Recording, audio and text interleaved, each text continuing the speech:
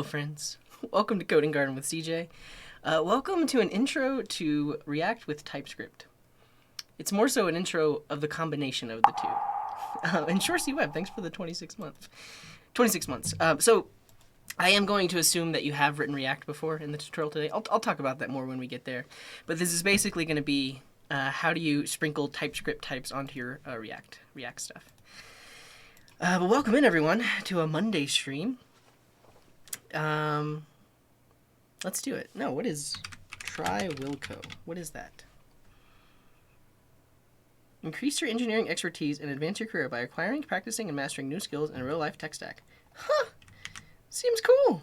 Never heard of it. Yeah, welcome in everyone. So, if you are not, if you haven't been paying attention, I've been doing some TypeScript related content over on my, we've done it here and then I've uploaded it to YouTube. I haven't talked about that shark turnip, no. And I don't think I will. I guess where it really comes into play is when you're creating a TypeScript library for other people to use. And when you are doing that, you typically want to publish as multiple kinds. Yeah. Oh, glad to hear it, Sally Goose. So yeah, the one from a few days ago is Intro to TypeScript, and then I released this over the weekend, the Build a CRUD API with TypeScript and Express.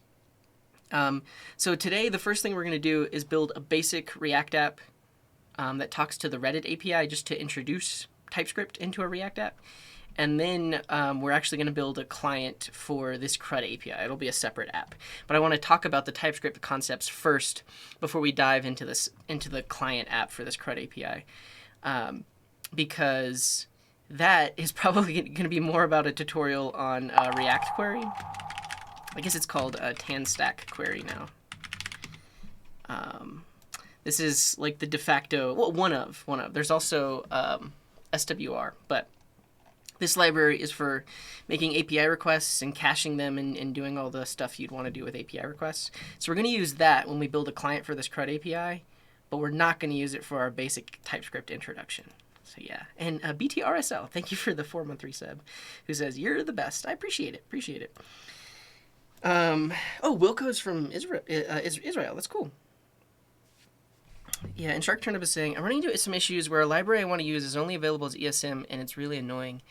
Yeah, my initial thought is you can actually tell TypeScript that it should transpile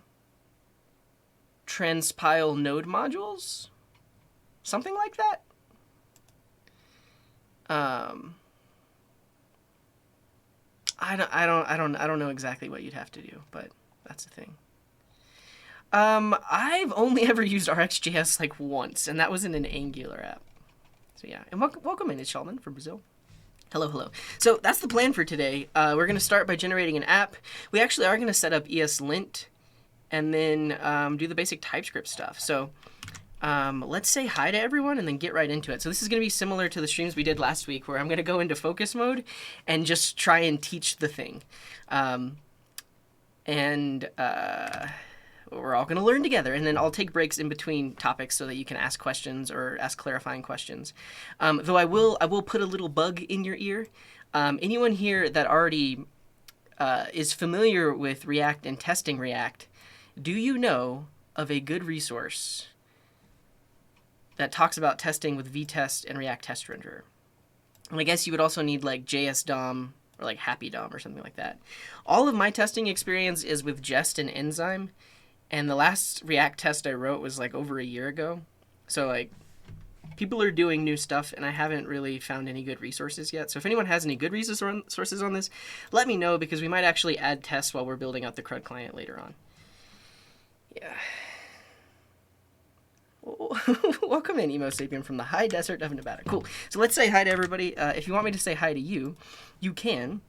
Say hi, hello, hey, yo, cheers, greetings, hi, what's up, morning, afternoon, evening, howdy, good day, coding hi-yo, F, fo hi-yo, or boga hey. Say any one of these things, and I will acknowledge you. Glad to hear it, Mike the Tree Climber, learning about vanilla JavaScript. Cool. Welcome in, Mark. Glad to have you. Hello, Indrak the Suknak, and Chanel Saya. Hello, what's up, Danger Mouse, and Arjit. and Eska Hafari, welcome in. Hello, Ryan Roga, and Min Kwan, and Shah, who says they finally understood generics because of my TypeScript video. Glad to hear it. Ooh, we got a hype train. Thank you, Swilson Santos, for that tier 1.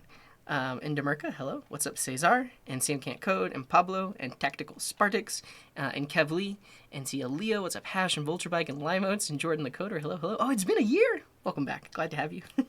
What's up, One Computer Guy, and Java Guy, and Oxdow, and Cation, and Lou, and Sally Goose. Hello, what's up, Magic, and Look2, and Zaylin, and David, and the Shadow Lad, and Shark Turn Up, and Canvas, Tausif, and Stas, and the Sid, and I'm Markston, and it's Shulman. Hello, what's up, Code Looper, and iRossum, and hi to everyone, says Acid Spark. What's up, Crafty Becky, and Ed Kyriakos.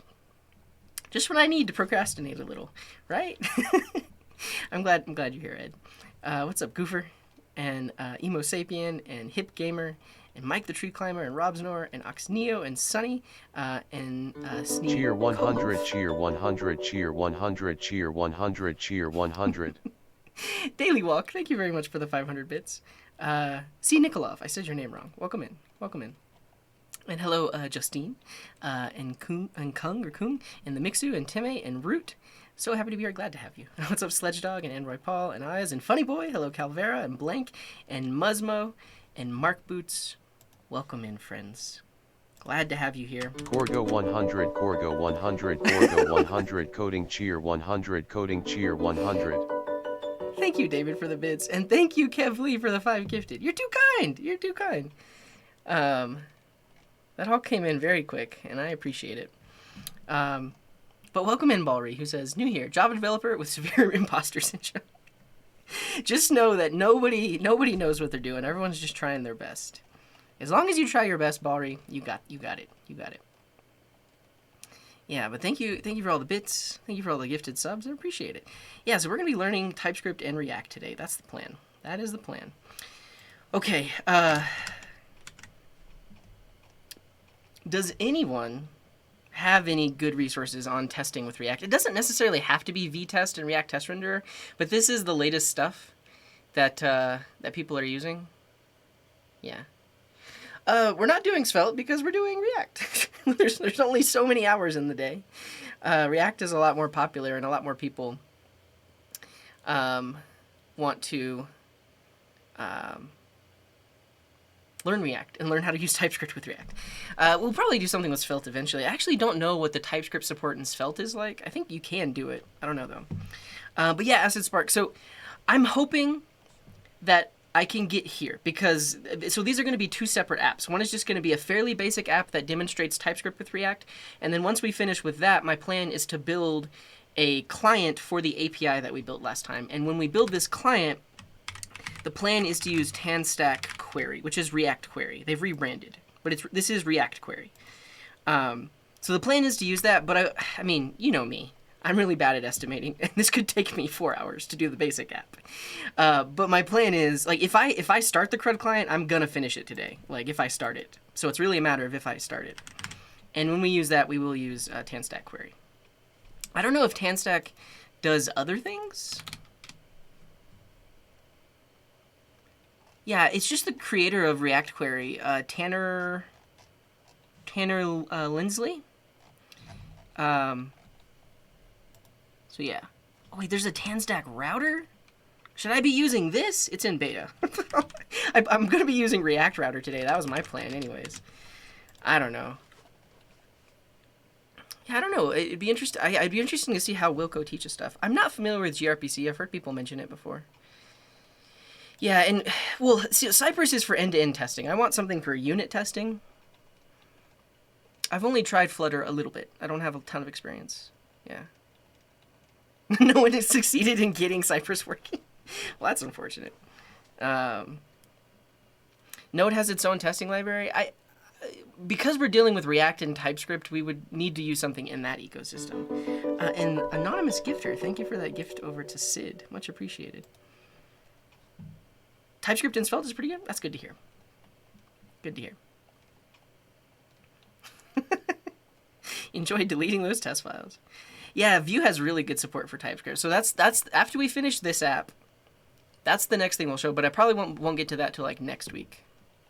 Yeah. It'll be just React, yeah. And that's the other thing is, this is just React. I probably want to do another one of these with React inside of Next.js, which is a different thing. Yeah, I would say Svelte templating is kind of like handlebars, but it does some different things. What's up, Delta Time and Xerox Gamer? Welcome in. Yeah. What's up, this? You think you broke the Discord bot? Let me see. I can probably add you really quick. And Shark Turn Up. Thank you very much for that gift. Too kind. You too kind. Yeah, I've done C#. I've done it was like a 3-video series on building a CRUD API with authentication in .NET. Yeah, but let me see. What is your Discord name?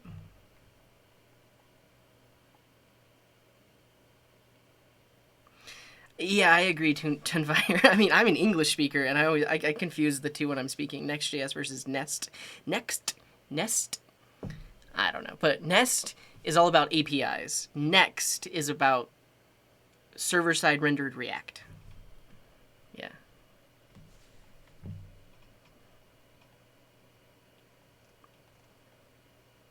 Yeah.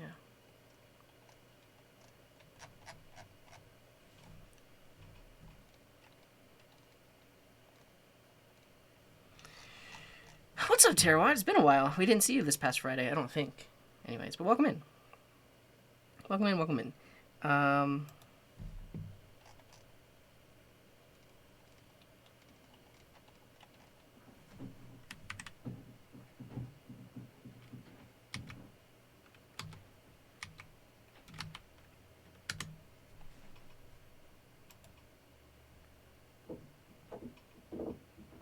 Yeah, you know what it is, Hip Gamer? You're, I'm pretty sure that your Discord name is just bad. Like, it has too many weird characters in it, so the bot didn't know what to do with that.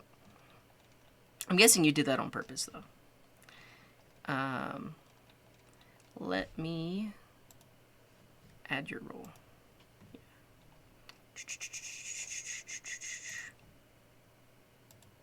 There you go. You should be able to see all the stuff now. Yeah, you have a bunch of, like, spaces, I guess, what do you call those? Zero space width characters in your name? Okay. Terrawat says, why not stall instead of React?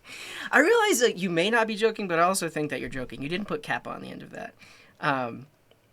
React is a lot more popular, and I'm teaching React for all the kids. All the kids out there that need to learn React and TypeScript, I'm teaching it to them. Yeah, and I'll show you where to find that. So if you go to coding.garden/videos, you can search across all my stuff. If you search for .NET, if you search for .NET, you should be able to find it. This first video is just pretty much just setting up the app itself. We set it up with Microsoft SQL Server, Entity Framework, and Swagger. And then the second video is where we actually like implement all of the routes. React Query is not a replacement for Axios. React Query, or TanStack Query, I don't know what I should call it either, but I'll call it React Query because that's what it used to be called. React Query is really great for managing API requests across your application because it does really nice things like caching, sharing of data between components if they depend on the same API endpoint. It typically is used like in conjunction with GraphQL, but you can use it with REST APIs as well. So yeah, it's a form of state management, but also a nice way of making your API requests so that you always get like a loading state and an error state and the actual data back from your API requests. But you combine it with Axios. So you would use Axios to make the request or use Fetch to make the requests. I have never used Redux Toolkit Query, but for the app that we're going to build, we're not going to be adding Redux or any other global state management. We're just going to be using React Query. Yeah. Okay. I think we're ready. I think we're ready to get started. Let let me prepare myself. I guess we'll use this. It's a pretty rough to-do list, but we'll use it. We'll use it. Okay. Is everyone ready? Look, Axios is fine, Terawatt. It's completely fine. This is the thing about making tutorials, right? You want the tutorial to really only have the core concepts in it, right? And in this case, the tutorial is focusing on using TypeScript with React. But because there are so many extra things you have to use with React, and so many extra things that you have to do, the tutorial can get off track. But that's the issue. If we use fetch, we'd have to spend 10 minutes making it work like Axios, in that we want it to be able to catch errors. We need it to parse the response. We need it to, whenever we're sending post requests, we have to do a JSON stringify, and we have to set the content type header. All of those things are handled by Axios, which is why I'm going to use Axios. Because that's not the point of this tutorial. The point, like, this tutorial is not to teach you how to use fetch the right way. This tutorial is to teach you how to use TypeScript with React. You get what I'm saying from an educational perspective? Carlos Guado, thank you very much for the prime. Gotta crack a lot of eggs to make that omelet. Exactly. I mean, we could. Honestly, it would make like a good short YouTube video. We'll see when we get there. And Loish, welcome in, Raiders. Thank you for the raid. You're here just in time. I guess that's true, but I will show you. I found on Best of JS. But welcome in, Loish. What are you working on? Rust and Python. Very good. And Advent of Code in August. That's awesome. Welcome in, Raiders. So Best of JS is a great site. You can find things. This person wrote Redaxios. It might make sense to use something like Redaxios. Redaxios is only 500 bytes. And it has the same API as Axios. It's just written on top of fetch. So really, we should be using something like this. But it's not super popular. I don't know. And I feel like introducing Redaxios, then you get more questions from beginners. They're like, well, why aren't we using Axios? What is Redaxios? I mean, at the same time, like, you get the exact same API as Axios. I don't know. I don't know.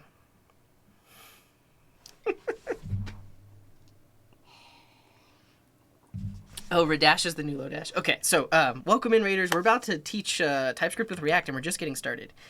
Yeah, and then, I mean, everywhere supports fetch. Absolutely everywhere. So if you look for fetch on Can I Use, literally everywhere except for IE, but nobody's using IE anymore. So you can straight up use fetch.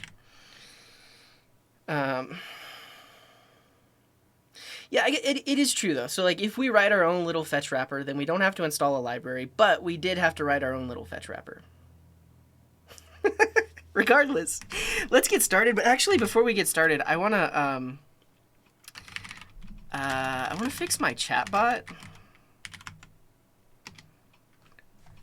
so that I can do a focus mode without setting the time, like an indefinite focus mode.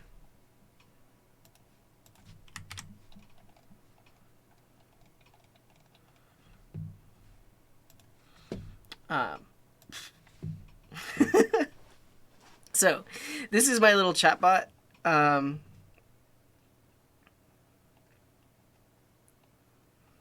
And when we do focus start, we grab the minutes here.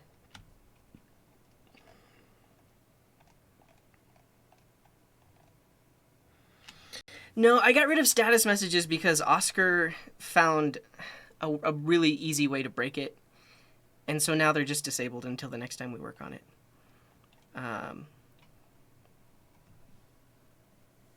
Yeah, I can do that too, Shark Turnup. That makes sense. So if minutes in time is that, and I guess do we have some other state? We'll say indefinite. Indefinite? Is that how you spell indefinite? So if there are no minutes specified, state.indefinite equals true.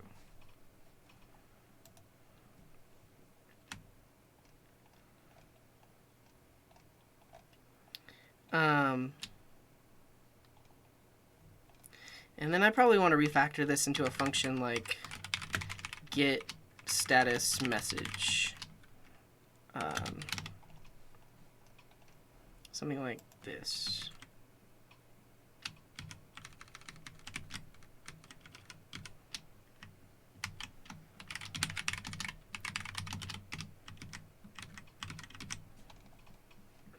And so this is just going to return this. And we can do state.minutes, but we'll say if state.indefinite, don't say anything. But if it's not indefinite, we tell them that focus mode will end in a certain number of minutes. Great. Forevinty? Forever? Oh, glad to hear it, Nikolov. Sorry I didn't get started yet, but let me just, this should be a pretty quick update. And then here we'll do the same thing. Get status message.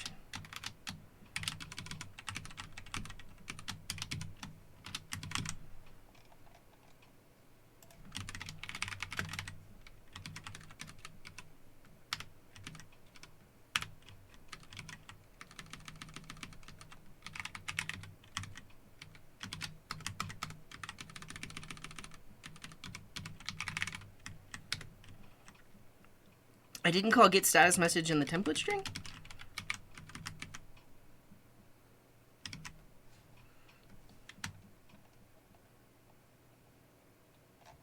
Why is this complaining?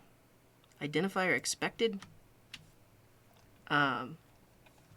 So this one's, oh, thank you. I need to invoke that. Great, good call. So invoke that, and then over here, get status message. Great. Though I think I have a syntax error right here. What's going on?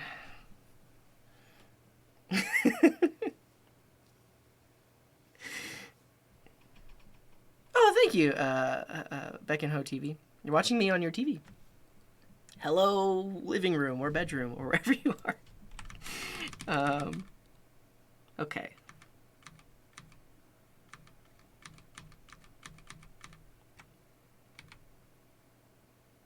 Bathroom. That's funny that you say that, because I named my living room TV, it's a Roku TV, and I named it the bathroom TV, because it's just funny to me. I mean, some like rich people have TVs in their bathroom. I don't have a TV in my bathroom, but it's funny to say turn on bathroom TV from my Roku remote. Okay. Oh, there's a period right there. That's why. Whew. I was like, what is happening? Yeah. Thank you, AutoMagic. You found it. Yeah, we found it at the same time. There's a period there. I was like, what? Okay. And then here we'll grab the get status message. What's up, Katoli? Welcome in. All right.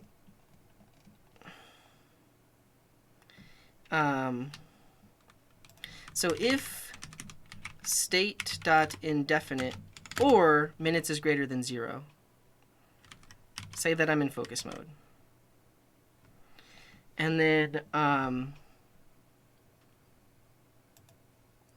if I do focus mode pause, if I do focus end, I need to say state.indefinite equals false right there. And then probably the same thing. No, it's fine.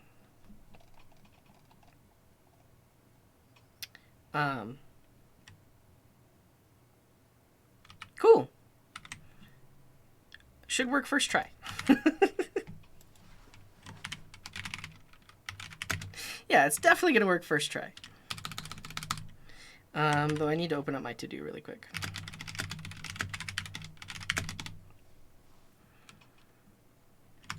So, it restarted there, which is good.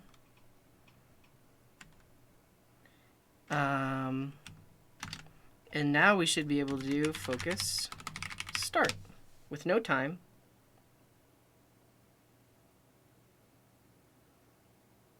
And then every so often, oh, I should hide. I wanted to hide it in the overlay. That's one thing I forgot.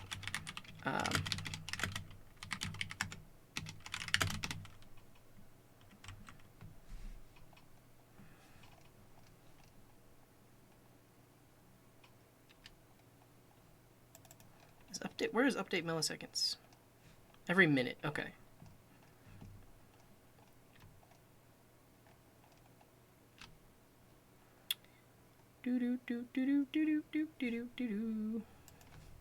If I just put info on the front here, my overlay automatically ignores it.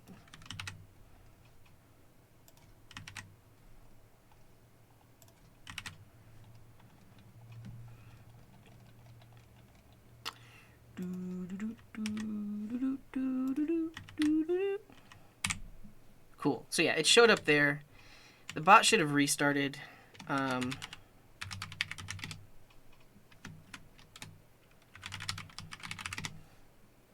We start focus. Now if I do focus end. Oh, but my overlay. No. My overlay won't see the message to know that that focus mode is done. So I can't do this, unfortunately. I think C# is worth learning. I like C#. There's also a lot of like enterprise jobs.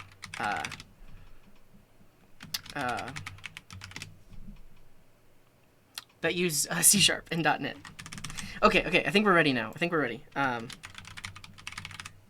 Let's do this. Let's get like a nice thumbnail. Like I'm gonna put React on my finger right there. Or more like maybe like right here, because then I'll do a plus sign, React, TypeScript plus React. Okay, that's the thumbnail. We're not gonna use class components. It's all functional components. Oh, the cursor. We can put the cursor behind me. Put the cursor there, behind the drop game. Okay.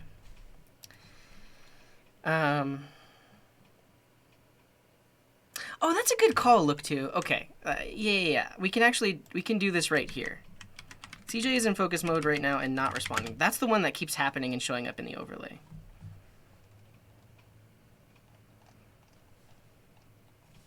So that's what we'll do. Okay.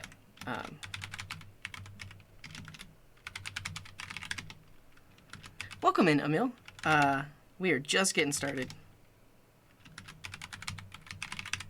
Now, for real.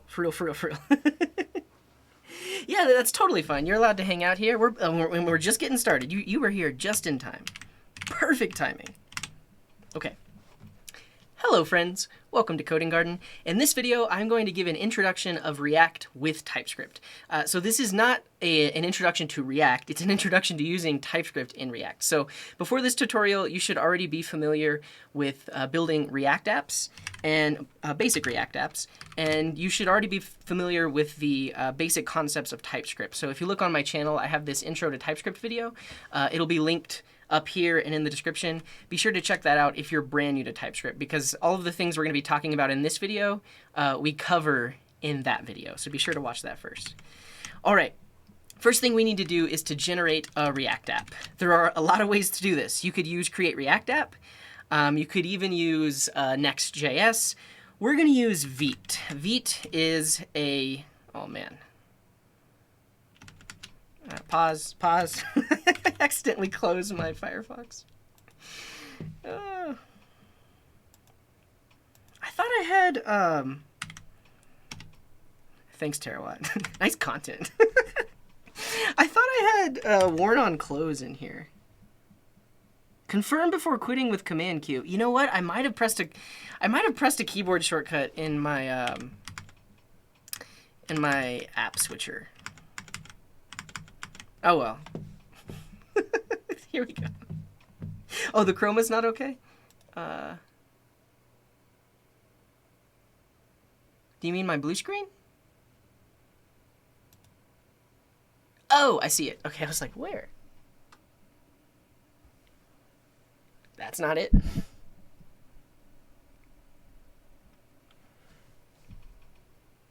Oh, and there's still a little bit.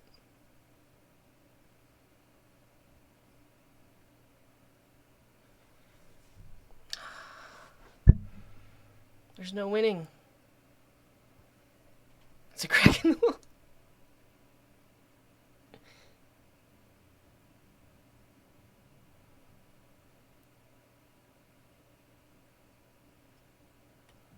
All right, you're gonna see it a little bit there, but oh, okay, it is a little bit noticeable. I was gonna say it's not noticeable.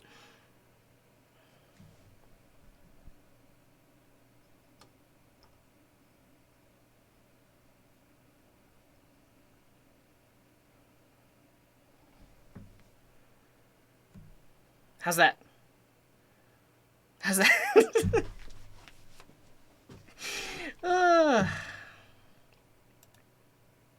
Okay, great. All right, now we can get back into it. We were starting right here. So for this app, we are going to use Vite to generate it. So there's a lot of things you could use. You could use Create React App. There's a few project starters out there. You could use even like Next.js, but I specifically am going to use Vite because they have built-in support for TypeScript, and it's pretty fast when we're in development. The other thing is I'm going to be doing all of these examples inside of the Intro to TypeScript video. So if you followed the first video and then you followed the second video, there should be an examples folder. I'm going to create this app inside of the examples folder. So if I run this command, it's going to ask me some questions. I'm going to call this basic React app. And we are going to choose React-TS to make sure that we're using TypeScript, and then we're good to go. So now we have this basic React app folder. I can do an npm install. Cheer 1000 go CJ. Nikolov, thank you very much for the bits. Yeah, Vite, and so I'll answer that really quick. So Shah is asking, what is Vite again? You can check it out at vitejs.dev to read all about it, but it is essentially a bundling and build tool, and also, in this case, project scaffolding. So if you look in the Getting Started, they have a way of creating a vanilla app, a Vue app, a React app, a Preact app, a lit, which will be like web components or a Svelte app. And the nice thing about Vite is it does all of the loading that you would get with something like Webpack. So you get things like CSS modules for free. You can import images for free. And for free, I mean, you don't have to set it up. It's pretty much just ready to go. So that's what we're using Vite for. So now that I installed dependencies, I'm just going to do an npm run dev, and that should start it up. It'll start on a port. For you, it might be a different port, but if you just click this link, you should load it, and you see that we now have a Vite plus React app, and we can get going from here. So I'm going to open up VS Code in this specific directory, and I'll give you a quick tour of what got generated. So first up, you have your Vite config. This is where you would specify any custom build settings if you needed to. We're not going to have to touch this file. Here are your two TS configs. We won't have to touch these, but these basically set up TypeScript to work with React. Some of the notable settings, I'll say, are JSX. So because we're in React, we're using JSX, so TypeScript needs to know about that. And then the other thing is we are now working in front-end code. So if you watch the Intro to TypeScript video, it was basically all Node.js. We weren't doing any front-end stuff. But because we're doing front-end stuff, we've specified that we need to use the DOM libraries and DOM iterable. So all of the DOM things that we do will be available to us, and TypeScript won't complain about it. So there's that. And I believe we need two separate configs because this node one will be for the actual building and bundling. So if you're not familiar with the way modern single-page applications work, when you're running it locally, you're running a dev server. And that dev server is running with Node.js. And so that dev server needs to have its own config for TypeScript. And it is in turn loading your React code, which is written in TypeScript. But ultimately, that React code is going to get compiled into JavaScript, which is then loaded into the browser. So that's why we need two configs. One config is for the runner and bundler. The other config is for turning your React code into JavaScript that the browser can understand. If you look at the package.json, we have a couple of scripts. So dev is the one that I did. Build is what you would do if you wanted to deploy this application. And then preview, I believe, just shows you a preview of the built version. You can see that we have a dependency on React and React DOM, a few types dependencies so we can get type completion. And then we have a dependency on the Vite plugin React, Vite, and of course, TypeScript. If you take a look at index.html, you can see how all of this is working. So essentially, this HTML file is the entry point for Vite, and we specify our entry point TypeScript file. So we're saying we have a script that is of type module, and we're pointed at source main TSX. If you remember in the intro to TypeScript, we talked about the fact that browsers don't understand TypeScript. They only understand JavaScript. So this is actually really weird that we're able to set this script tag to be a TypeScript file. But Vite handles that. It basically sees this line, knows that it needs to compile it into JavaScript, and it does that behind the scenes for us. And if you look at the source of the web page that gets loaded, you can see that even when I click on this, I'm actually seeing a built bundled version of this. Like I'm seeing the JavaScript version of this file, even though it's called .tsx. Next up, let's look in the source directory. This is where all the code we're going to be writing is. Main.tsx is our entry point, like I mentioned. If you've built a React app before, nothing surprising here. Probably the main thing is that we're seeing some TypeScript annotations here. So if you remember from the intro, this is a type assertion. We are essentially saying, take this element that we've selected, and we are using it as the HTML element type. And then we load our app. So if we look in the source directory and we take a look at app, this is just a basic component with some state here, and then a little button that will modify that state. You can also see that by default, Vite generates some CSS files. And so in the main.tsx, we're just importing index.css directly. This is global style. So basically anything defined in this CSS file will apply to anything in this React app, anything on this website. And then inside of app.tsx, we're bringing in app.css. This also is technically global CSS, even though we're just importing it in here. Later on, when we're setting up styles, if we need custom styles, we'll use CSS modules, and I'll show you how to set that up. That's pretty much it. You have this Vite env, which you won't have to touch. And then assets has like a logo that gets loaded, but we'll get rid of that later. The public folder also has a logo, a Vite logo file, and you would put any static files you would need in here as well. But for the most part, we're just going to be working in the source directory. Okay, I'll take a quick pause just to answer any questions you might have about the setup in case I missed anything, and then we'll jump into setting up linting. How to create Valorant with WordPress? Is that a joke? Like Valorant the game? Yeah, useState is always explained with a counter. We're going to build our own little custom hook. We're going to build our own custom hook called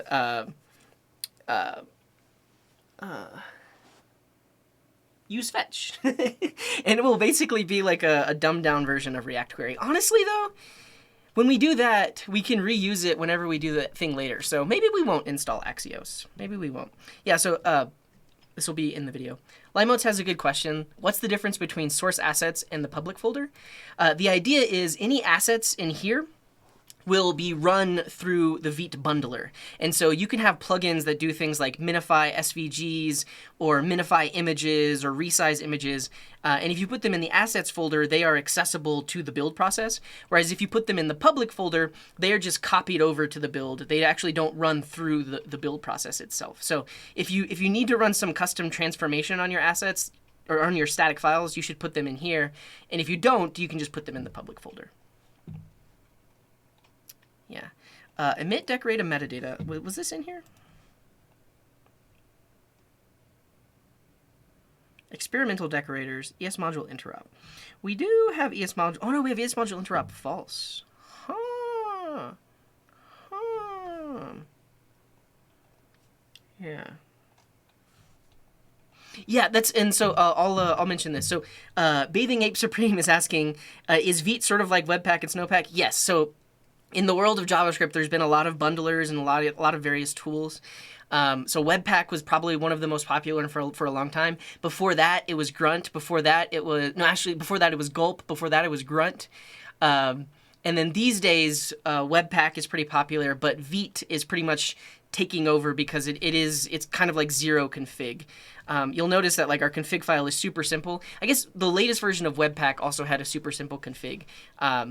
But Vite is also very fast because it uses under the hood a library or a project called ESBuild, which basically only builds as much as it needs to. And you can see on their site, they're comparing themselves to Parcel. So for a while, Parcel seemed like it was going to be the next de facto one because it was zero config as well. But Vite plus ESBuild is kind of like the de facto way to do things these days.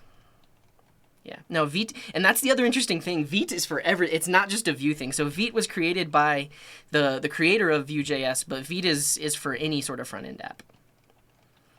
Yeah. Oh, it should be, refresh the schedule. It should be there. Yeah, so basically, in this case, we don't need Webpack. We only use Vite. The TSX extension is handled by Vite. And if you look in the Vite documentation, you can see under plugins, there is a plugin React. And this plugin specifically has been built to handle JSX. And I believe there's also like a TypeScript plugin in use under the hood. If we just search for, where's the search? Oh, here, search, TypeScript features, TypeScript. Vite supports importing TS files out of the box, and then they probably mentioned something about TSX. Yeah. JSX and TSX are also supported out of the box. JSX transpilation is handled via ESBuild. Vue users should also use the official Vite.js plugin Vue.jsx, because you can technically use JSX with Vue as well. So it basically handles all of this, all of it. Yeah. Yeah. Shortcut was saying this is what I was talking about. And I don't have a good answer for you. So the module type is ESNext, which means it's going to use, or I guess it's going to create modules that work in the web browser. And in this case, that makes sense because we're building for the latest and greatest web browsers that support ECMAScript modules. So yeah, Bower was a package manager. You typically use Bower in conjunction with Gulp or Grunt.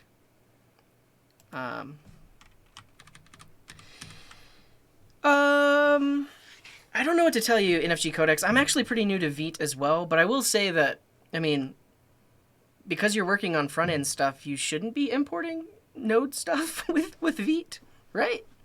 Right? Yeah.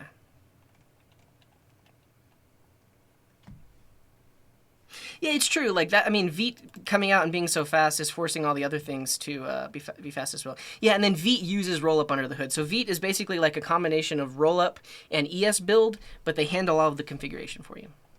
Yeah. Oh, you know what? I didn't update the schedule on Twitch. That might be at American 2050. At what point should a project use Redux instead of use context? Never. Use a library called Easy Peasy. And then you don't have to manually install or set up Redux. And it works like this. You create your store, you have some actions, you can also have thunks. You can modify your state using what looks like just like mutable state, but it's not. It's using immutable state under the hood. Has really good support for TypeScript. And it's way less code and boilerplate than even Jotai or ZooStand. Yeah, it's better. It's better. I'm telling you, it's better. Less configuration than all of those as well. But the point you would do that is, if you have a larger app, I mean, technically you could do all of this stuff with use context, but the nice thing about Redux is like the Redux dev tools. I think technically you can get use reducer working with dev tools. I don't know. Yeah. Not for node builds. No, for node builds in Electron. Oh, well, I have no idea then. I mean, should you be using Vite for node builds if it's using ESBuild? I don't know. I believe Create React App still uses Webpack.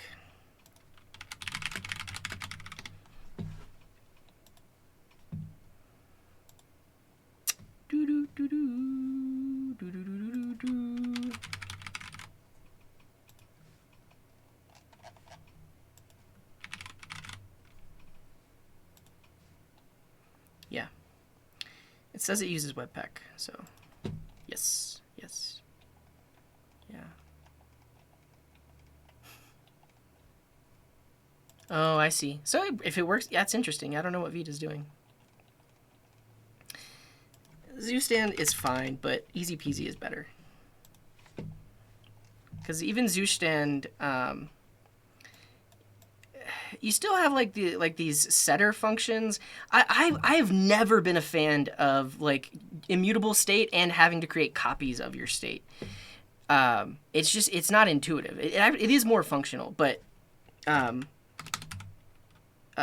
Imer.js is a library that gives you immutable data structures. So you can do things like push into an array, but behind the scenes it actually creates a copy and then spreads it. I hate having to put like spread object spread array code all over my code base. And so I mean you probably could combine Imer with ZooStand, but that's why I like easy peasy because it comes with it already.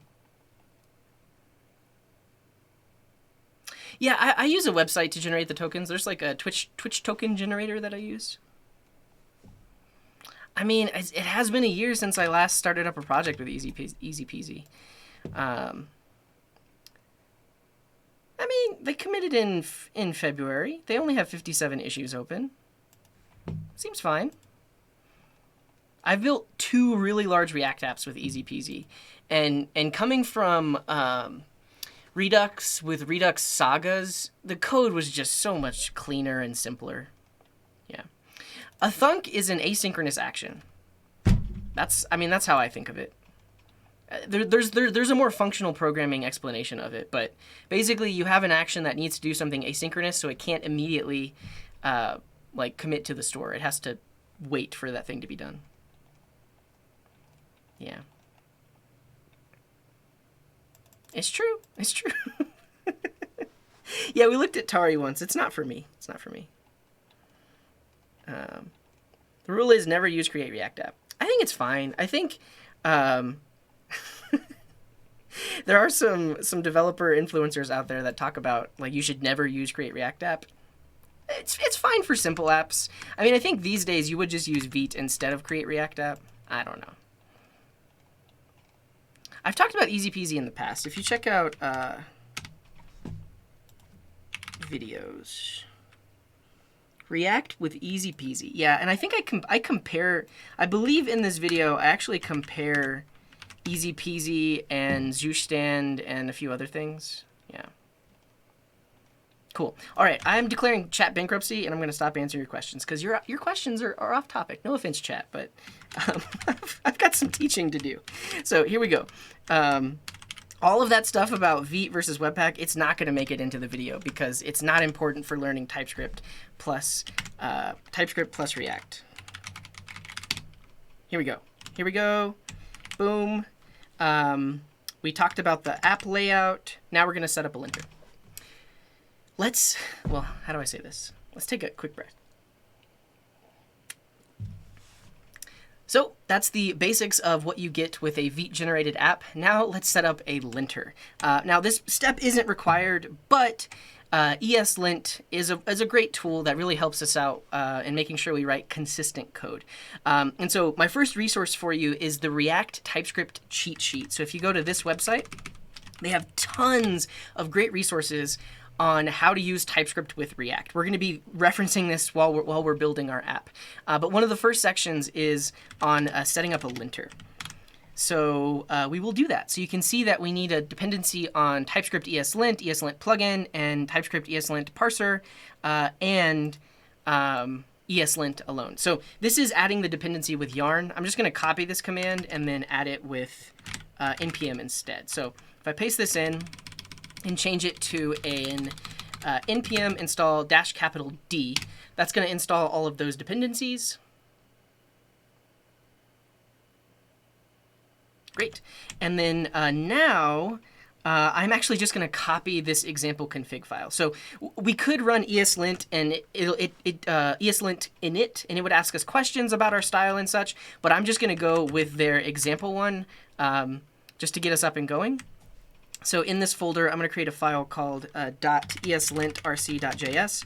Throw that in there, and we have some basic linting set up. We can also add a linter script. So in our package.json, we can add a script for lint. And so when we run npm run lint, it's going to run ESLint across every file in the source directory. So right now we're set up with that. All of our TS files are in the source directory. So I'll save that. Let's see if it worked. If I do npm run lint in here, it has failed.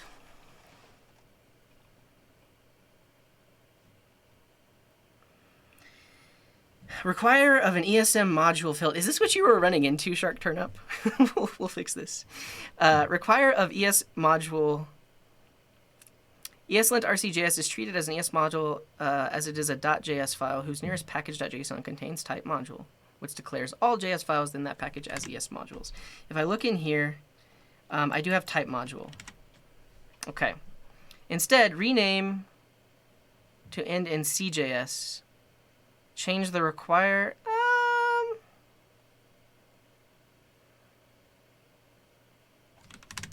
Did their tutorial tell me to do that?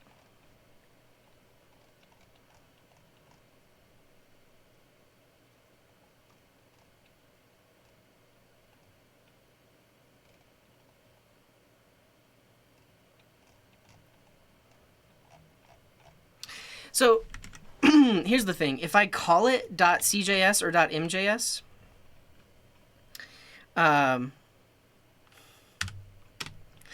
then it might not pick it up. Oh, I think maybe it does. Hey.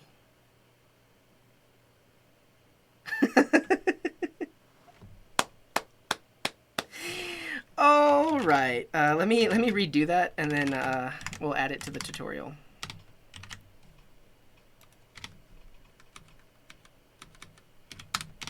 Know the issue, because your type module ESBuild is trying to import, but you need CJS to use require once it's not ESM. Okay. Okay. Yeah. So I actually didn't know ESLint would pick up a CJS file. My name is CJS. Yeah, I didn't know it would pick that up because I've tried doing an ESLint RC TS and ESLint actually wouldn't pick that up. Okay, so.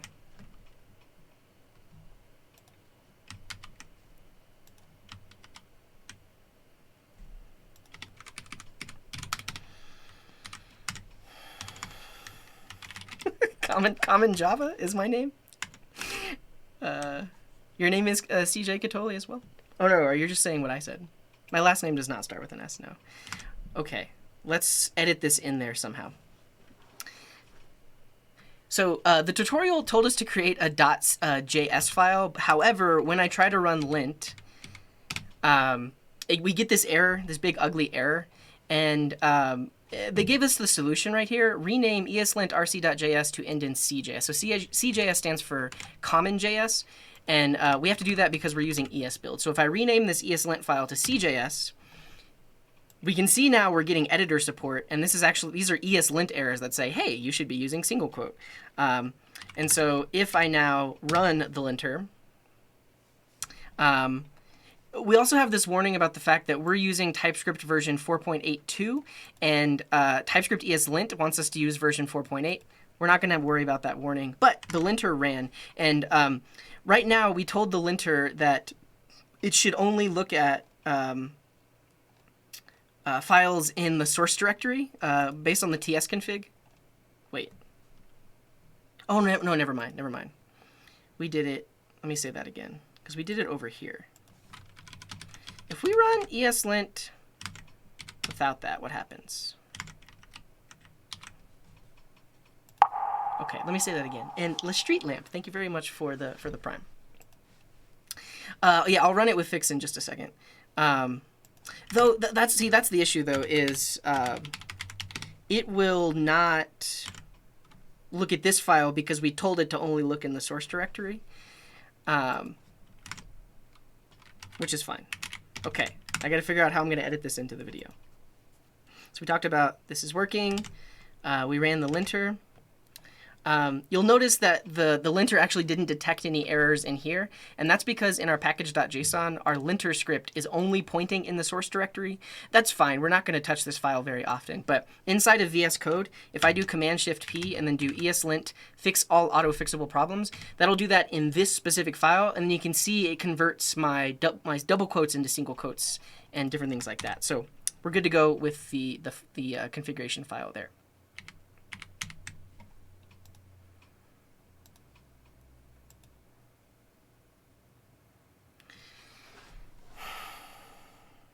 We're going to have to do more configuration because we want to actually say browser true, I think.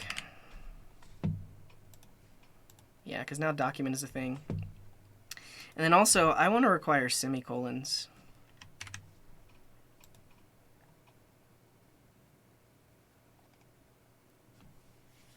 Okay. I'm going to undo this, I think, and then actually do it with Airbnb.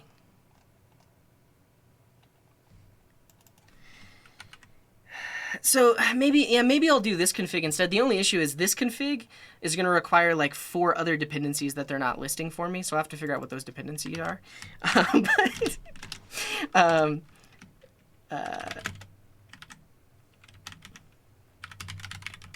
I only learned about this recently. So Unicorn is an ESLint plugin that has a bunch of like rules and defaults. But it's included in this thing called EXO. So I think EXO is like the new standard, not standard JS. Standard JS is still a thing, but it looks like EXO is a thing. And Jamie Pine, thank you for the raid. Welcome in, raiders. We're working on configuration right now, but welcome in. Glad to have you. What were you working on? Spacedrive.app. A file explorer from the future. Nice! That looks great. Can I install it? I have to join the waitlist. Maybe later. Welcome in, raiders. Glad to have you. So we're teaching TypeScript with React. It looks like you were working on some React and TypeScript. So this is for all the noobs. And right now we're at the point where we're setting up ESLint. Yeah, I could do the ESLint --init. And then specify EXO. But then I couldn't specify prettier. Let's see what that gives me. I'm gonna delete this entirely. And I appreciate you being here. I have a YouTube channel, and right now we're basically building this thing, and then it's gonna be edited into a YouTube video. So right now I'm figuring out how to set up the ESLint file correctly, and then we're gonna talk about that in the video. Because I technically added that. Let's try it.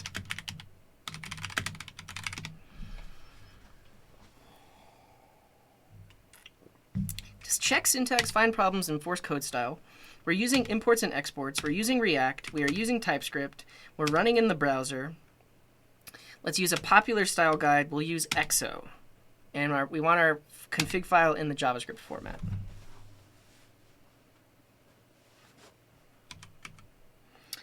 We need those dependencies. We use an npm.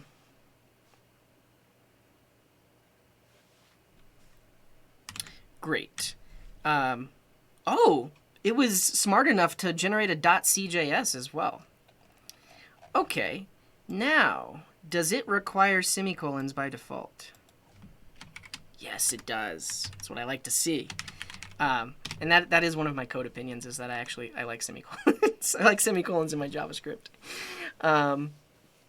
Sick. All right, we're gonna do that again, but for the video, because this seems like it's what I want. Well, I guess we'll also see, like, so if I fix all that, and then why is this complaining? React must be in scope when using JSX. We'll disable that because we're using the latest version of React that does not require that. So I can say rules 0. Cool. And then what I want to see is a prop type validation error. So if I have like a function to-do item that takes in some to-do, and then returns a div with like to-do.content. If I ESLint it, does that, but then it is complaining missing in prop validation. That's what I want to see. Okay, great. All right, we're gonna undo everything we've done and then teach it for the tutorial. Okay, so save that, undo that, delete this file.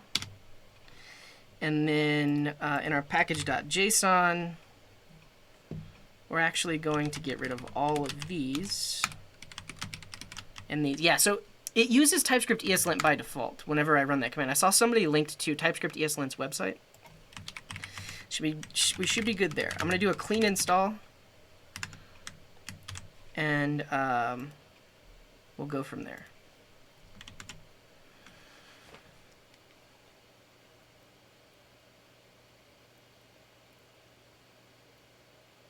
Cool. And I am not even going to link the cheat sheet. I'm just going to say, we're just going to show people how to set up the linter. All right, is everyone ready?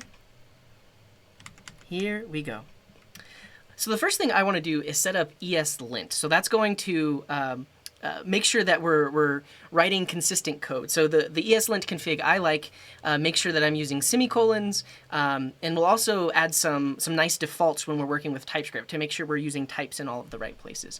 So the first thing we need to do is install ESLint as a dev dependency. So if you do $D, that's going to install ESLint into this specific directory. Now that we have ESLint, we can use its command line tool to generate a configuration. So if I do npx ESLint --init, that will ask me some questions and then generate a file for me. So I'm going to check syntax, find problems, enforce code style. We're using import-export syntax. I'll choose that. We're in React. Yes, we are using TypeScript. We're in the browser because we're building a React app. And then I'm going to use a popular style guide. So if you've watched me code in the past, you know that I like the Airbnb style guide, but apparently EXO is the new big thing. And I looked at their styles and it's similar to Airbnb. So we're going to choose EXO. You could also choose standard, but just know that the code I'm writing will be slightly different because it'll have semicolons and single quotes instead of double quotes. We're going to choose EXO.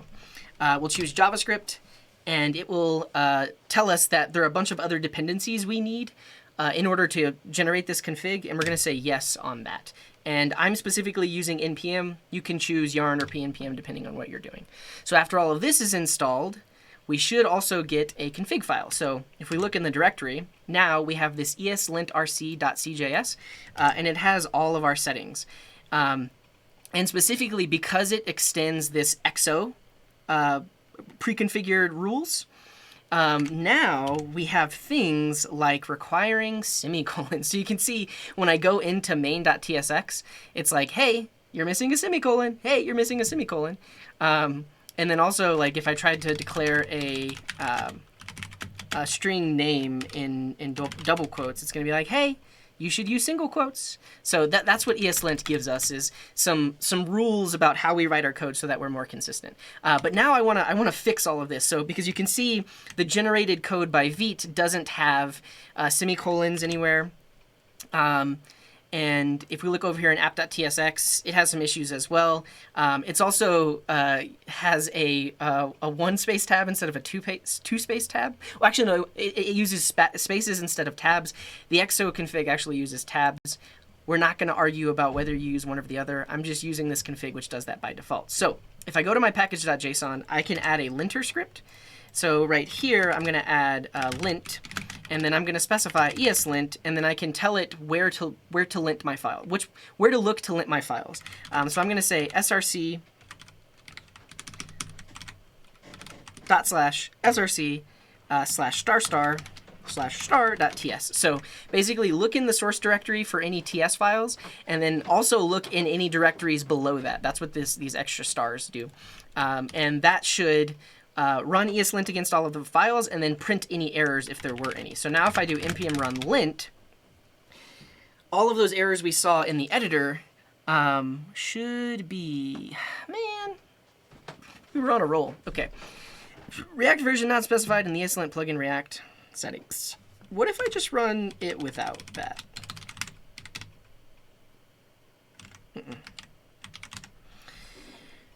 React version not specified in ESLint plugin React settings. See this.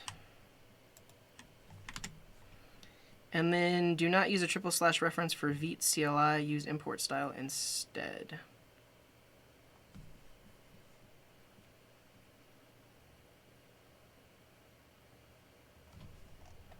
Okay, let's see how to set the version.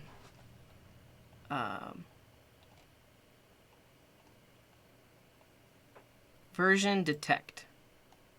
This is what I want. And this is going to be in my ESLint settings React.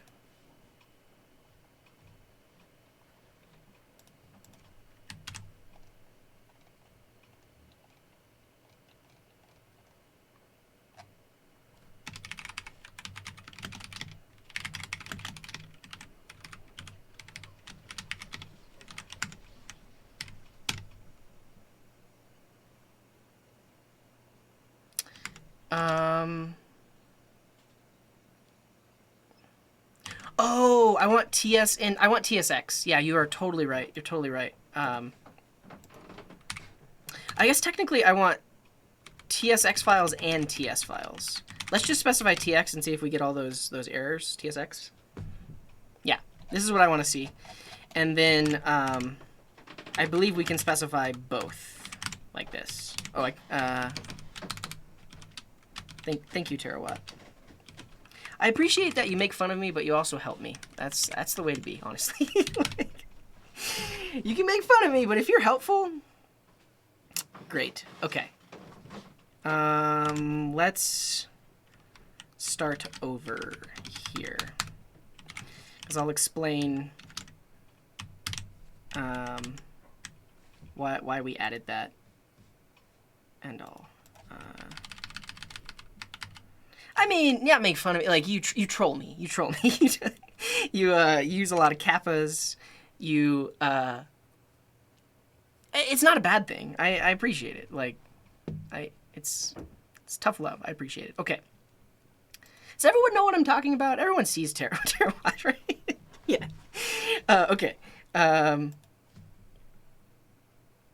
Great. So now that we have our ESLint config and we see that it's detecting some errors here, let's add a script in our package.json which will run ESLint. So right here, I am going to add a script called lint, and I can specify ESLint and then tell it what files to look for. In this case, I'll say look in the source directory, look inside of any directories in there as well, and then any files that end with TS or TSX, I want you to run ESLint against them. So now that I've specified that, we can try running it from the command line. So if I do npm run lint, did I do it wrong? I did it wrong. Oh, it's a comma, not a pipe. Oh, man! So close. Okay, we'll do that again. I mean, I'm going to splice it. Some pro-level editing here. So here in the package.json, we can add a lint script. In this, I'm going to specify we need to run ESLint, and then we need to tell it which files to run against. So right here in single quotes, I'm going to do /source. So look in the source directory. Look inside any files in the source, any folders in the source directory, and then any files that end with TS or TSX. I want you to run ESLint against those. So if I specify that, now in the command line, if I run lint, good to go. So now it's telling us all the things that we've done wrong. But I will show you one of the errors we got as well, which is React version not specified in the ESLint plugin settings. And so if we go to this website, which is the ESLint plugin React, it shows us how we can specify settings, and we specifically want to set the version to detect. So to do that, if we go over to our ESLint RCJS, we can add a section here called settings. Inside of here, we can add a property called React, and inside of that, we can add a version which is detect, like this. And so now when I run the linter, we won't get that warning anymore. Cool. But we are getting a bunch of other errors, and we're going to fix these. And so one nice thing you can do is if you pass in --fix. So if you do npm run lint --space --fix, that will fix all of the problems that are auto-fixable. And so things like indentation, missing semicolons, using the wrong kind of quotes, all of that is fixable automatically. And so if I run this, it's actually going to fix most of those errors. And then we have ones that we can actually fix. So this first one, React must be in scope when using JSX. We actually don't need that anymore because we are using the latest version of React. So I'm going to disable this rule. So if I copy this rule name, go back over to my ESLint RC, under rules, I can specify this and just say 0. So that turns it off. And so now when I run my linter, it's not checking for that error anymore. Great. And then this is the last error. It's talking about my Vite env. So I'm not going to add a new rule to my ESLint RC. I'm actually going to specifically go to this file, so vite.env.d, and I'm just going to disable this rule right here. So inside of VS Code, if you do command period, it'll give you some options, and I'm just going to say disable that rule for this line. And so now when ESLint comes across this, it's not going to throw an error for that. And so finally, if we run lint, we have no more errors. So all our code is good to go. And if we take a look like at our main.tsx, you can see that it added semicolons. Everything's good to go in here. If we look at our app.tsx, it's good to go as well. We did it. It took us a while, but we did it. Let's write some actual React and TypeScript code. Here we go.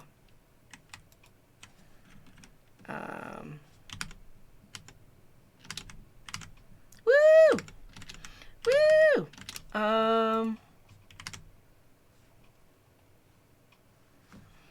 Yeah, see you later, the Sid. Appreciate you. Oh, and thanks for all the follows, by the way.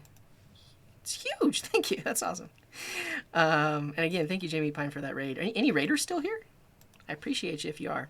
Okay. Let's talk about TypeScript and React. AssetSpark says, finally got pre-generated template working like it should have.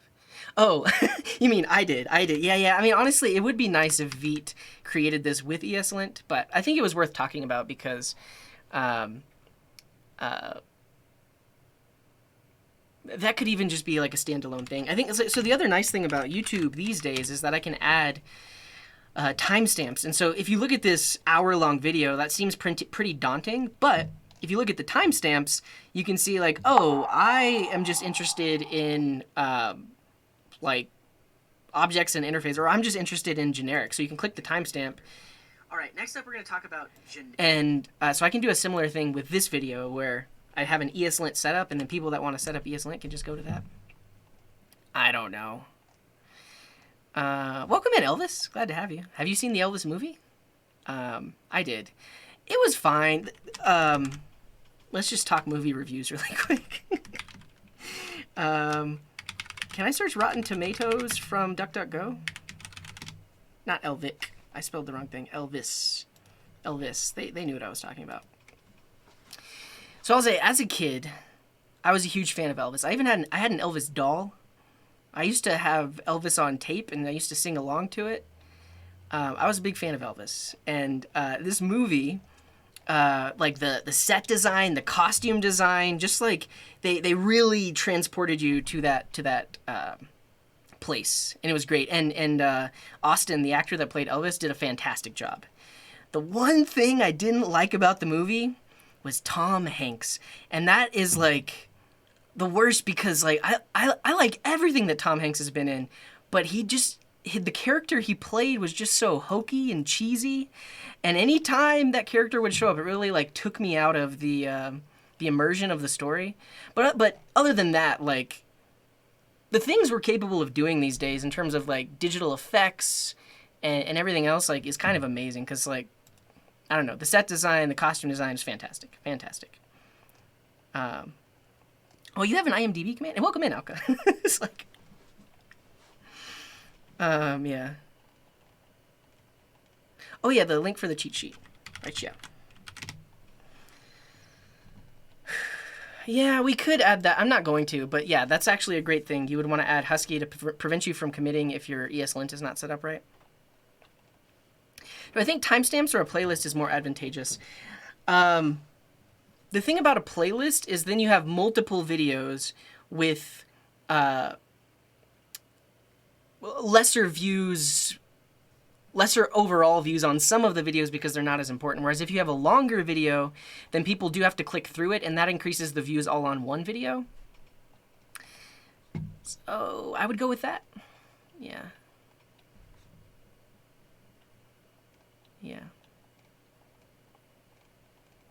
distracted. I don't think I've seen Mississippi Burning. Alka. Movie Elvis, 2022. Well, that's the other thing is, oh, you're talking about Tom Hanks? Yeah, because he's playing a larger character, so he had like prosthetics and stuff like that. But yeah, I don't know. All right. Do longer videos produce more money on YouTube? You make money based on ad views. So if you get more views on a longer video, then yeah, but you also have a less of a watch time. I don't know. I don't make a lot of money on YouTube, so I can't say a lot about it. All right, let's go to the next step, which is just talking about React with TypeScript. Actually, no, I think the next thing we'll do is we'll rip everything out. Let's rip everything out and start from scratch. All right, now that we have an overview of what everything does, we've set up our linter, let's modify this template to only have the stuff that we need. So over here in index.css, I'm actually just going to delete everything. I don't want any global styles by default. And then I'm also going to just delete this app.css. I'm going to delete the react.svg. We don't need that. And I'm going to delete vite.png. Don't need that either. So now in app.tsx, we need to remove the import of that React logo. We'll remove this, remove that import. We basically just want a super basic functional component here that just says hello world. So I'm going to remove all of this. We'll just say hello world. And if I look in my index.html, we will need to remove the icon because the icon was looking at that vite.svg. We'll get rid of that. Okay, now if we do npm run dev, we should have super basic app that only says hello world. Great, perfect. The other thing I'm going to do is I'm going to add a library called Pico CSS. So Pico CSS is basically a bunch of default styles, so you don't have to worry about classes or anything. And so because this is a tutorial on React and TypeScript, I don't have to worry about styling. So it's nice because once you add it to your app, you basically get default styles for buttons, for inputs, everything else. So if you go over here, click on Get Started, go to Usage, we can just copy it from a CDN. So if I copy this link here, and then I add this to the index.html, I can put it right below the title like that. And then now, look at that. We've got a dark background by default. One of the things that Pico CSS does is it detects that the user prefers dark mode, and so they have a dark theme by default. You could also enable light theme there. So now that we have that, let's also just add a little container. So on our div here, instead of class name app, I'm going to say class name equals container, which is a class that you get from Pico CSS. And now you can see that there are a little bit of there's a little bit of margin there. And then the other thing I'll do is actually create a CSS file. So in this folder, I'm going to create a file called app.module.css. So CSS modules are supported by Vite. You can load these in, and I'll show you how they work. So I'm just going to create a class called like margin top 2.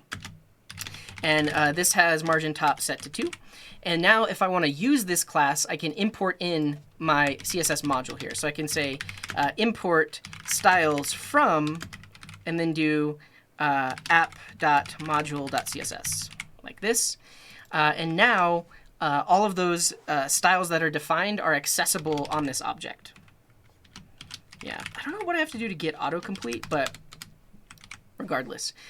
So to use that, I can actually just put it on the class name here. So what I'm going to do is actually make this an array of class names that gets joined together on a space. And then I can add styles.margin-top2. And so now that style gets loaded in as a class that I can specify on my element. If I refresh, we have a little bit of margin there. Let's go even more. Let's go margin top, let's call it margin top 4. And then I need to use MT4. It's not working. Let me see.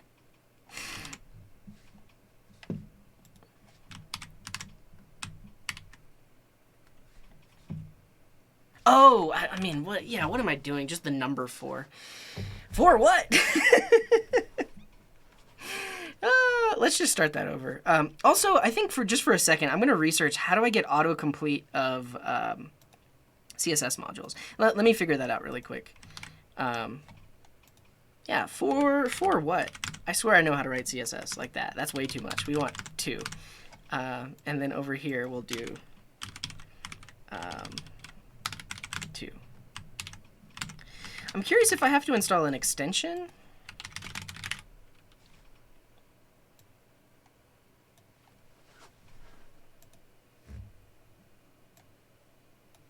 For bananas? Yeah.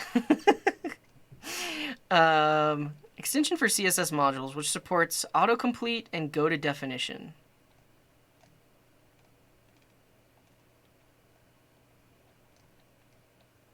Do I need this? Do I need this extension? Is it HTML CSS support?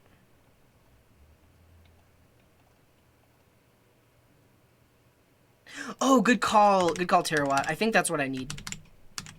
And I do that in the definition file here for Vite env.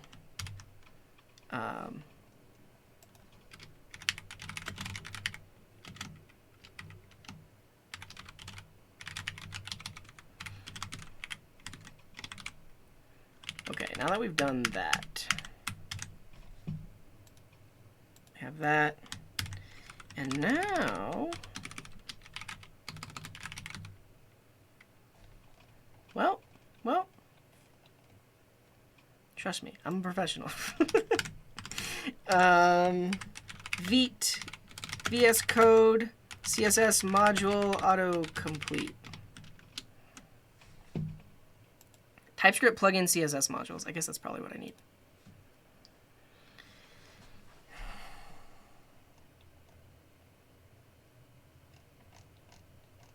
So we add it, and then we add it to the compiler options.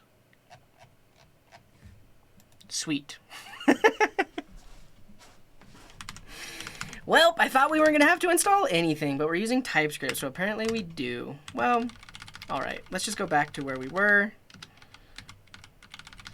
And then I'll talk about how I want to add my own little custom CSS here.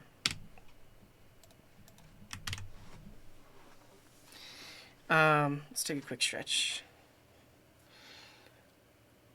No, I don't want Tailwind. This is like literally the only class we're going to use. Maybe like 2 other classes. Pico CSS is perfectly fine. It's perfectly fine. We will look at our tsconfig though. We have include references, and we need compiler options plugins. Cool. I guess that's true. I could add Tailwind and Pico CSS, and then I get like the utility classes. Huh. But does Tailwind always load a reset? Is it possible to get a CSS file that has all of the utilities without loading a reset?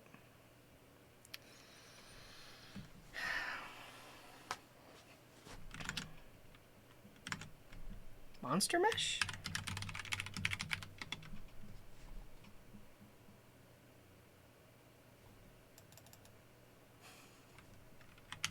I'm not worried about it. Okay, here we are. So at this point, I do want to define some custom styles. And so what I'm going to do is create a new CSS file, but I'm going to call it .module.css. So CSS modules are specifically supported by Vite. And if you name your file, your CSS file with .module.css, it knows to import it in as a CSS module. Inside of here, I'm just going to add my own little class. Let's call this class main. And it has margin top of, say, 2 rems. And so now if I want to use this main CSS class over here, I can import it in. So I can say import styles from app.module.css. And not form. From. And now styles is an object with class names on it. So essentially, these are going to get loaded in, and we'll get custom generated class names so that it only applies to this component. But Styles is an object that has a property called main, which references the name of that CSS class. Let me show you what I mean. So I'm actually going to convert this into an array, and then we'll join it together on a space.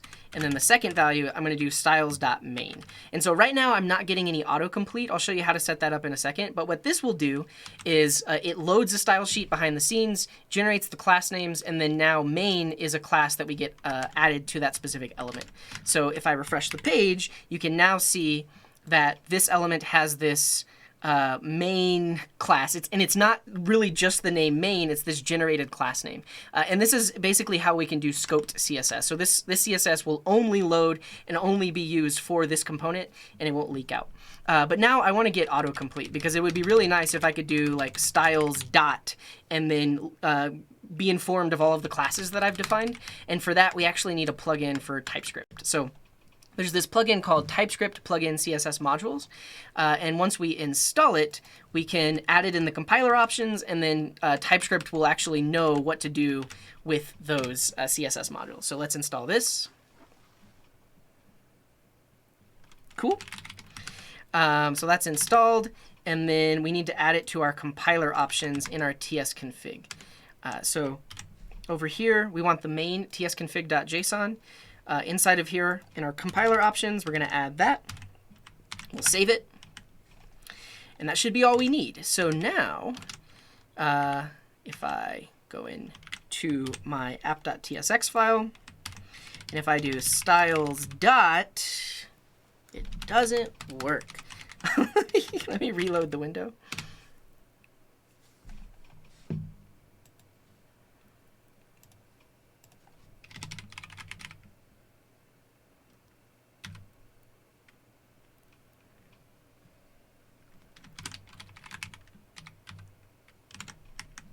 Look, if I use Tailwind, I'm going to have to set it up the same way too. So, oh,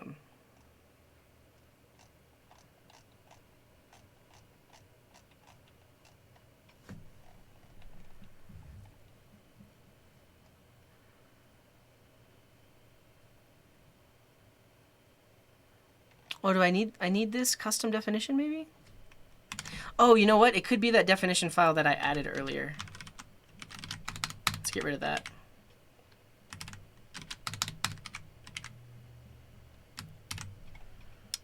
I think the plugin adds the definitions. So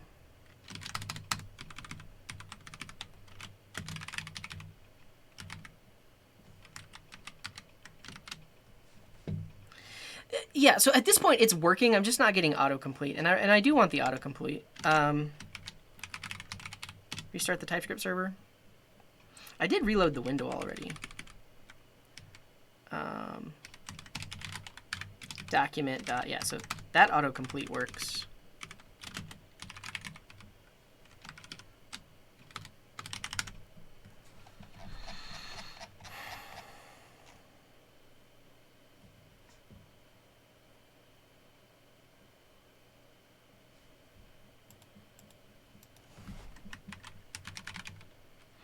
Visual Studio Code.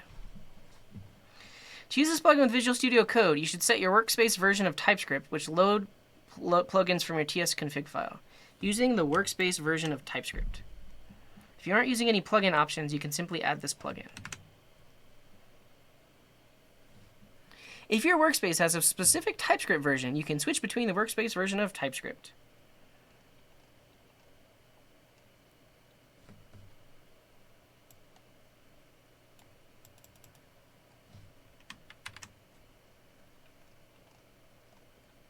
My goodness. I'll try it. I'll try it.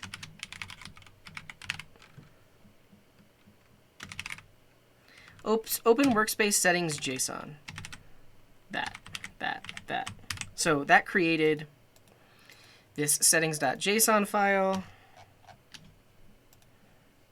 Is that what I needed? Because now it's looking in, so this says look in node modules, TypeScript lib. Node modules.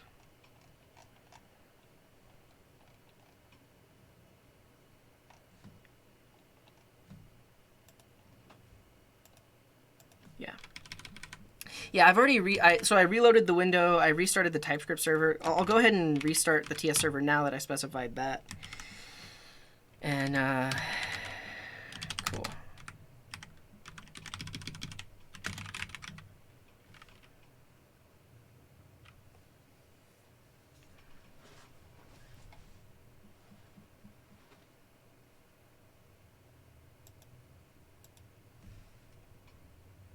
Use workspace version.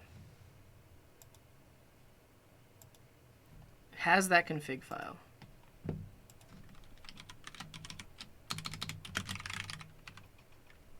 That was it.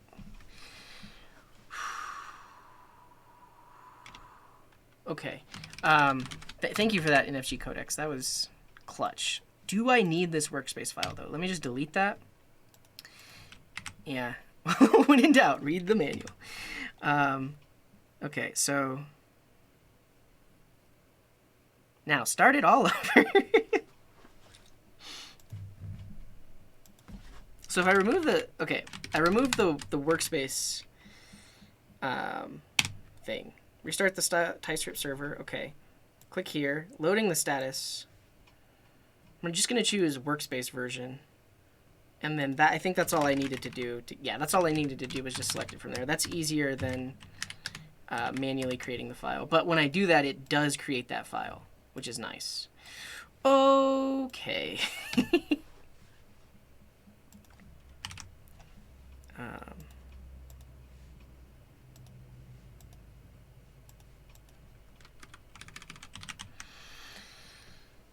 Yeah. Using the workspace version makes the most sense. That needs to be a setting that we have in our config anyways.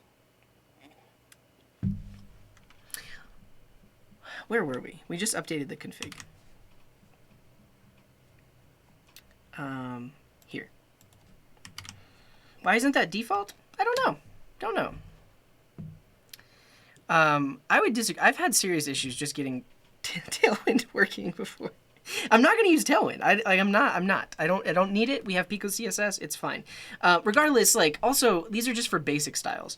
When I wasn't using TypeScript, it was as easy as just doing this. But now that we have TypeScript, the thing is, I used to get autocomplete even before adding the TypeScript CSS module plugin and all that.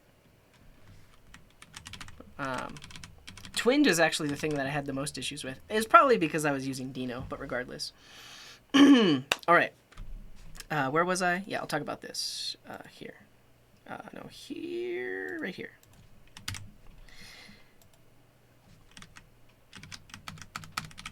I'll start from here. Not there.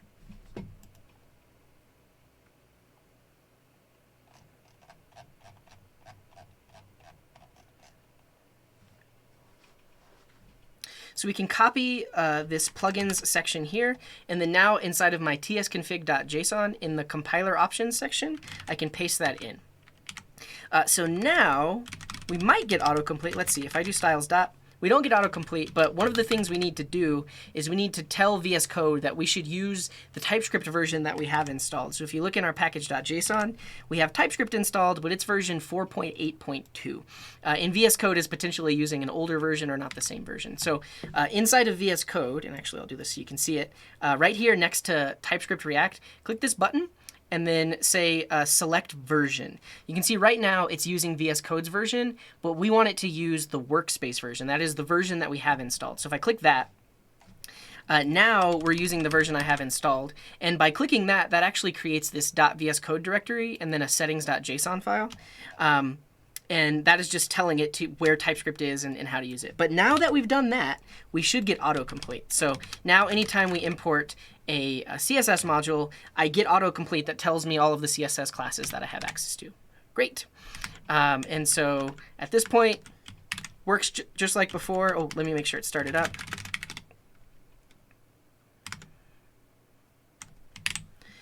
Works just like before, but now we're getting some autocomplete in our editor. So any styles that I define inside of that CSS module, we'll get access to.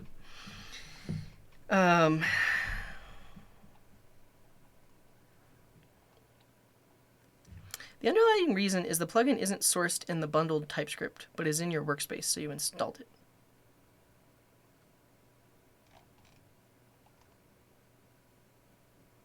That makes sense. Yeah, and when I say workspace version, it now knows to use this tsconfig, which actually does load that plugin. Cool. All right, at this point, we haven't done anything with TypeScript. So we set up the basic app. We got CSS modules going. Now let's just talk about the basics of TypeScript with React.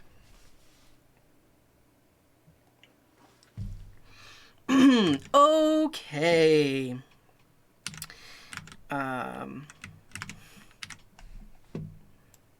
Put this here.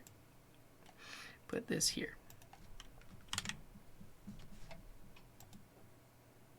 All right. Now we have a basic app, we have our CSS set up, we have our basic app component. Let's talk about actually using TypeScript with React. In the README, you can see a link to this website. This is called the React TypeScript cheat sheet. I might have already talked about it. I don't know. This video is being edited a bunch. But they specifically have a section on hooks, on functional components, forms, and events. So when you're using TypeScript with React, it has all the stuff that you would need to know. So let's actually just take an example of use state. So let's do some basic work with use state right here. So I am going to import in use state from React. And we'll just have a basic number state. So I'll say, actually, we'll recreate the counter. So I'll have a counter and set counter.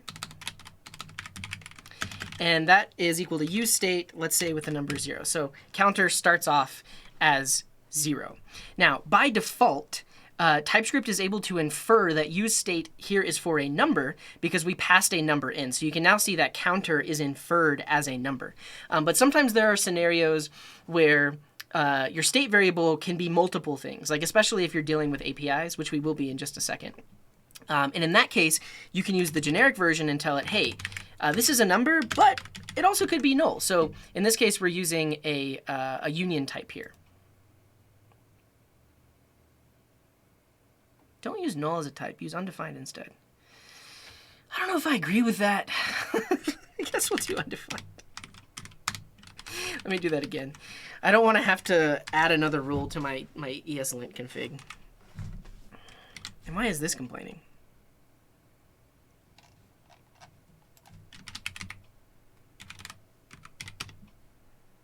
Ew!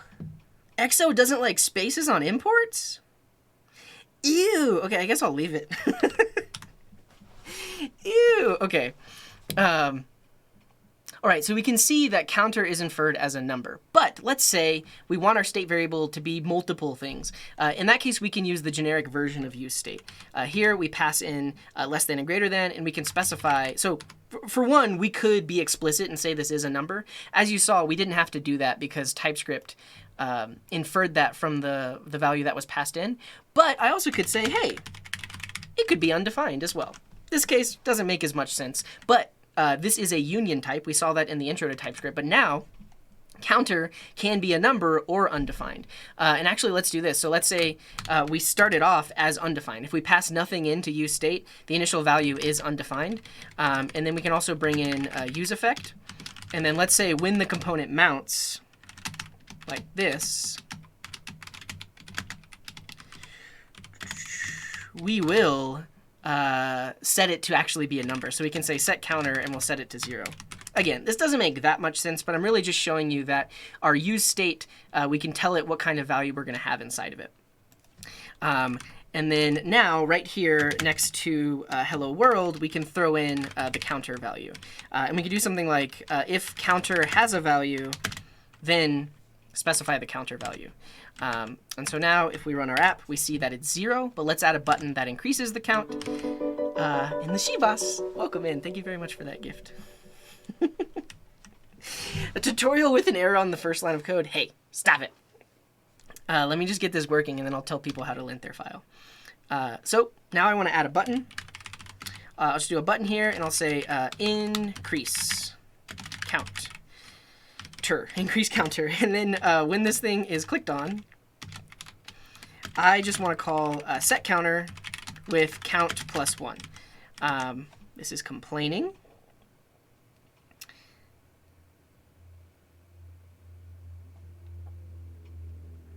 Returning a void expression from an arrow function in shorthand is forbidden. Yeah, so this is just part of the linting rules, and really the way to get around this is to make it so that it's a function that doesn't actually return the value. Why can't I? Oh, it is called counter. Let's do this again. Okay.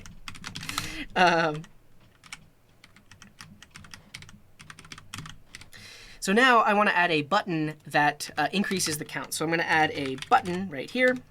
Not a bottom, a button that just says increase counter. And then when we click on it, so I'll say on click, we want to call set counter. And we're going to call that with counter +1. Yeah, and then because we told it that it could be undefined, we have to take that into account. So I can do something like use if counter wasn't defined, then have the value 0. Now I'm just fighting my linter. Was it a good idea to even set up my linter?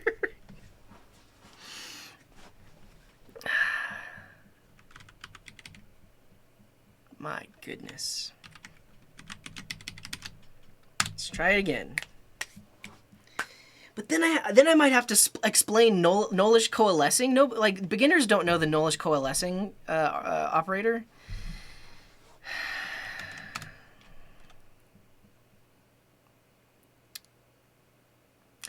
Good call, NFG Codex. I actually will write it that way. All right, so now we need a button to increase the count. So I'm going to add a button. I'll say increase counter. And then we can say when we click this button, we can say set counter. And we're going to use the functional state update here so we can get access to the current value of counter. And we want to set the counter to be current value +1. Now, I'm getting a bunch of linter errors. One of the first things that the EXO style guide prefers is that when you have a function like this, it shouldn't return something if it's not meant to. So we actually should do this because with the arrow function, we have an implied return. So we'll do it like that. And then the other issue is right now we told it that current could actually be undefined. So we need to take that into account. So I'll say use the current value, but if it's not the current value, use 0, so if it wasn't already set. And then these double question marks here are the nullish coalescing operator. You can look into that if you're interested in what it's doing. And the other thing my linter doesn't like is parentheses there. So the linter is going to seem a little bit strict at the start, but if you get used to coding this way, your code is going to look better. You can also see we have some linter errors up here. And if I just do Command-Shift-P, fix all auto-fixable problems, it'll fix those errors for me. So you can see the linter also was saying, hey, I don't want to see spaces in my imports like that. Okay, if we've done everything right, now we should have a button that when clicked, increases the counter. Awesome. The main things I'm really demonstrating right now are the ability to have a union type on your state. And then also I'm showing you some features of the linter that basically makes it so that we're writing consistent code up front.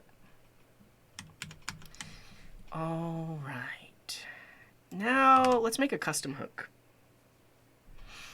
Because once we start getting into actually like using an API request, yeah, prettier alone probably would have been good, but I don't know. You should be using some kind of linter in your code base because prettier doesn't have opinions on everything. ESLint, you can have a lot of opinions. Every React tutorial, how to make hooks.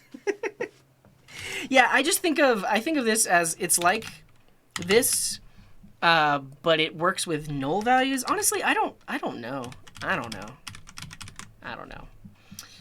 Okay. I'll link you to some resources on the nullish coalescing operator.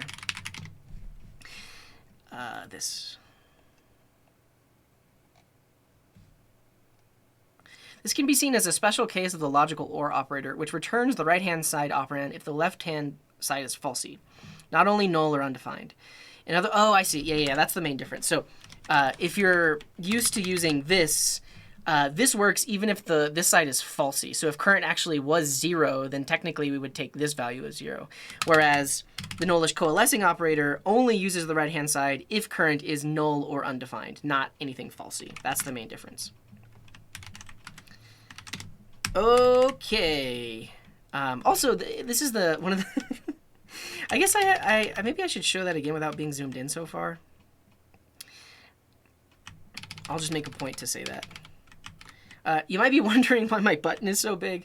I'm just zoomed in a whole lot. If you zoom out to 100%, it'll probably look like what it looks like for you. But you're also seeing some of the features of Pico CSS. So we were able to just add the button there. We get that style. That's the main reason we're using it. Oh, why not start the counter as 0? Because I wanted to demonstrate union types. That's why. Like, this makes no sense to start it off as undefined. You may be wondering why my button is so big. All right. Let's make a custom hook.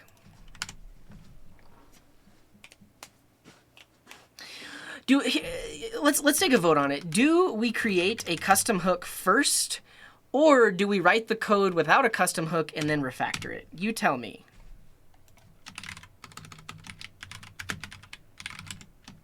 Hook. Without hook, then refactor. Refacto. That's what you get. Vote now.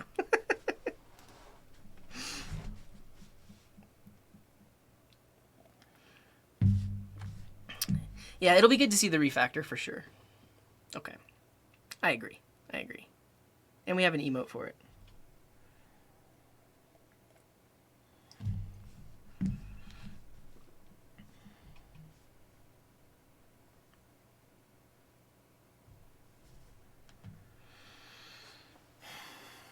I guess this is a good opportunity for me to take a quick break and a quick stretch. Don't know what you're talking about, so do anything. Cool. And we're going to call the Reddit API.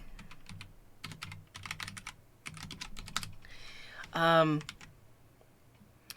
guess technically, like, I do want to demonstrate form events and how you can type those. So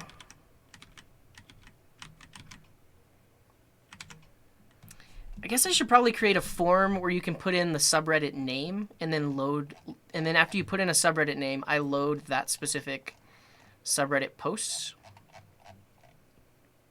So let's do that first. So first we'll just have a form, and we're not going to use a form library. It's just going to be a simple input that has the subreddit name. But then when you click go, that'll request that specific subreddit. I'm pretty sure I explained linting. That was an hour ago. And yeah, I'm not going to show debouncing because that's not specific to React and TypeScript, but the setting up the form will be. All right.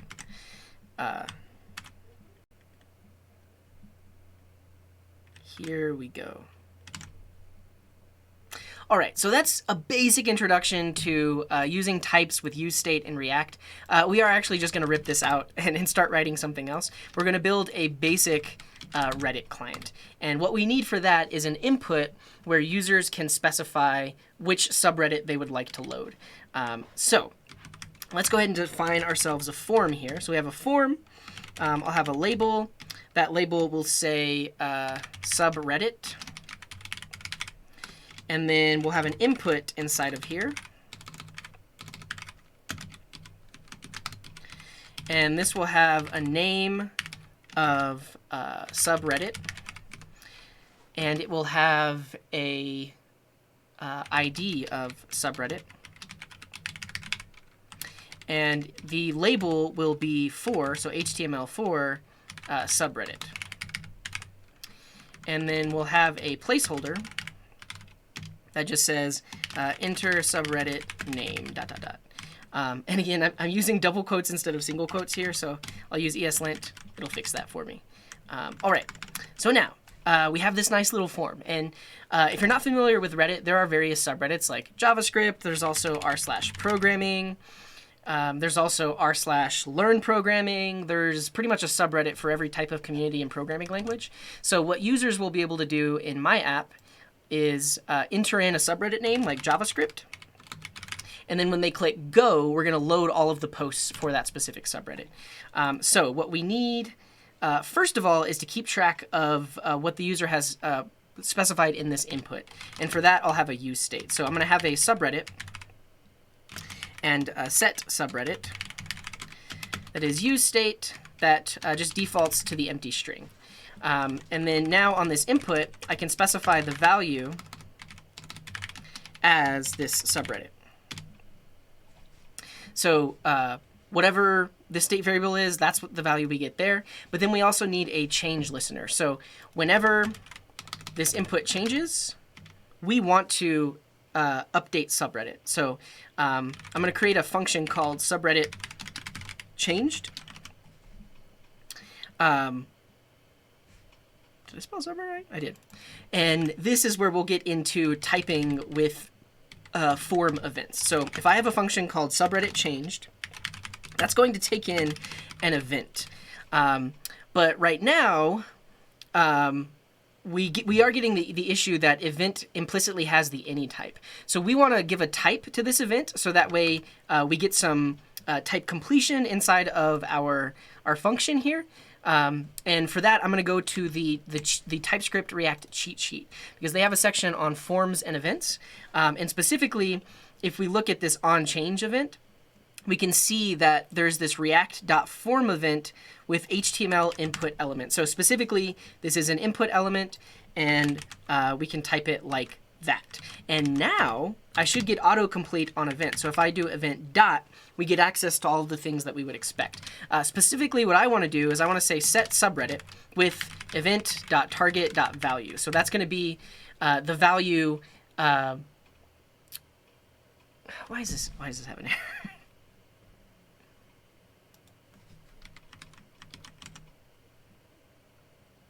Current target.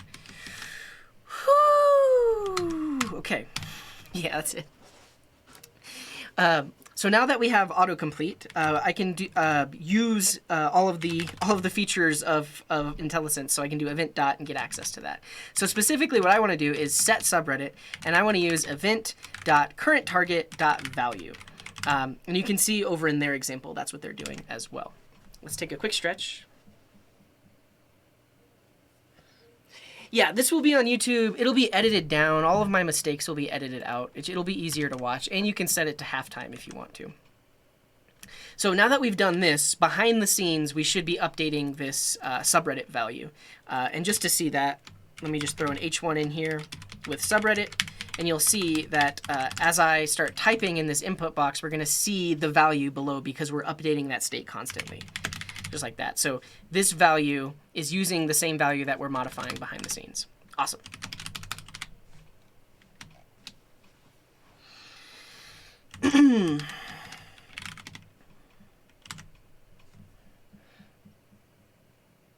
What is the prototype pollution? Oh. I think I've made a YouTube video talking about prototype pollution. You like the mistakes? Yeah, I mean, I think that's the other thing about like tutorials on YouTube. You don't see all the mistakes that they made. This, what you're seeing right now will be available on the archive channel, so you can watch me make mistakes all day.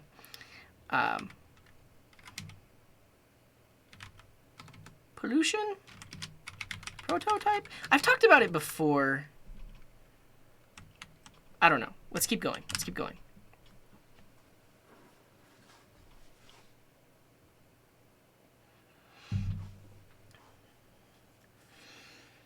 When we get a blooper reel, it would take a lot of editing, but pretty much every time where I'm like fully confident and like this is gonna work, and then it breaks, and then I spend 30 minutes debugging.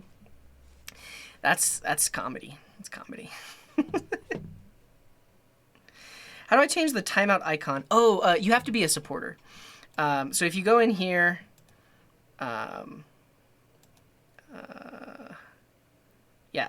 choose break options, appearance, then you can choose the theme, and my theme is set to legacy.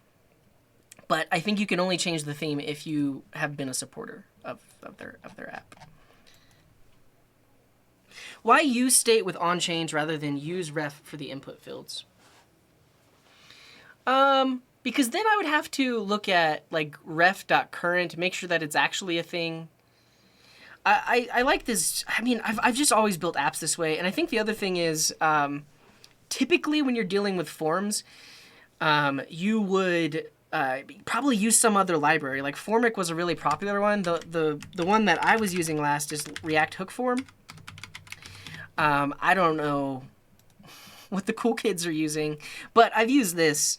And you don't have to set up any of these change listeners. It all does it behind the scenes. And I think it does it through refs behind the scenes.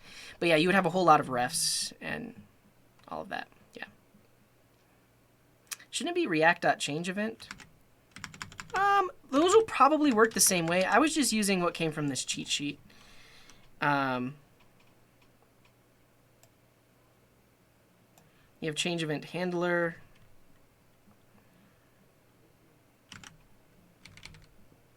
I'll use both. Let's talk about the next thing. Cool. So we're keeping track of the subreddit value. Now let's add a button. And when we click that button, we'll want to make an API request. So inside of this form, I'm going to add a button that says go. And then when this clicks, we're going to load subreddit. Say load current subreddit.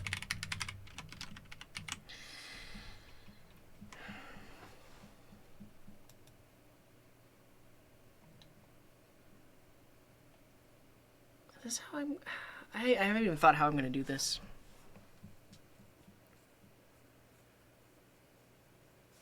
Yeah, this is fine.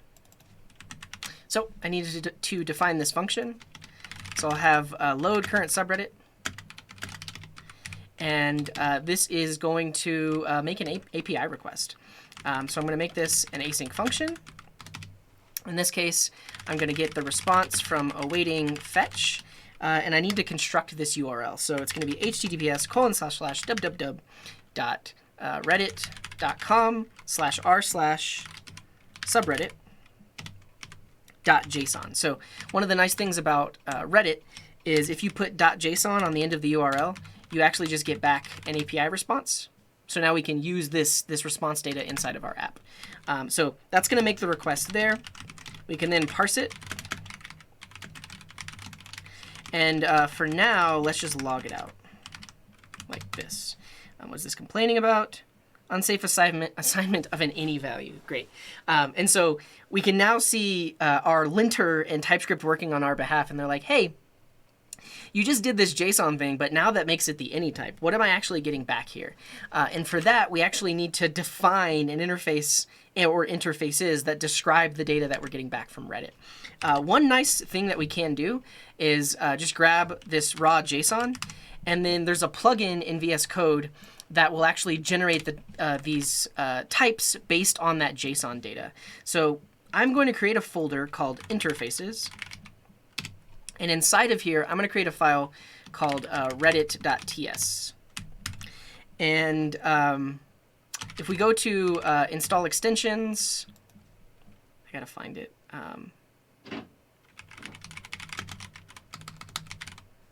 Yeah, we could plug it into a website. There's specifically an extension that I installed that handles a bunch of stuff.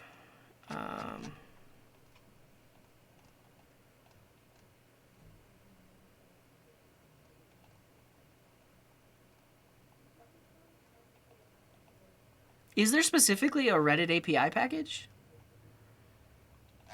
It honestly is a bit overkill for this. Like, the next tutorial I'm going to do will show us how to work with Axios, React Query, all of that good stuff. Let me just look at my installed extensions. Is this one, paste JSON as code.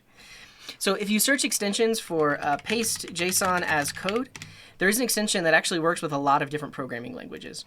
So I have this one installed. You can use it with all these other languages, but I'm going to use it with TypeScript. So right here, if I search for paste JSON as code, I didn't have... let me go copy it. So if I go over here, copy the response that I got back from Reddit. Basically, I'm taking the raw JSON that is this response from Reddit, and I'm going to run it through this tool, which will generate TypeScript interfaces. And if you think about it, like if you were trying to describe this JSON data with an interface, this would be an object, has a kind property. It also has a data property, which is an object. Data is an object with these properties, which has a property children, which is an array of elements that have all of these properties. So essentially, we're going to generate the interfaces for all of these. So I'll make sure that I've copied the JSON data here. And then if I do paste JSON as code, give it a top level name, I'm just going to call this root. And boom, it generates it. I will be able to lint it afterwards, but you can see that we have our root interface, just like we talked about. So it has properties kind and data. Awesome. And then data is of type root data, which has properties after dist, mod hash, children, or in this case, they're calling it child. And so it's basically gone through all of that JSON and added in the types for me. I'm going to run my linter on this code, because it'll fix the spacing and stuff like that. So now it's linted according to what I need. But now that I have these interfaces, I can use this root data, or actually, sorry, this root interface to say this is what I'm getting back from that API. So right here, if I specify this as root and I import it from interfaces Reddit, like this, and I think I do have to do as root like this. Now, and actually, let me just re-say that. So now that I have that interface, right here I can do a type assertion and say that the JSON that I'm getting back is of type root. And then I need to import root from interfaces/Reddit, so that gets imported in here. Awesome. And now, if I do JSON dot, you can see that I get type completion because I told it that it was root. And so if I do data dot children, that's an array, and so I could map over it. So we're getting type completion here, which is pretty great. And so I think what I'll do right now is I'll create a state variable for all of the posts that come from this subreddit. So let's create an array of posts, and we'll have a set posts. This is going to be use state. I'm going to start it off as an empty array. But this is where I can type it. So by default, if I just specify this empty array right here, you'll see that the inferred type is never, because TypeScript doesn't know what we're going to be putting into this array. And we can specify the type. So right here, we can use our generic, but we can say that this is going to contain a child from interfaces Reddit array. So it's going to be an array of children. And now if I do set posts with JSON dot data dot children, children is of type child array, so I don't get a type error here when it's being set. Let's see what error I'm getting here. All imports in the declaration are only used as types. Use import type.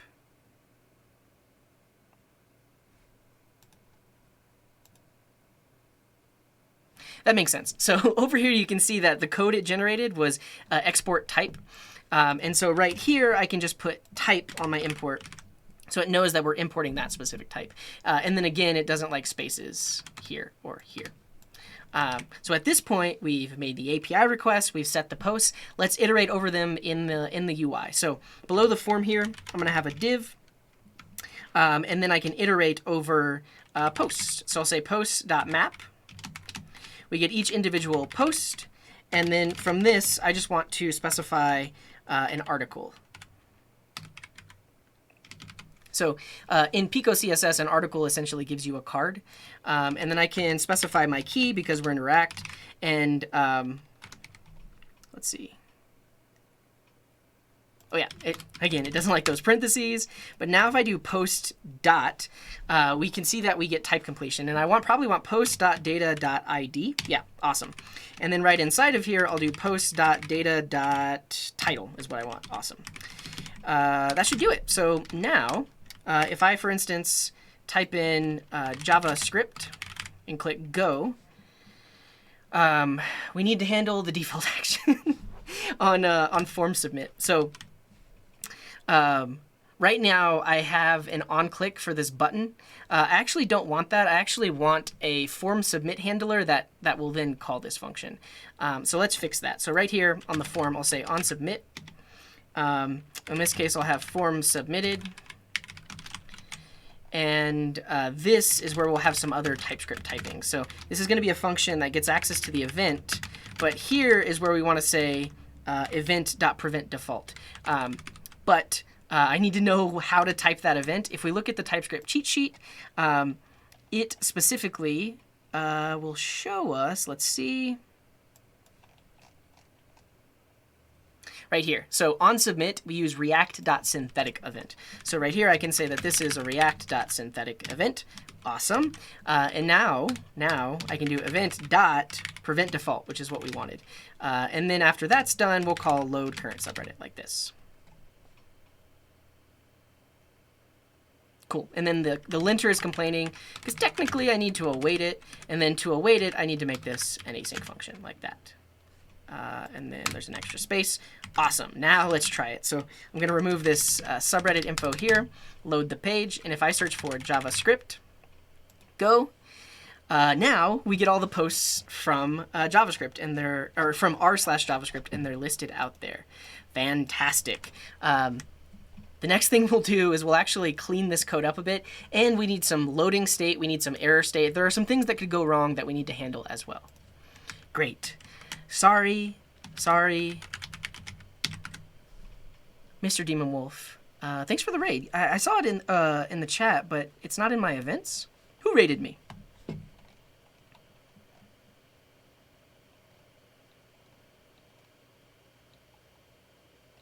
Welcome in. Glad to have you. 99% bug fixing, 1% instant legacy code. I somehow didn't get the event, but welcome in, Mr. Demon Wolf. I appreciate you. Shouts out.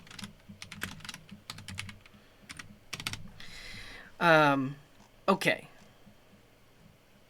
Yeah, Astro seems cool. So if you join the Discord, we have a weekly challenge. This week's weekly challenge is pick one JavaScript library or framework that you've never used and try it out. I'm going to try out Astro. Yeah. That makes sense, Andreas. I think my linter is just complaining, though, because they were exported as types. And so it wants me to import them as types as well. I could use generic typing on fetch. Oh! Is that supported? Let's see, because I'll update that.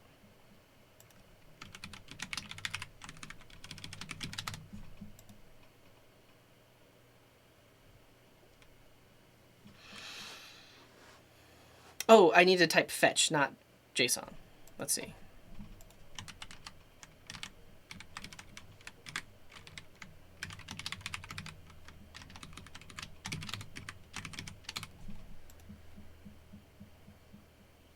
It's not generic. Is there another way to do it? I love watching bug fixing. Yeah, the replay will be available here on Twitch for 60 days, but it'll make it to my YouTube archive channel within the next few days. You can check out the archive channel there. Welcome in, Anorak from France. Very cool, very cool. Is there an advantage or best practice around typing the event parameter versus typing the form submitted function?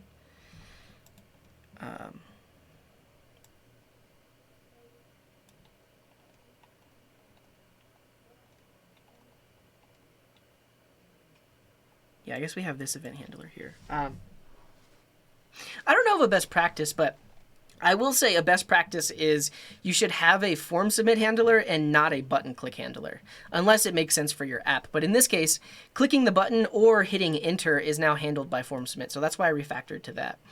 And then specifically, a form submitted event is just a React synthetic event, whereas a change event, if I want access to like current target.value, I specifically have to type it this way. I mean, I don't have to type it that way. I could call it the any type. And I mean, or the Andy type. This still works because I gave it the any type, but by specifying it like that, we actually get type completion. Yeah. Oh, we're using Pico CSS. It's like Bootstrap, but you don't have to specify classes. So if you look, for example, at cards, you literally just put it in an article and you get that nice little card. Yeah. So we had to use prevent default whenever we submitted the form here, because by default, when you submit a form, the browser attempts to send that form data to the form target. But in our case, JavaScript is handling everything, so we prevented the default action. Yeah.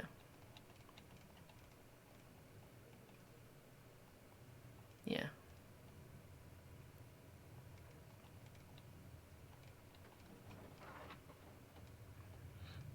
Welcome in, Matthias from Brazil. Awesome.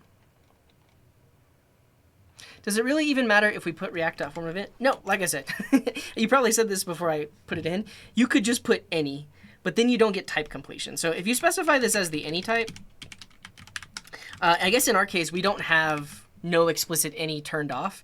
But now, because event is anything, I can do wat, banana, okay.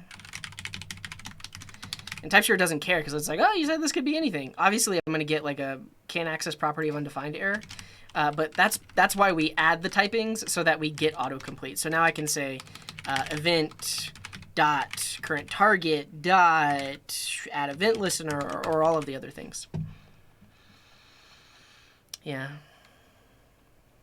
So it's I would say watch my intro to TypeScript video because I talk about this. Basically, if TypeScript can infer the type, you should allow that to happen. And actually, I can link you.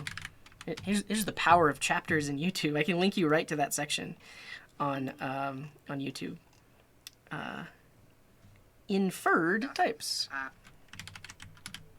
So basically, if TypeScript is able to infer the value based on like the return, so in this case, this is an inferred type. So I passed in a string. Behind the scenes, TypeScript's like, oh yeah, so that makes sense. Subreddit should be a string. So I didn't have to put the type there. The reason I had to put the type here is because I'm specifying the function separately. If we specified the function in line, let's actually see what we get. So if I do event, and if I do event dot, we can see the type of event, which is React form event, HTML form event. Yeah, and so technically I can do this, and the type is inferred because I'm directly passing the function right here. And behind the scenes, the onSubmit prop says I accept a function which will get a value of that type. So if I define it in line, I don't have to specify the type. But actually, that is a good way of figuring out what type you need, because you can see React.form event of HTML form element, and technically that's what I could use right here. You can see that synthetic event worked just fine, but I also could do form event of HTML form element like this, and the typings work the same way. But that's inferred types versus directly specifying the type, and I do like specifying my functions separately. It keeps the template fairly clean.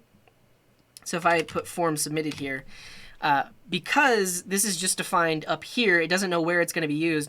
That's why I specifically have to say what the type is. So yeah, I would say use inferred types as much as possible, but in the case of like wanting cleaner code, I'm specifying the function separately, which makes it so that I have to put the type on there.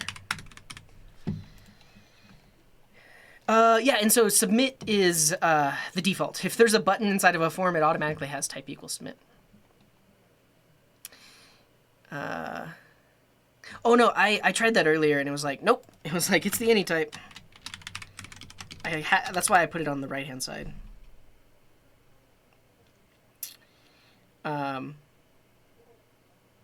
That specifically is my linter, though.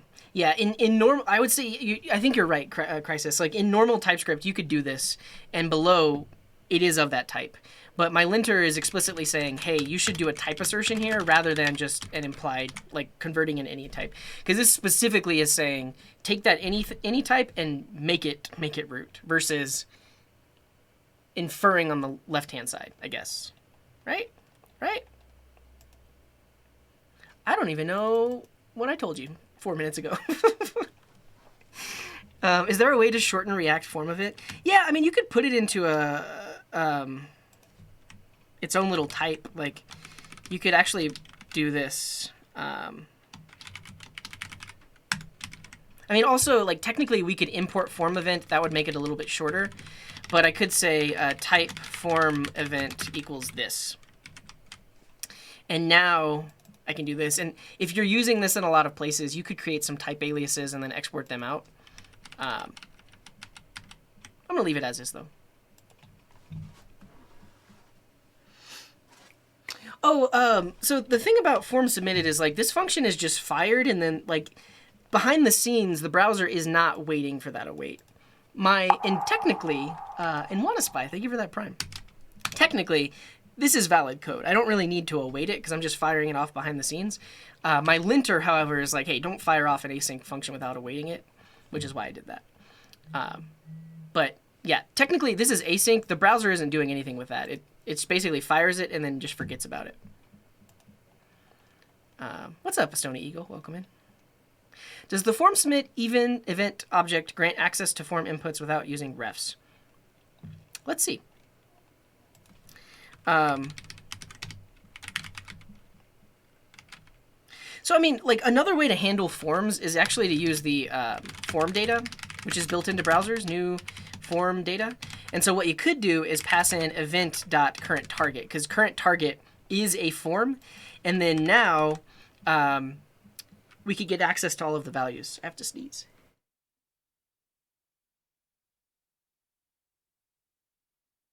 Okay.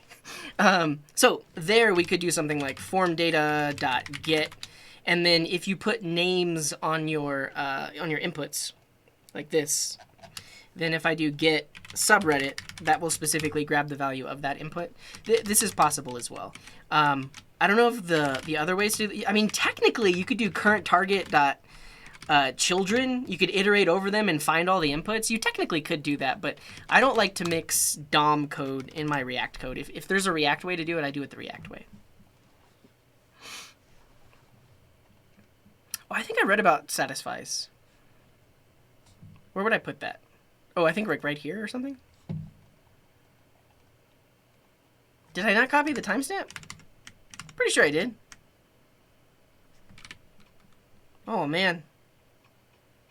I thought clicking a link puts the timestamp on it. Regardless, you can look at the description and find that specific section. Yeah. Yeah, exactly. So with basic variables, you get that type inference. In this case, this is a little bit more advanced type inference because behind the scenes there's some generic stuff happening. How come it couldn't figure out on its own, knowing where? Because if you think about like static analysis, so pretend you are the TypeScript compiler, the TypeScript abstract syntax tree creator, and you come across this line of code right here. Right now, this is the first thing you're going to see before you see this. And when you come across this code as the TypeScript compiler, you're like, hey, that's just a function that takes in a parameter. It has no idea that you're going to be using it later on and passing it in here. So to basically let TypeScript know, like, hey, this is what I'm going to be expecting because I am going to be using it later. And if I did the wrong thing, so if I say this accepts, I don't know, type root, now I get an error down here and that says, like, the function you passed me doesn't take a form event handler of HTML form element. It actually takes in some other type. So that's where we would get the type error here, which is why I have to specify the right event there. Yeah. Thanks again, WannaSpy, for that prime. See you later, Xerox Gamer. Thanks for hanging out. My linter is too opinionated. I agree. But I haven't tested out the EXO linter yet. It gave me semicolons, which is nice. I didn't want to go and figure out all the Airbnb plugins I needed to install, so this is fine. Though now this front-end code is different than the back-end code, which is using Airbnb style guide. Oh, thanks for... Oh, you're all like... Because I sneezed. I get it. I get it. Yeah, we could get it. I wanted to demonstrate... earlier on, we demonstrated typing the events. That's mainly why I did this. Technically, you could use form data. I mentioned it earlier, but anything bigger than this, you're using a library to handle your forms. You're not adding change handlers on everything. Yeah. If I had types node fetch, should have a generic. Cool, but I don't want to install another dependency. Like, this tutorial is already just so convoluted with configuration and installation. Like, I guess that's what you get when you're dealing with React, but yeah.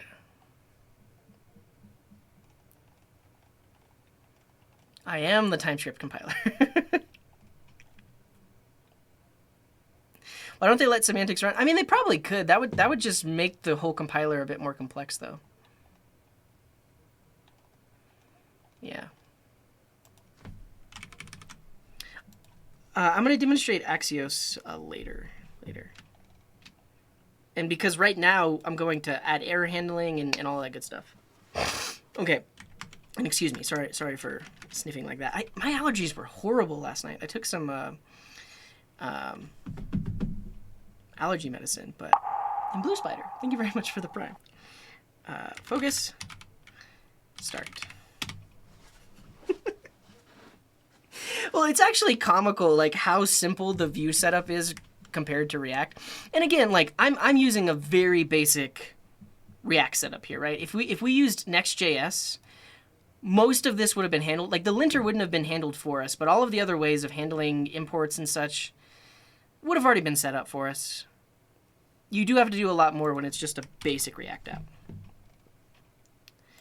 app. I could start from there, but the configuration is not as straightforward. Cool. And then create React app would have this exact same issue. Yeah, it wouldn't be, yeah, same issue. All right.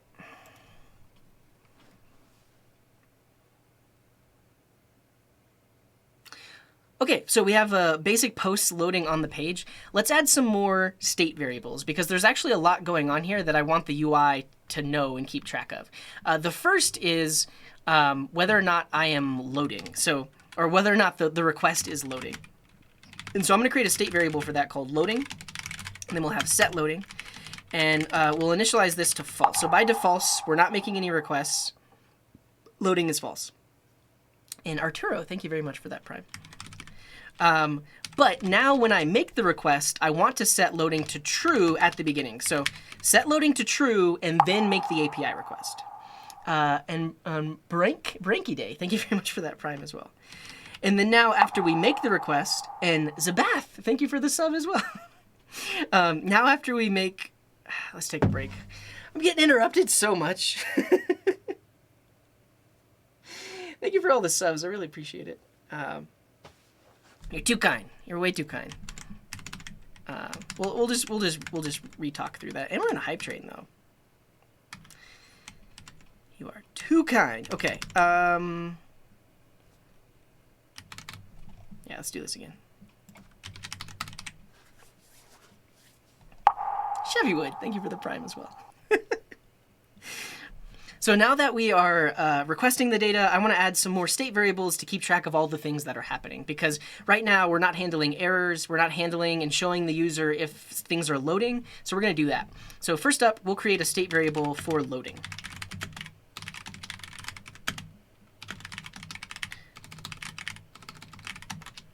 And this is going to start off as false because by default we're not making an API request.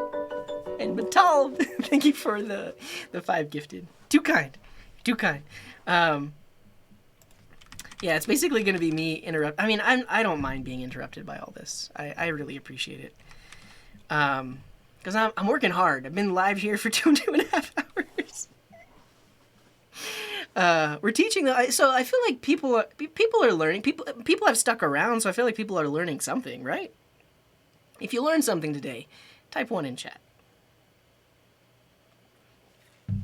If you just like watching me struggle, type 2 in chat. Nice. Glad to hear it. I guess it could be both. It could be both. You could have learned something and you like watching me struggle.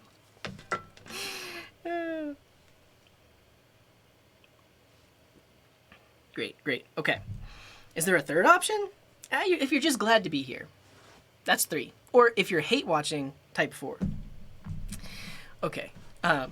So now that I have this loading variable, let's actually set it. So right here, before I make the request, I'm going to set loading to true. And then after the request is finished, I'll set loading to false. And then to really see this in action, I'm actually just going to like wait 2 seconds before setting loading to false. So let's just do this. I'm going to wait a new promise. And then I'm going to do a set timeout for 2 seconds. So before setting loading to false, actually wait 2 seconds. My linter is complaining. Technically, this shouldn't be a return. Great. So set loading to true, make the API request, set the posts, wait 2 seconds, and then set loading to false. Great. So now we can actually use that loading variable. If we look at Pico CSS, they have a little loading thing or progress utility. They also have a progress bar. So if you literally just add a progress bar with no values, it'll be indeterminate, which is what we want. So let's say like right below the form, we're going to have this progress element. And we only want to show this if loading is set to true. So if loading is true, show the progress bar so you'll see the little spinner. Let's test it out. So now, if I try to go to the JavaScript subreddit, you'll see loading. Technically, it set the posts before loading was set to true. If we really want to show what this would be like in the real world of like a slow network, we could do this. So wait 2 seconds and then set the post and set loading to false. So if I do another refresh, we try to load the JavaScript subreddit, wait 2 seconds, and then we get the post back. So that's nice. The other thing we want to handle is if there was an error, because right now we're just assuming that it was a successful request, and we are setting the response based on that. But technically, I should check to see if there is an error. So let's have an error state variable, or set error. And we'll just start this off as null. So it starts off as nothing. I will have to figure out the type, and we'll have to give this a type or null. But let's figure that out first. So when you make an API request with fetch, you actually have to look at the response object to see if it was a successful request. And response has this OK property. And if OK is true, then it actually was successful. And then it would make sense to parse the JSON, set all of this stuff. And so really, we only want to do all of this if response.ok was true. If it wasn't, we want to actually set it to an error object. I believe the Reddit API will respond with JSON even if it is an error. Let's try it. So if we try going to r/something that doesn't exist.json, it's not actually an error response. It's a 200 response. Let's try this again. Yeah, they give us back a 200.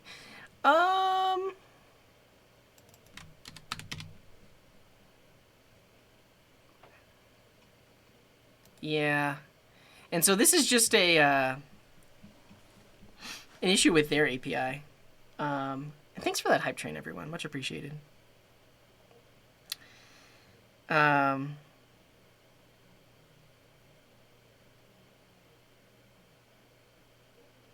Oh, I'm going to use try-catch. I'm definitely going to use try-catch.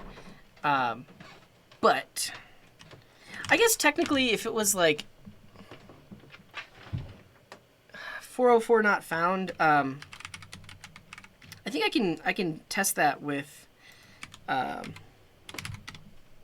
yeah, I believe I can test this with HTTP cat.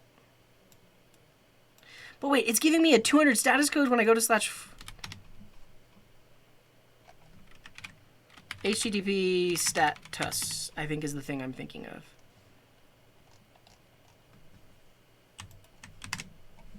Cool. Cool. Try making a request with like a bad character.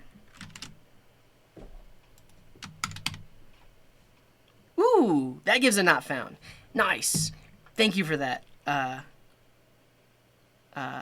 Scar tracks. Is that what you say? Scar tracks. Thank you. That's what we'll do. That's what we'll do. Okay.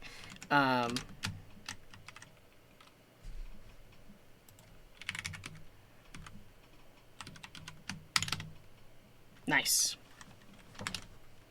Sick. Okay. So where were we? Where were we?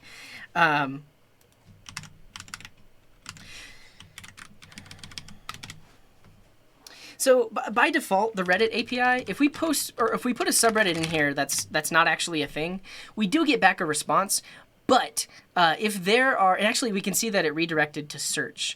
But there is a thing where if I try to request a subreddit and then like I put a special character in the name, like a pipe, that actually responds with a 404 not found. So we want to handle that as well. If response was okay, do what we did before. Good to go. Otherwise, technically this is still a JSON response, right? It's a 404, but we still want to parse the response as JSON. So I want to do this. I basically know that all of Reddit's endpoints respond with JSON. So for the most part, I can safely do this and parse it out. And then really, I'm not going to tell it that it's root until we do this. And then we'll explicitly say that this could be anything.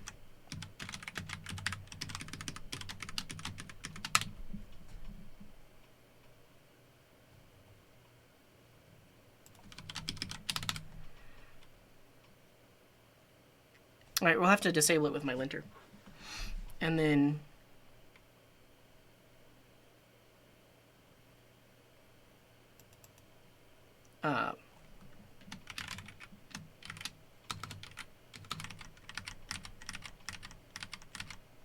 what I actually want is, I'll have to type this all again because I'm going to disable my linter. Like this. Yeah, that's what I want. Okay, let's take a step back. Let's do that again. Yeah, because it satisfies. Because basically, okay, and let me figure out a way to talk about this. Okay. So the API response could be anything, not just root, which is why we want to set this to any first. Yes, so we're going to have to disable that line. So at this point, we are saying that it should be root, but now we're seeing that sometimes it's the root object that has like the children and all of that, but sometimes it's a response that looks like this with message and an error property. So what I'm going to do is I'm not going to type it. So initially, it will be the any type. And my linter is complaining. It's like, hey, don't use the any type. If you do command period, we can just disable the no any type for this line because I explicitly want to keep it as the any type until I'm ready to use it. And then over here, to get that type completion that we got earlier, we can wrap this with as a root. So we can say, hey, that thing that was the any type, actually it's a root type. Because if it was a success, we know that it's going to look like this, and we get access to those properties. Awesome.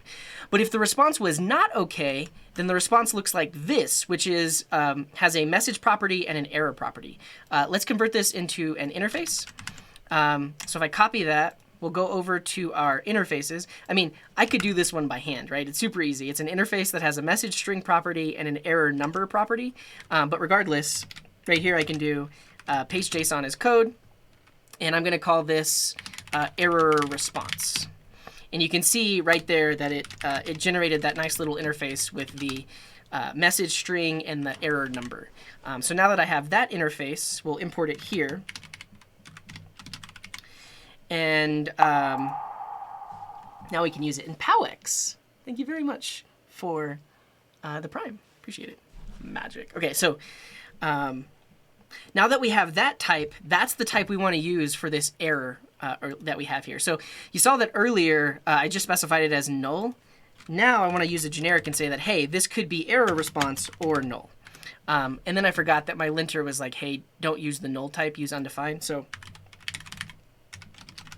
it's fine by me. We'll default it to undefined because there is no error.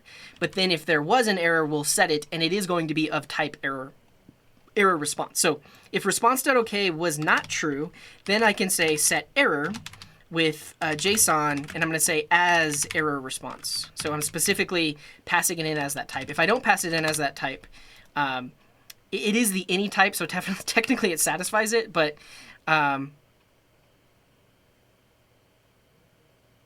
yeah, I mean, it's interesting to me that I'm not getting an error here. I guess the error is really that I'm passing the any type into something that accepts an error response.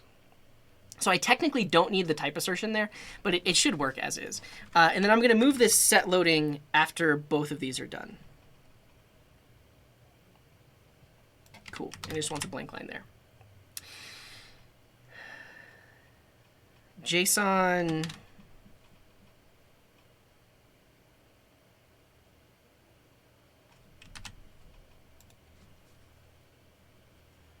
Yeah.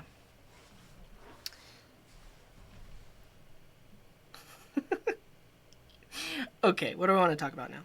So at this point, we're handling both scenarios, right? So we're handling if the response was okay, which means like a 200 status code, do what we did before. Wait 2 seconds, set the post, and then finally set loading to false. But in this case, if there was an error, we're just going to set that, and then we can use it. I'm actually going to not do this wait 2 seconds anymore. Some people were mentioning I could use the dev tools, and the dev tools allow me to slow my network down. So we'll do that so that you can see it loading. But now let's use this error type. So right here, I'm going to say if error is a thing, then let's put a little article, and we'll throw the error dot message. And I get type completion because I told it if there is an error, it's going to be of that type, and it should have that message property. So now that we've done that, if I try loading something with like a bad character in it, now we're showing that error not found. Awesome. So we're handling that. And if I now do something like JavaScript, it loads it here. But you can see the issue is I actually need to set that error back to undefined when I make the request, because the error could disappear. So when we start making the request, set loading to true, and then also set error to undefined. So if there was an error, we clear it out in the meantime. .json as root or error message.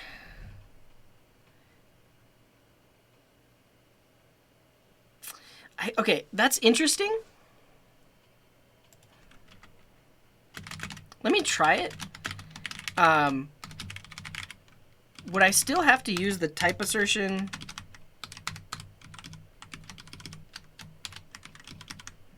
Why is this complaining?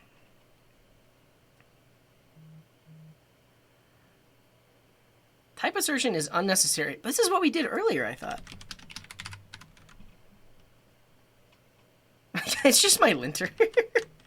I'm gonna leave it as like, I think what I did was fine. Like, basically, you really only need to set the type if you're trying to get some type completion there. Yeah. Yeah, and then if it was, like, it could say it could be either, but then when I get here into OK, I'd have to say, well, is it one or the other? So yeah. Okay. What do I want to do now? I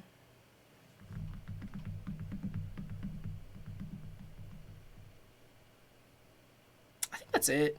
Because at this point is where we would refactor. Can anyone think of other things that I would want to do in this function here? So we have loading state, we have error state, we have the data itself. I guess let me do this for the video. So now that we set error to undefined, when there's an error, it shows up. But then if I try to request something new, it disappears, and then the data gets actually set. Why is there a timer ticking down at the top of the screen? Oh, that's for the break. It's for my break. Yeah.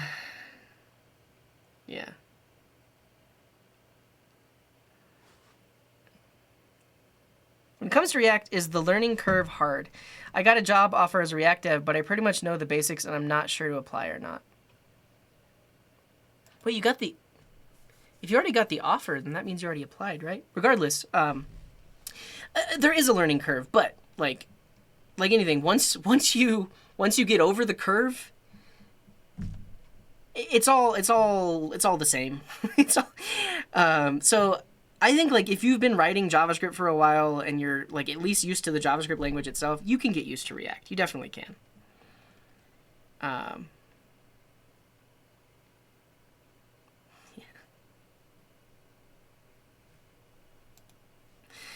But yeah, React, like if you're new to even JavaScript, React is hard as well because like when you're dealing with code like this, you don't know like which pieces of this are React, which pieces of this are TypeScript, which pieces of this are JavaScript. And like if you don't already have that mental model, it can be very difficult.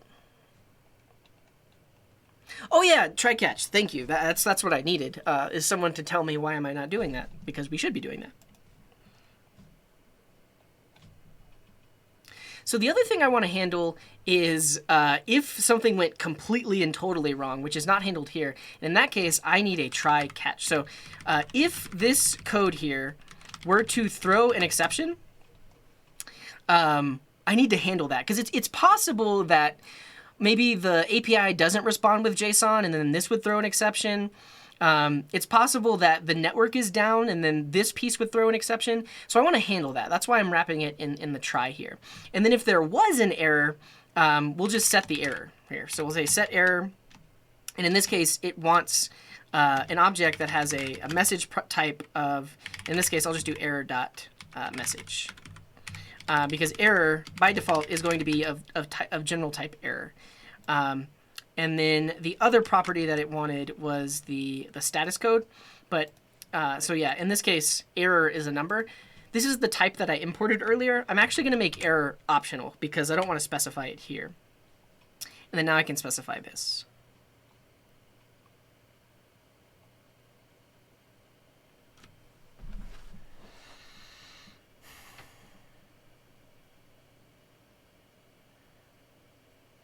Must be any or unknown. Dang it! Let's do that again. But if I do this as any, then I have to disable that.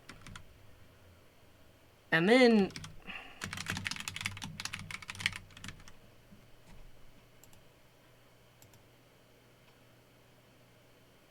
unsafe assignment of an any value.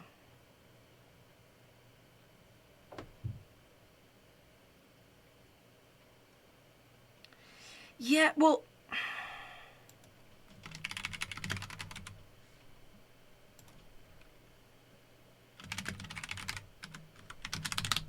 that's what it wants. And then I don't need to do this as here because it is the any type. But I could do error as error response. No. As error dot message, like that. This is the code that I want. So basically, when you catch, error always has to be the any type because it doesn't know what kind of error it's going to be. But then when you use it, you can tell that it is an error. And in this case, it's not actually error response. Error response is specifically if I get that JSON response from an error from the API. If the code makes it down here, error is like an actual JavaScript error object. It's this thing, error, which is different. Okay, so yeah, how do I do a guard clause? Well, yeah, that's the issue, is that it's not error response. I can just do if error is of type error.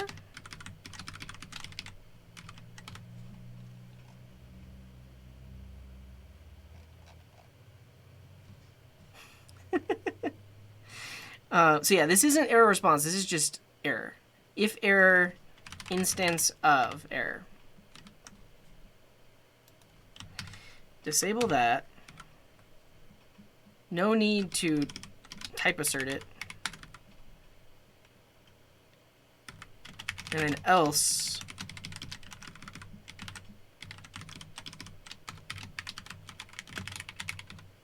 Like that.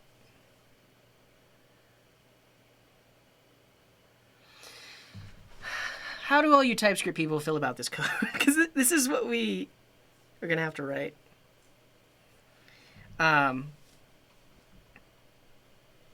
So if it's an error, use the message property of it. I mean, really, I just want to say, does it have a message property?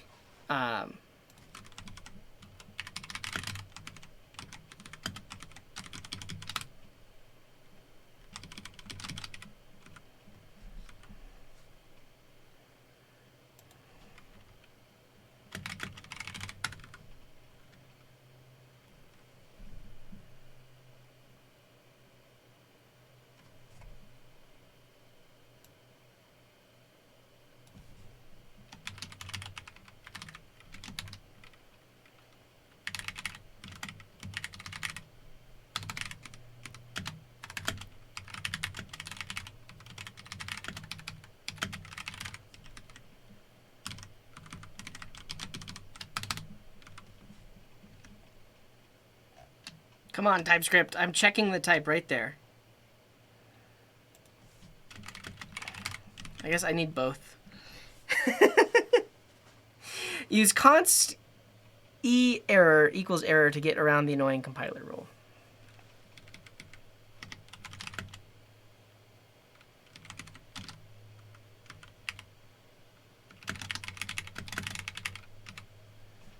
But then my linter gets in the way, and it's like, hey, that's any.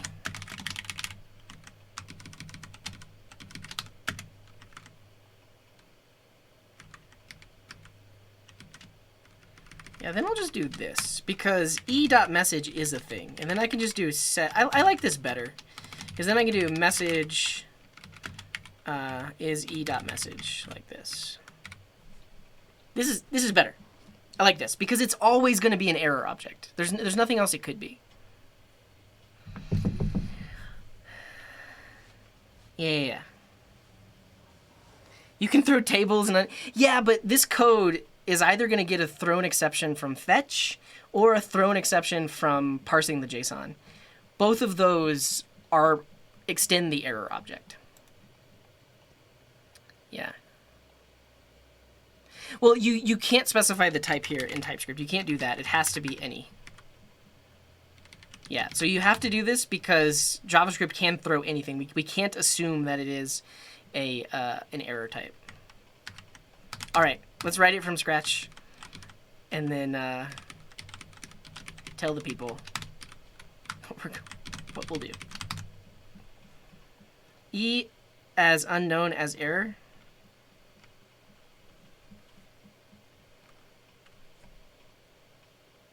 Yeah, it is unknown.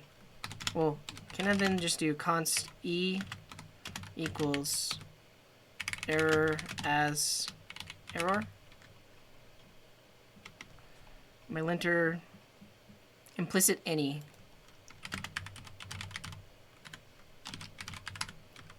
Oh, and then if I do unknown, then I don't have to disable the linter rule.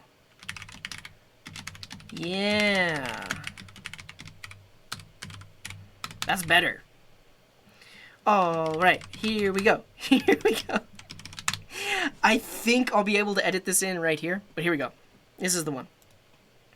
So now that we wrapped it in a try-catch, we need to handle this error. And the thing about JavaScript is technically it can throw anything. It doesn't just have to throw error objects. So when we type this, we have to actually say that this error is of an unknown type. But I know, based on this code, that error is only ever going to be an error object, capital E error. Because if this throws an exception, it's a type of error, like capital E error. I'll show you that in a second. And if this throws an exception, it's type of capital E error. So I'll say this is unknown, but then I can define a variable, which is, I do a typecast, so as capital E error. Because if you look at error, this is actually built into JavaScript. It's the error object.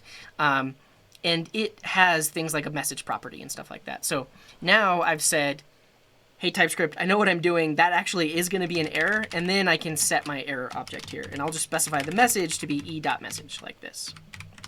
And so now if something bad happens, like it can't parse the JSON or the network isn't connected, it'll catch that exception. And then in this case, just set e.message. And let's actually demonstrate that. So if I comment this out, and just try to make a request against something that doesn't make sense, we should get the exception that like network not connected or something like that, or not unresolved. I don't know. Let's see. So now if I just try to do this, oh, in this case it was a JSON parse error because it couldn't request anything, because we technically tried to parse the response before checking response.ok. Am I okay with that? What happens if I don't do that?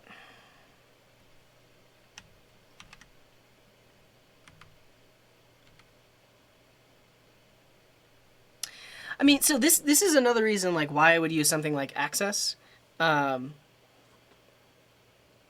Axios. Use something like Axios, because technically right here I should be doing like content type negotiation. I should check does the response header say that this response is of type JSON, and if it is, parse it. I don't want to write that code right now. Let me try making a.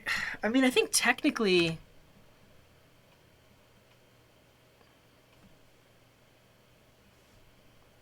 Yeah, we did that earlier, but Josie, I didn't like having to check if it was an instance of, because I know that it will be an instance of.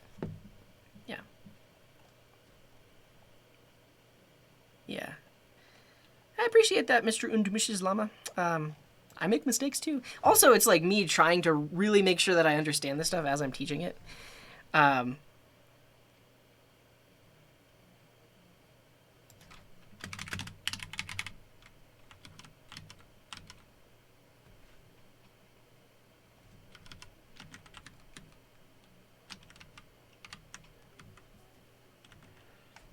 Is error const? It is a local var.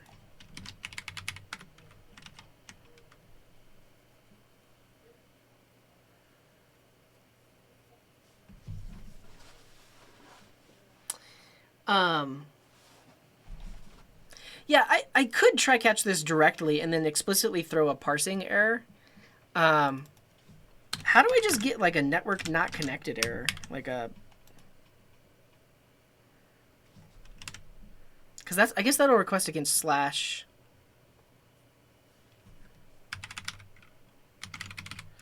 Website is not really here, please.com. That's what I want to see.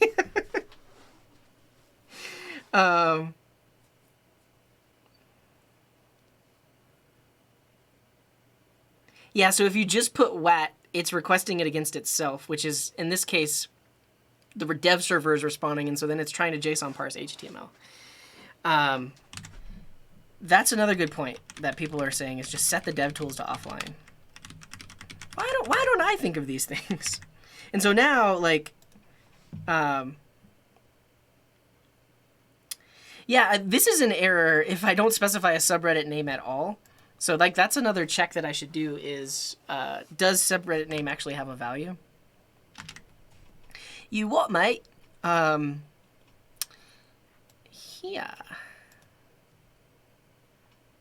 Wait, how do I disable the network? Isn't it done through this? I'm buying that domain now.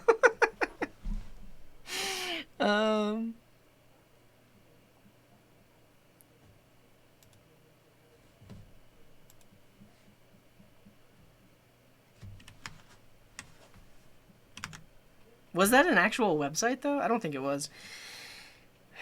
Firefox disable network dev tools.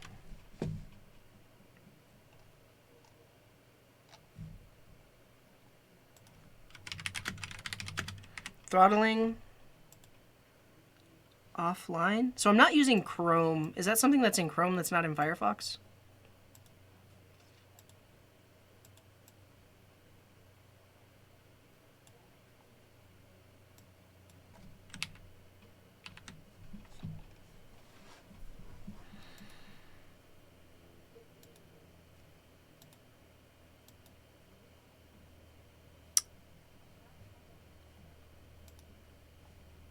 Settings.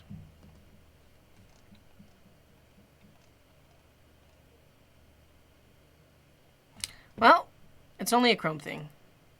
From what I can see, anyways. That's fine.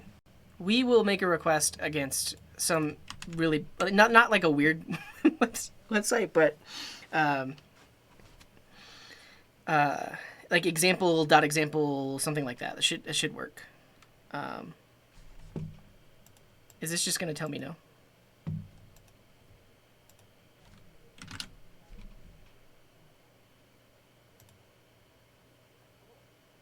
Oh, block resource when URL contains Reddit.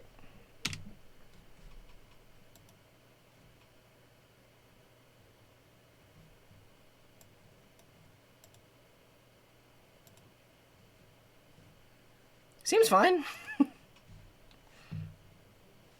Oh, no, if I put JavaScript in here. Yeah, then we always get that. And right now, under network,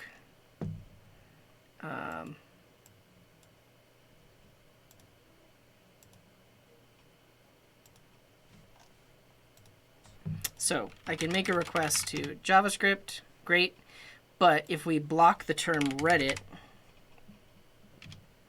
now if I try to make that same request, we get a network error. Great, that is how I will demonstrate it. Seems fine.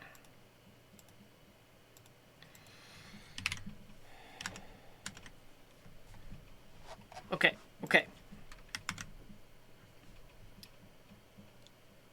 Yeah, we're in Firefox. We don't have an offline for some reason. Where were we? Here.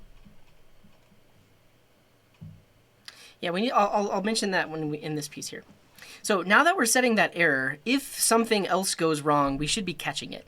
And one way we can demonstrate that is if we basically block the request to Reddit. So here on the page, if I try to go to a specific subreddit, that loads great. But specifically in Firefox, I can click this button and then do request blocking. If you're in Google Chrome, you could also click here and then do offline, and that will basically emulate someone that doesn't have an internet connection. But right now, what I'm going to do is enable request blocking and then block any request that attempts to be made against Reddit. And now if I make this request, we see that error, network error when attempting to fetch resource. It basically just doesn't let us make that request at all. So we know that this catch is working because that's where this message comes from, this network error.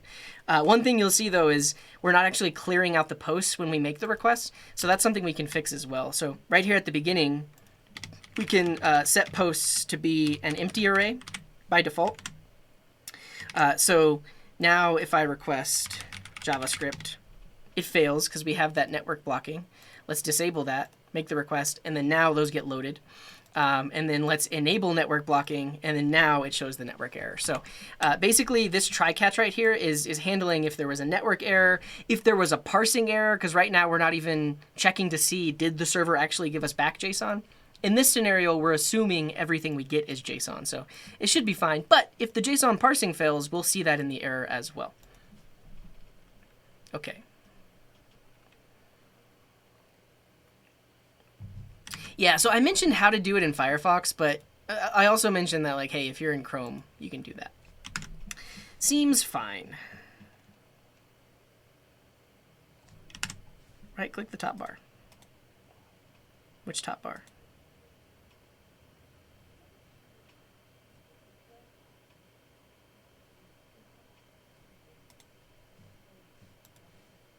File.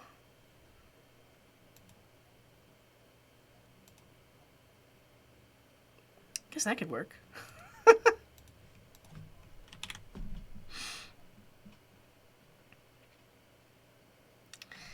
And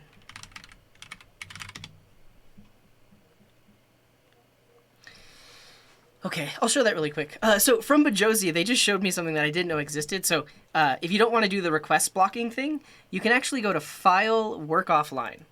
And then now Firefox doesn't have a network connection. And so then we can demonstrate the network not connected error as well. So that's pretty cool. Thank you, Bajosi, for that suggestion.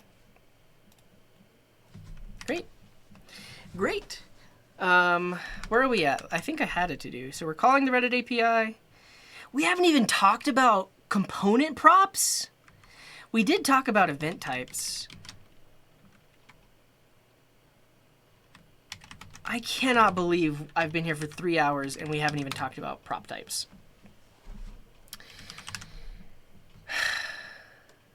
Let's refactor this into a hook. Then we'll refactor this into a separate component, and then we'll talk about props and stuff. The thing is, I don't think this video is going to be longer than an hour. I just had so many mess ups and so many, like, trying to make sure I'm doing the right things.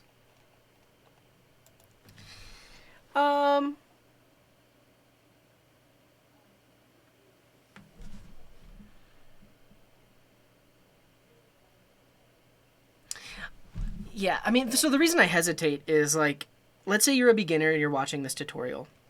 And all of a sudden, we've now started talking about HTTP requests and try catches and all of this stuff. It would have been more useful for the learner if I showed more TypeScript stuff first, because that is more important. The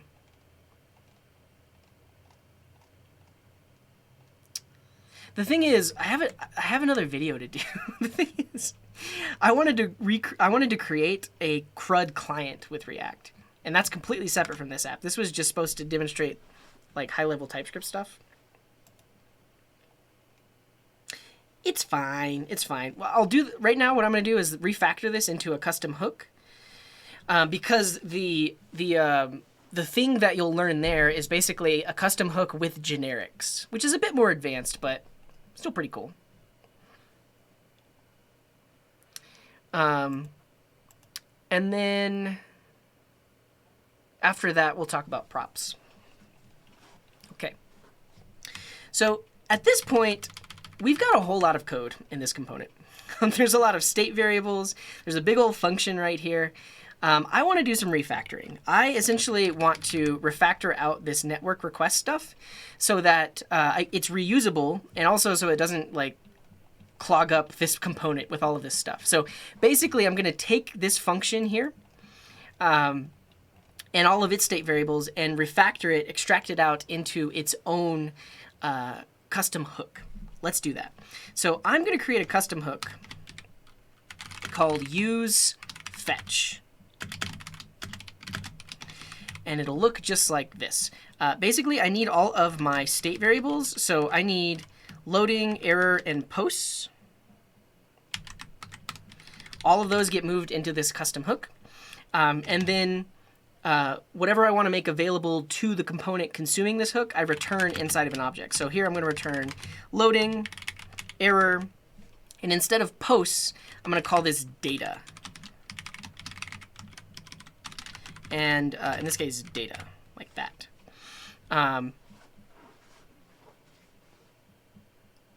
Great. Now we can take this this function here and pull that into the hook as well. So I'm actually just going to cut all of this code. And then inside of here, I'm going to put this code, but this code should be inside of a use effect because I don't want it to run on every single render. I only want it to run if the URL has changed that they want to make a fetch to. So useFetch will essentially take in a URL, which is the string that the consumer would like to request. And then inside of here, I'll put a use effect. And this will be a use effect that reruns if the URL changes. So if the URL changes, rerun this fetch code. And now we can do it like this. So I have this async function. Essentially, I want to execute this immediately inside of the use effect. So I'm going to wrap this async function in parentheses and then invoke it. So I now have an immediately invoked function expression that is async. In this case, I need to update my code because I'm calling set posts. So I specifically want to call set data. Everywhere I had set posts. So that's great. And we're almost there, but instead of doing this specific URL, I actually want to pass in the URL that was specified when you called this thing. And so then down here, we can actually use it. Down here, I can say loading, error, data equals useFetch, and then specifically pass in that URL. And I lost it, so I need to go copy it and come back here.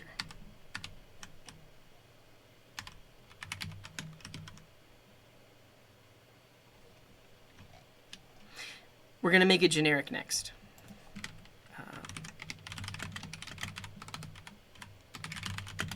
Loading, error, data. And then right here, I can pass in specifically the URL that I want to make a request to. I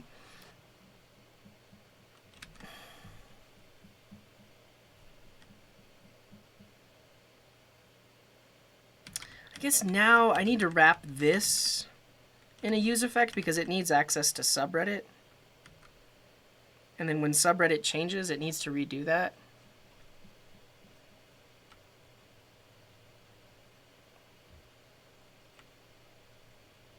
How would I do that? All right, I need to code this out first to make sure I'm going to do it the right way. Because basically this use fetch doesn't know what the URL... Actually, I guess I could pass in URL as the state variable.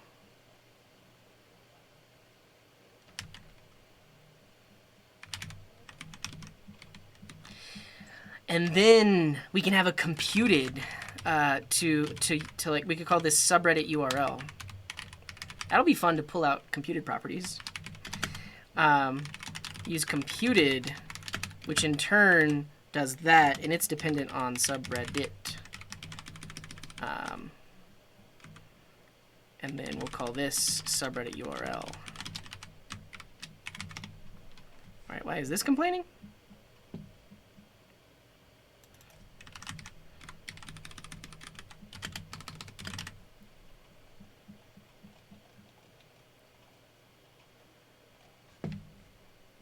Oh, use memo.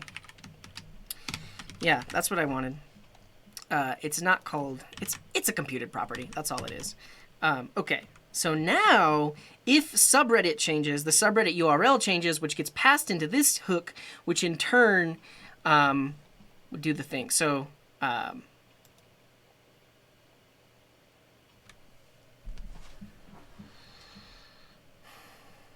but we actually, no, we don't want this to be a memo because we only want to set it on form submit. So it was fun to think about it, but no, we want this.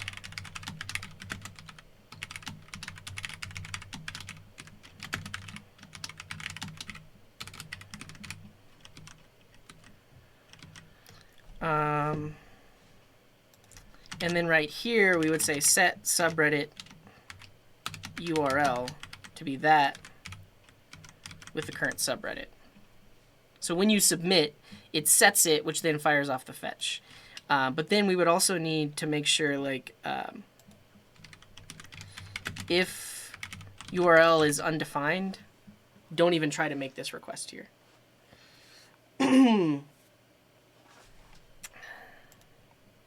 So if it's undefined, do nothing.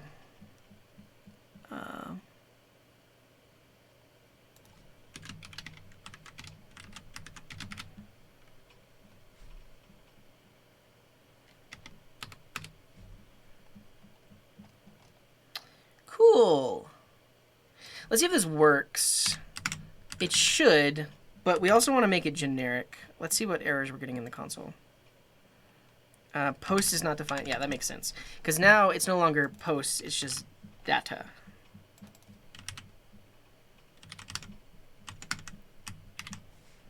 Cool. Cool. And then what's line 6?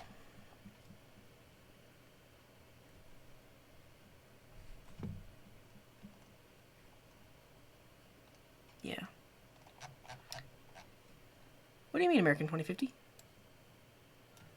Loading?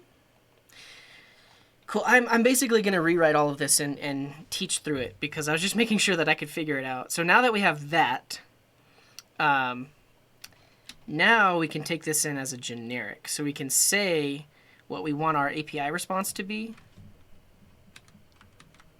So I want a function use fetch that takes in type T. And type T can now get passed in here. And then we can have our default value, which is of type T or undefined. I guess I do type T like that. And then I can do T or undefined. And then I don't need this little arrow thingy anymore. Yes. Now it's completely typed. And so now we'll do as T instead of, well, I mean, really, I actually now just want to do JSON because Then I actually need a selector for the how I want to set the data based on the API response. I guess we could do that as well. So we have a selector, which is a function that takes in. We have two types. We have the response type, and then we have the type we want to set on our state. So we could have a selector that takes in the response type.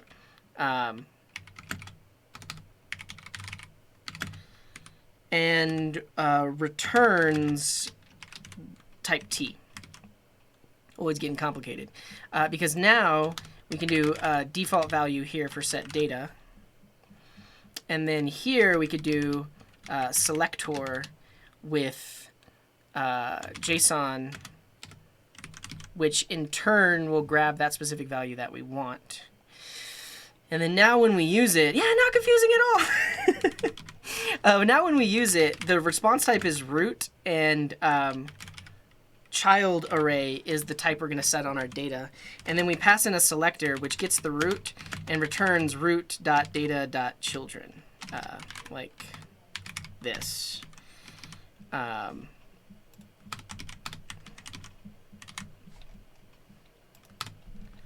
So now this is really generic. Now we define the response type, we define the data type here.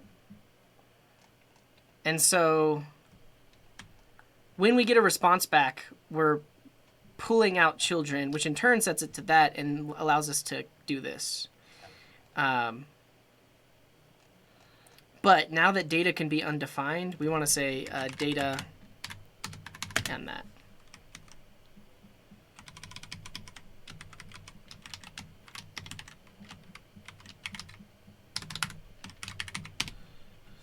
Why is this complaining?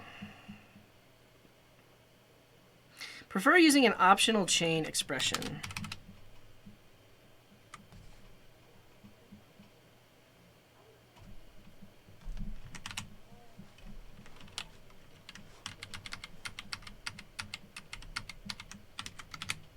Like that.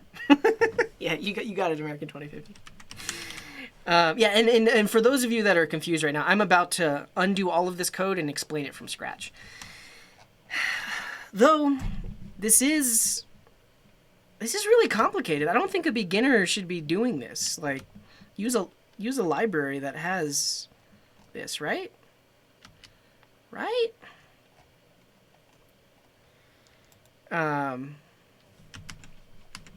Yeah, and I mean, that's the thing is, in the next tutorial, I'm going to use React Query, so we don't have to write it from scratch. So we make that request here. Yeah.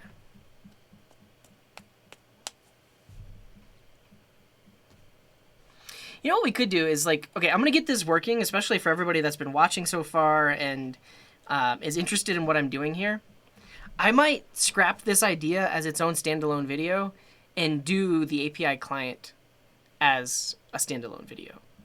You just get this extra if you watched it on Twitch. Yeah, it got, like, now that we're this far down, like, I'm just like, this is where we would have introduced a library. Yeah, yeah. But I will undo all of this and explain it as I type it, so I can tell you what exactly I was doing there. Specifically, what we're doing right now is we're making it so that this fetch is generic, meaning it can be used for any type. We don't see the benefit right now, because we're only using it for Reddit posts. But basically, by refactoring this thing to the way that I did, it could be used for anything. So now I could call any API, specify the response type and the transform type, and this would handle all of that. It handles the loading state, the error state, all of that stuff. Yeah. So we're back at this point. So if you're still with me, we refactored it so that we pulled all of that code which was inside of the component. We pulled it out here, right? And right now, it is still basically written in a more specific way that says that our data will be an array of child, and child is a type that is actually coming back from the Reddit API, which has the properties kind and data. But that's specific to calling the Reddit API.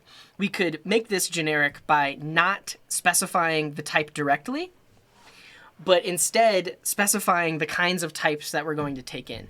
And what I found when I was trying to code this out is it's a little more complicated than just taking in the type, right? Because actually the API responds with a specific type, but then the thing we're setting on the data is of another type. So this is where we get to generic. So I'll write it like this. We have our function, and then we're going to take in multiple generic arguments. So I'm going to have a response type. So this is going to be the type of the entire response. So when I make the request and I do .json, this is the type that we're getting back. And then I'm going to specify a transform. So this is going to be the transform type, meaning after I get that data back, run it through the transform to give me back something new. In this case, take that response type and turn it into an array of children. But these are type arguments. So now I can use these types in my code. And the other thing I'll need is when I call this function, I'm going to give it a transform function. So I'm going to give this a function that takes in the response and gives me back an array of children, essentially. The other thing I need is the default value for my data. So multiple things here. First up, let's handle default value. So I'll say default value is of type transform type, because after we've transformed it, that's what we're going to be putting on data. So it is of type transform type. And however, it will be optional. So essentially, we can pass default value there. And then now, instead of specifically saying child array, we can say transform type. So what we're going to be transforming it to. And then we also have to do or undefined, because the default value could be undefined here.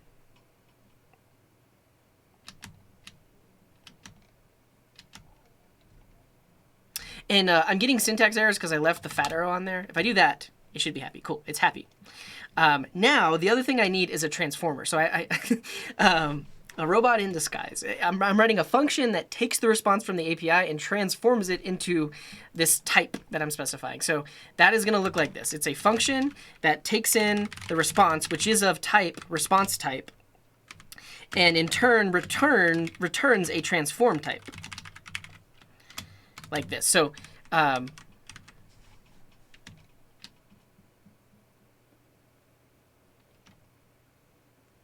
and I need to give this a name. So I'm going to call this the transformer, which is of type, that specific type. All right, I'm going to run ESLint. It's going to fix some things. I'm going to format with prettier, so it does that, and then run it through ESLint, so it does that. So now we have a generic function that takes in two types, the type of the response, the type of what we're going to turn it into. We accept a function that takes in the response and then turns it into that specific type. So now that we've done this, down here, you can see before I was specifically casting it as root, but what I want to do is I want to say transformer with JSON. And we defined that transformer function, right? Transformer is a function that takes in a value and returns transform type. Set data is a function that accepts transform type. So we're good here. And then when I set data here, I want this to be my default value instead of an empty array. Like that. Awesome. So now that this is generic, we can specify the types whenever we call it. So you can see down here we get an error because we're not specifying those types. But in this case, the response type is of type root. Right? We specified this earlier. This is what we're getting back from Reddit.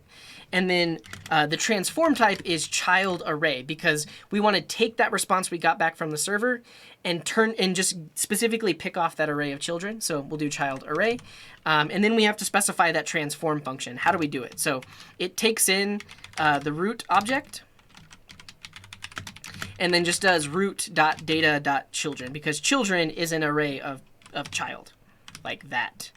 And we also could specify our default value, which is an array. So we want to default it to being an empty array. Now, if we look in the template, this is complaining because the way we updated it, our fetch function, is that this possibly could be undefined. So it's either undefined or that specific type. In this case, transform type is child array. So what I need to say is if data is not undefined, then map over it.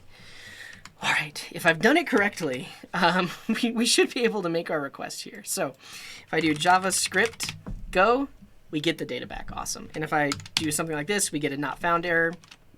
Fantastic. The code works just like it did before. But essentially, I have turned that into a generic hook. And if you're new to generics, that's basically what we're doing right here. Like, I am defining a type argument. And I mean, really, I'm calling this transform. We also could call this like data type, because it's the type that our data is going to be, and that's what we're returning from this hook.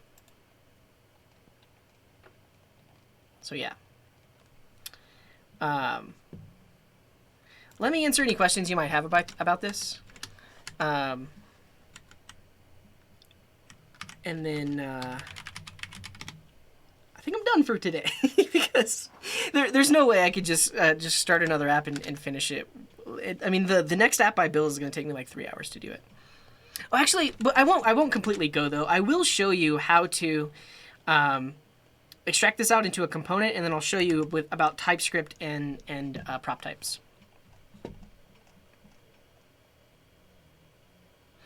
Can you explain when defining a function what the values inside? Yeah, so that's basically what I just did. Let me know if I need to do better. Yeah. But we don't have any backend. We're calling somebody else's backend, so we don't really have like data transfer objects. But yeah, I mean, I guess technically the data we're sending to the backend. If we're not sending any data to a backend, but if we were, that could be a DTO as well.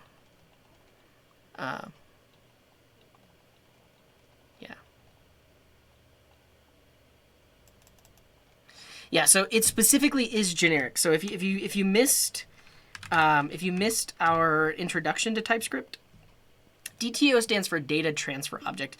It's just a concept in working with backends where you're talking to a database and you need to return something to a client, like a request client or a front end. A DTO is a version of that data that is made for transfer. So example of a user DTO would be a user object that doesn't have the password property on it because you don't want that password sent across the network. But specifically, we talked about generics. How about this? We'll all watch this what are generics video together. And I'll take a... It's not exactly models, because models typically correspond directly with what's in your database. But you don't always want to send everything that's in your database to the front end. But actually, I'm just going to play this video. So I'm going to take a quick break. This will teach you about generics, which will give you a better idea of what we were doing here. Because these are type arguments. If I didn't specify those type arguments, I wouldn't be able to generically say that data is going to be of type child array. So check this out. Down here, when I say use my fetch thingy, I put these type arguments here, but that flows through. And now if I hover over data, that tells me that it is of type child array. So that's why I have these type arguments here, because ultimately I want to specify what data is going to be. And then by doing that down here, if data isn't undefined, I get access to all of its properties. Well, in this case, it's just a map because it's an array. But I know that each one of those is a child object, and each one has a data property. So basically, these type arguments flow through here so that data gets a specific type. But because it's generic, I also could say, this could be a child data array, like this. But I need to update my transformer because right now this is returning children, and really I want to now map that for each child to grab child.data. But now I have an array of child data, and I can import that from here. But now this breaks because now I don't have to do .data. Now I can just do this. So that's really where you're seeing the benefit of that type argument. Basically, I can specify what data is going to be, and then my transformer here can just pick out the thing that it wants. So we'll go back to this, but those are generics. That's that specific. That's why I defined it that way.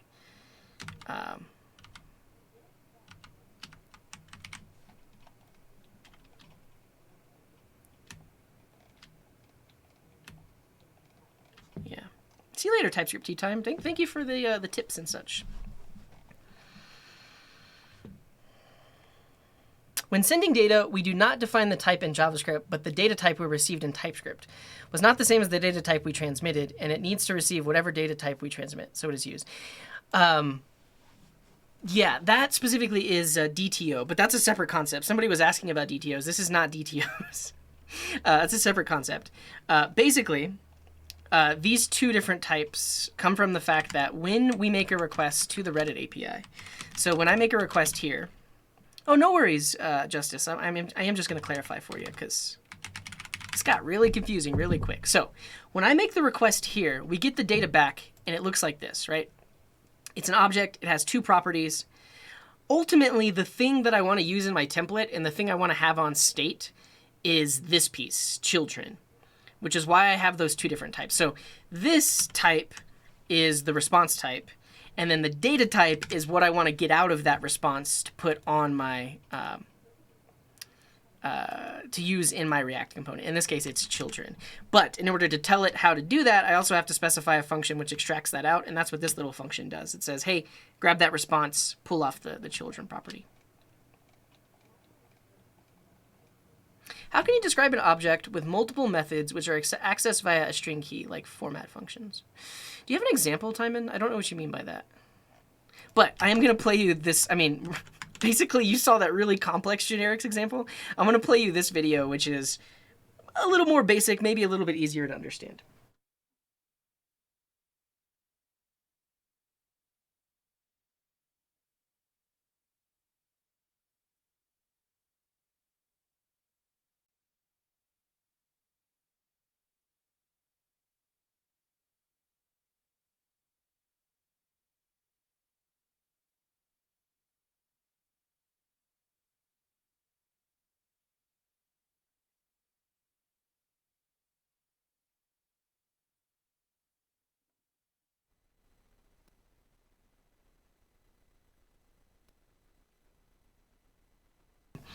In the TypeScript docs in any course that talks about object-oriented programming.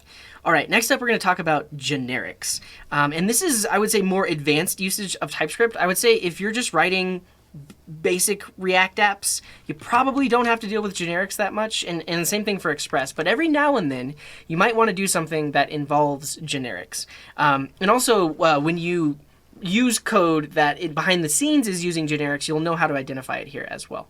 So let's see an example. So we'll have a function called, I think we'll do sort numbers. And sort numbers will operate on a specific type. And, well, let's call it sort items. And it operates on a specific type, and it takes in items which are an array of type T. So T is our generic here. So we're not saying number or string or Boolean or even person. We are saying some custom type called T. Really, this can be anything. It's kind of like a type variable. But the tradition is you use the letter T to correspond to type T. And I can say that this returns an array of type T items. Could try doing items.sort. We get A and B.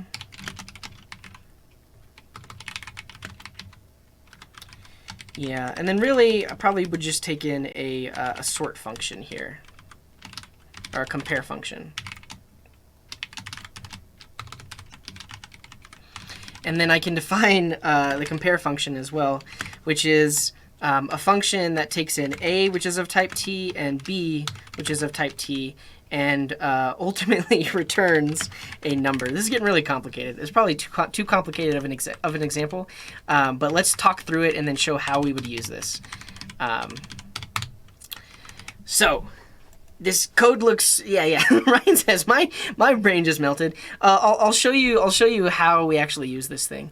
And T is not a keyword. No, T is think of it as like an argument to a function. You can call it whatever you want. Here I could call it my array type. And this doesn't even have to be predefined. This can be literally whatever you want. Think of it like an argument to a function, argument name on a function. Call it whatever you want. But like I said, when you look at other people's code, they use the letter T because it's like generic type. But let's show how we would actually use this. So if I wanted to do sort items, and let's say I had numbers, and this was an array with a bunch of numbers in it. So like 42, 3, 77, 13, 104, and 82. So I have an array of numbers, and let's say I want to sort them.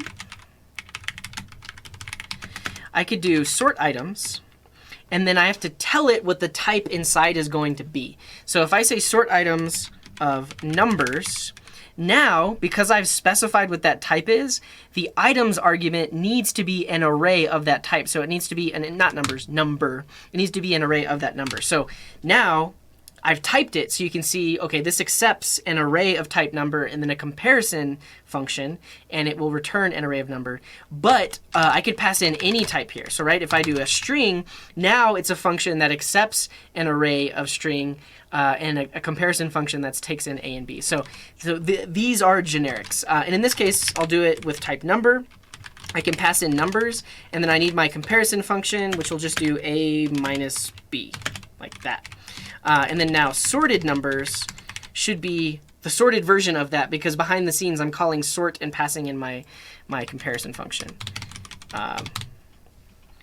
Okay, and then this is just complaining because I already declared numbers somewhere, I think. Let's get rid of that. Cool.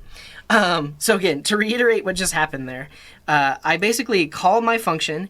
I pass in the type that I'm expecting the other things to be, and then now you can think of it like that type argument kind of like flows down. So now items must be an array of that type, and the comparison function must be a function that takes in 2 arguments of that type.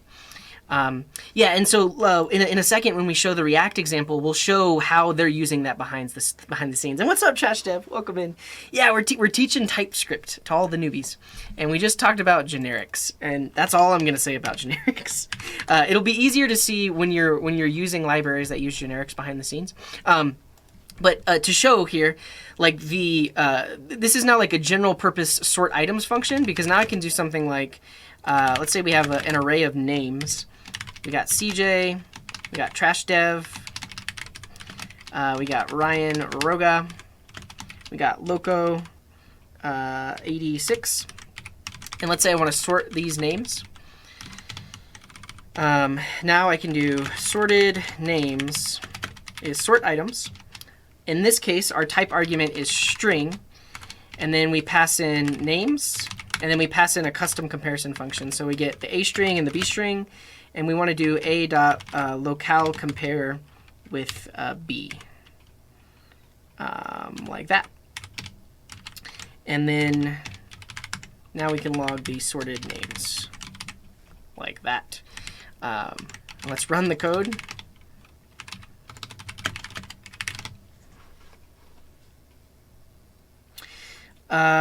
It sorted it, yeah. So we have the array of sorted numbers, 3, 13, 42, 77, 82, 104, and then the array of sorted names, CJ, Loco, Ryan, Trash Dev. And basically our function here is using generics because we can run it on any specific type. And I guess I didn't talk about this earlier, but this is a type description for a function. I'm describing a function that takes in 2 arguments of type T and returns a number.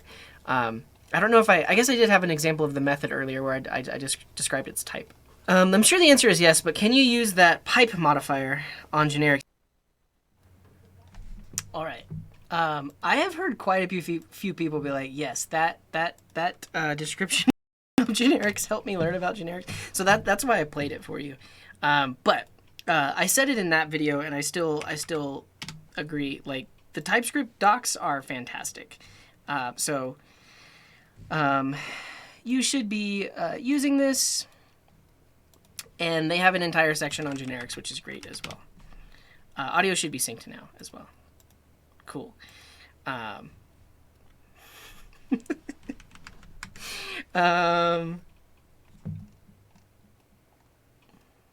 It's something like TX interface for generics thing in TypeScript to ensure type T has a couple of... Yeah, so like you also could... Yeah, that's not something I'm doing here, but when you take in a generic type, you could say extends banana. And then let's say we have an interface called banana. And now...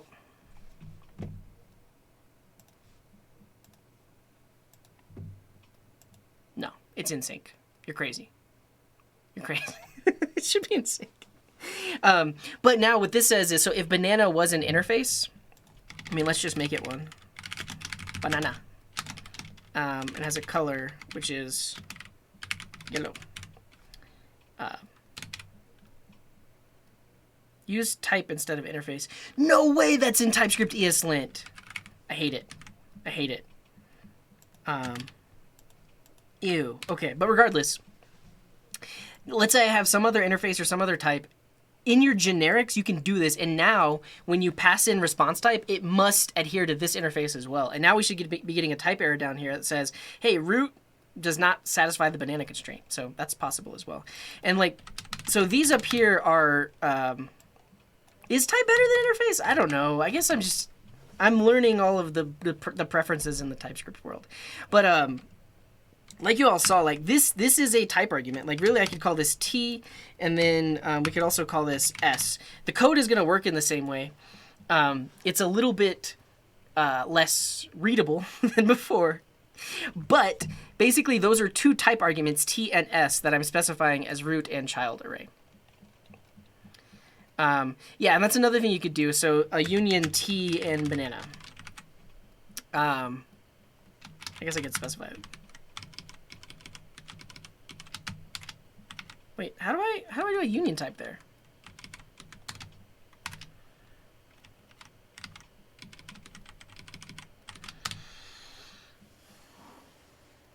I don't know.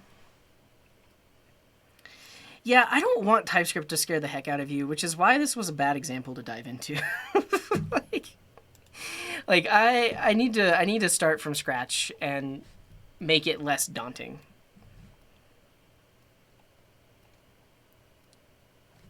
You have to extend or define the type first. Oh, okay, so T extends root.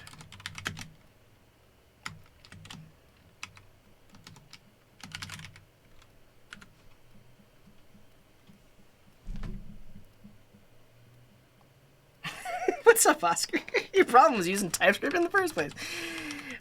Okay, I'm gonna go back to response type and data type, because this makes it really clear that like these are type arguments, but I can name them something useful that makes the code a little bit more readable. Yeah, so I already did a tutorial on like intro to TypeScript. Now I'm doing a tutorial on combining TypeScript with React, and we just got down the rabbit hole. Mainly, I'll say this, mainly because you all argued for using fetch. I guess that wasn't it. I mean, we still wanted all of this loading state. At that point, we should have just installed React Query. Instead of writing this custom function, at the point of refactoring, we should have just installed React Query.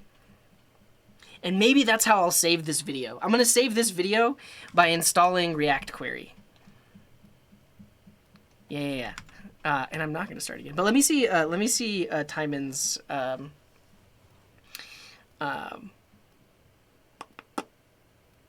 question.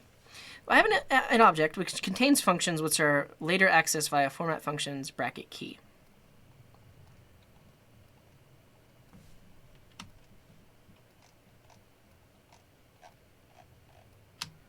Yeah, I see what you're saying. So you want to use the key of type of thingy. So let me like quickly replicate your example.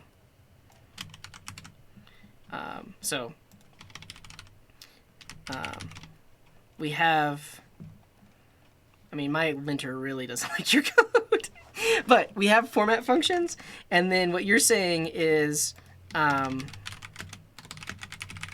format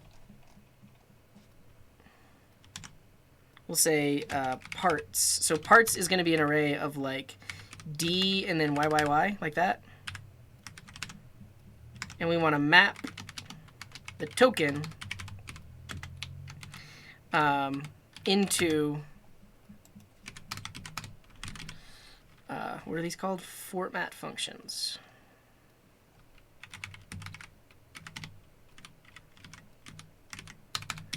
Bracket token.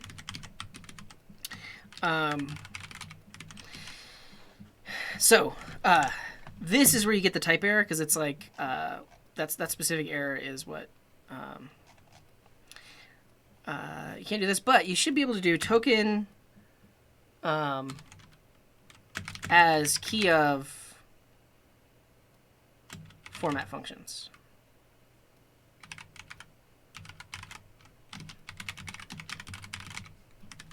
Something like this.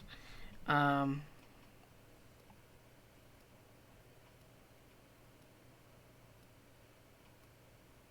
I do like key of type of?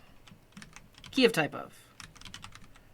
And then format functions is now an array that could possibly have any one of these functions inside of it. Do I just want key of? Yeah, that's an error. So key of type of. And then if I log this out, that should have the D function and the YYY function.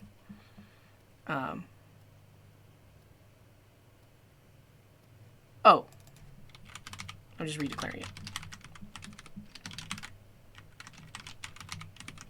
So yeah, that's the fix that you want. Key of type of. So that specifically says that, like, and actually we don't even. I don't think we even have to do. If we don't do it there, we could specify on the function. We could say token. Maybe we do have to do it there. Key of. Key of type of?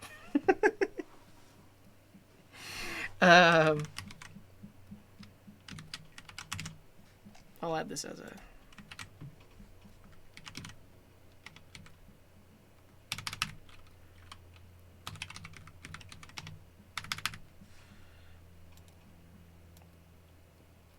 Yeah, and if we could probably find key of type of on the TypeScript docs.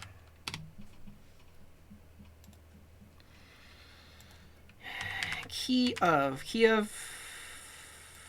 operator.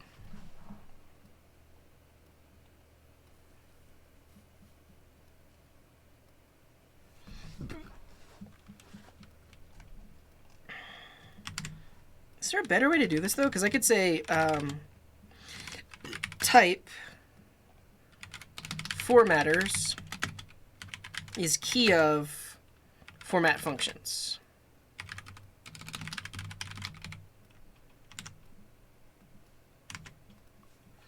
And then this complains why. Refers to a value, but it's used as a type here. Oh, because we defined the type there. I see. And then that's why we have to say type of. Nice. And then over here, you could use this custom type formatters.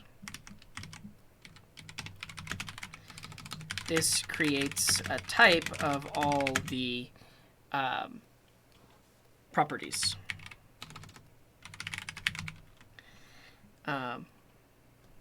Yeah, so it's the type of this variable, which gives us, extracts basically a type of it, and then we grab all of the keys from it. Why is this complaining?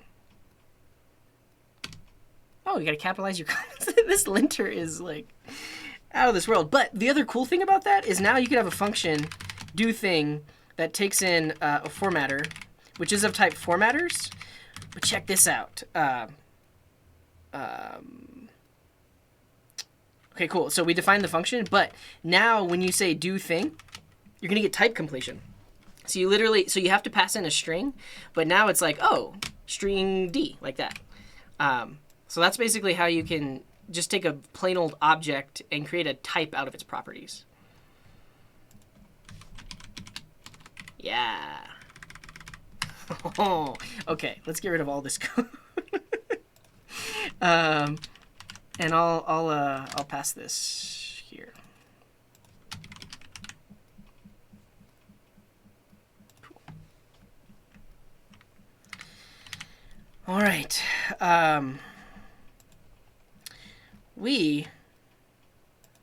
What does do thing do when you give a wrong string? Oh, you just get a type error. Yeah, I'll show that really quick. So right now, you see I'm getting a type error because it's like, hey, empty string is not one of those things. And so you specifically it has to be one of these, or else you get a type error. Like you could do this, but then you'd have to like TS ignore it because you've basically told it, hey, it needs to be of this type. All right.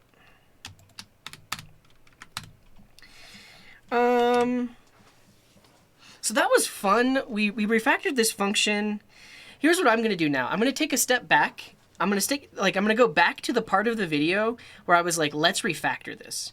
And basically, instead of refactoring it, I'm going to install React Query. And it handles all of this for us. So let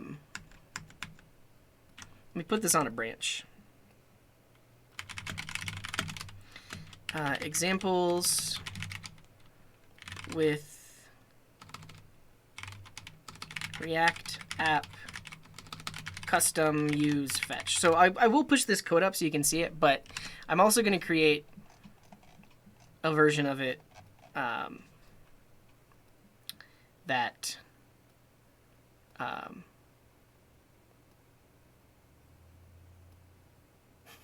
don't write all this custom code.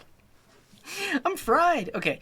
Do I want to put this on a separate branch?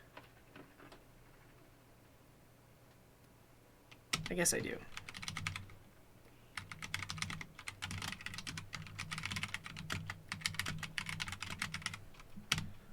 Cool.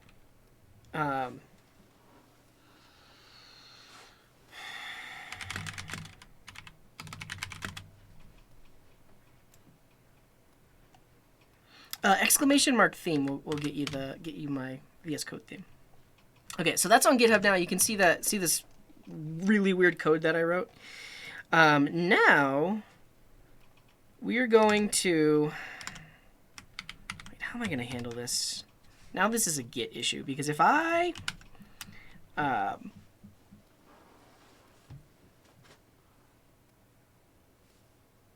now I can't Command Z. Oh well. I specifically want the examples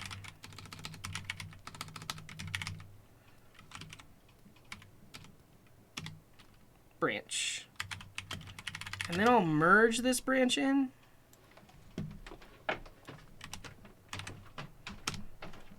Cool. Now we'll revert. And I'll also, I guess I'll check out a branch, examples with React. Cool. And then I can make a PR against examples to like squash my commit. I think that's what I'll do. Okay, let's open this back up. Revert to the point where we were about to refactor, which is going to be really hard, honestly. Because now I can't Command Z.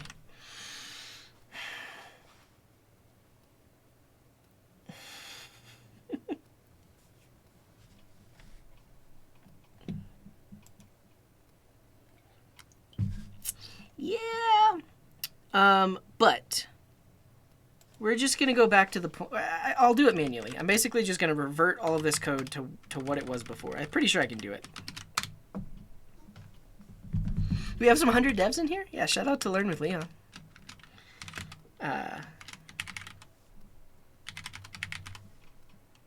Oh, hey, welcome in. Welcome in, 100 devs. Is this an unofficial raid because he's not streaming right now? That's awesome. Yeah, welcome in, sneaky raid. Great. Thank you, Leon. I appreciate that. Thanks for bringing your friends over. Ah, it's unofficial. Oh, you're too kind. Yeah, and big shout out to Learn with Leon. So if you're a beginner, you can tune in and learn for free. And they have a whole community. They have a Discord where you can get help. They keep you and hold you accountable and all that good stuff. Thanks for coming in, everybody. You've arrived at the Coding Garden. This is the Coding Garden. Today, I was giving an introduction to TypeScript and React. I've lurked Leon's streams. I don't think you all have learned about React. You've learned like vanilla JS, and then you just got done with like CRUD APIs, right? Is that about where you're at? Can I get a 1 in chat if that's accurate? Or tell me what is accurate if that's not accurate. Do you all learn React in the program? So you will get React. React is the last thing that you learn? Okay. This is going to be pretty confusing. And honestly, I'm at a stopping point, so I'll teach you whatever you want. What do you want to learn? What do you need a review on or a learning on? I'll come up with a lesson right now and teach you all about it. What's the last thing you learned? Was it CRUD APIs? Angular? No.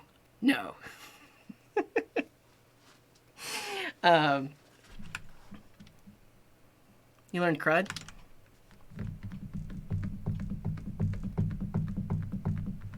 Sockets, HTML canvas.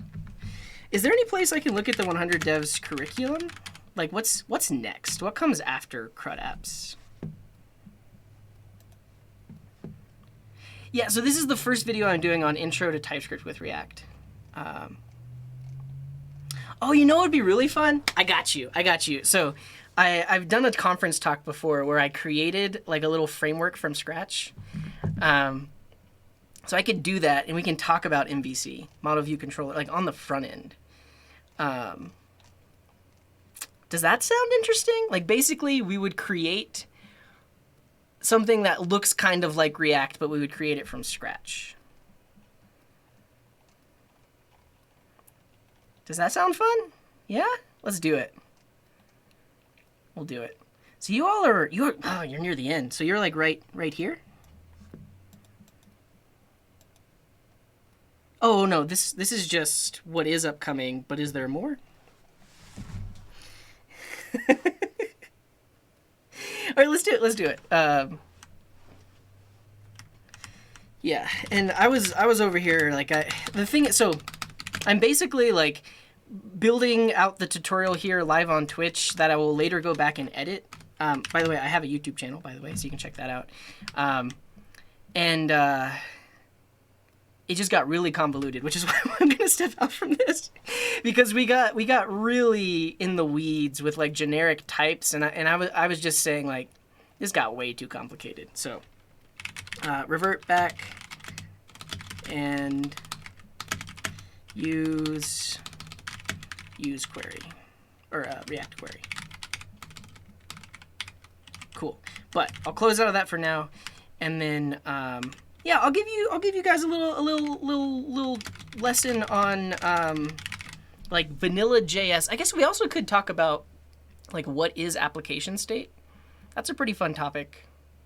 Have you talked about state in your front ends yet?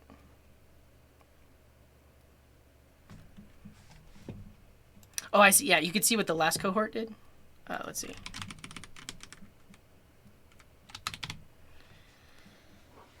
You want one stream where we do all the to-dos in a single project. Yeah, I guess I'll also talk about application state. That could be pretty fun as well. Let's do this. Let's build a simple little vanilla app that shows movies, like a list of movies, and lets you search for movies. But we're going to build it and talk about state, because eventually when you learn React, you're going to have to use state. That's what we're going to do. We're going to do that right now. Does that sound good? Movie API. Do we want the open movie database?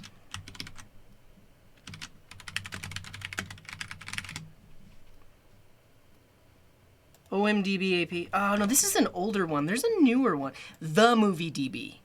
This is the one. Because they have an API, I do believe. Yeah. Wait, is Stony Eagle still here? Do you have your API key that I can use, Stony Eagle? Or should I just sign up for one? I guess, well, does OMDB use... Do we still need an API key for this? Yeah, we do. Can I have your API key, Stony Eagle? Or should I just sign... I'm happy to sign up for one. Yeah, you need a key for both of these, so I'll go with this one. Wait, does their API not support cores?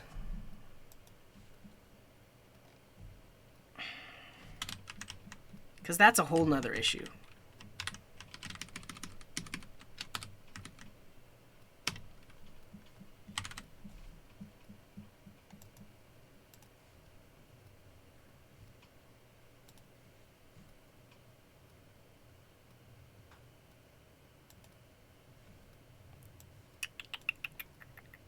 Okay, they do support cores. Okay, so I mean that that has the key there though. Cool. Yeah. Oh, so I'm using Firefox, and by default, Firefox will show you the parsed response. If you're in Chrome, there's an extension called JSON Viewer.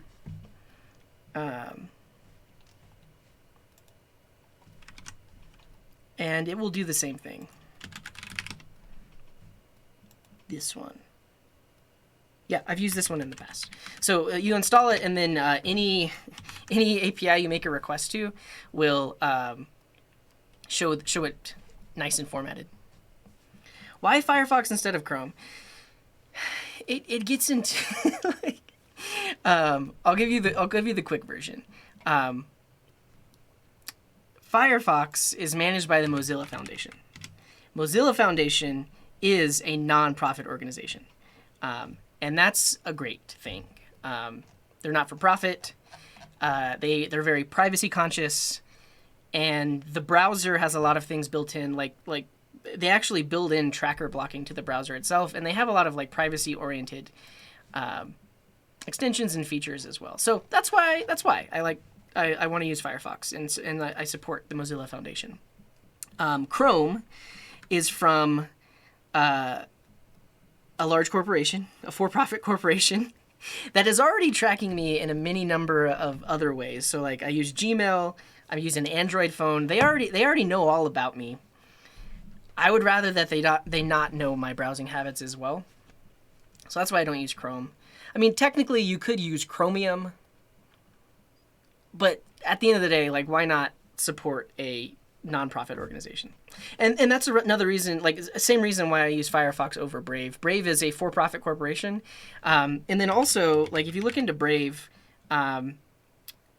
they technically block ads by default, but they also potentially inject their own ads.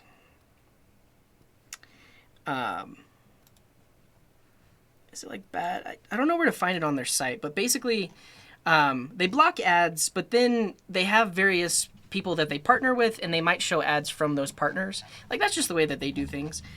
So that's why I don't use Brave. I use Firefox, and then I have uBlock Origin installed and Privacy Badger, which I'll do like privacy related stuff. Yeah. Right, yeah, so nonprofit doesn't mean that they don't make any money. They still have employees, and they still pay those employees. It just means they have all of that set up in their like company bylaws that say we're going to pay these employees this much. Anything beyond that will be... wait, is there a difference between nonprofit and not-for-profit? Is there... okay, I didn't know there was that difference between that. So they are not for profit. I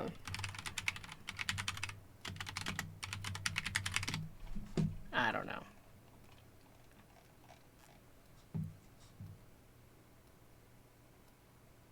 It sounds good, Stony Eagle. I'll try to just use that one.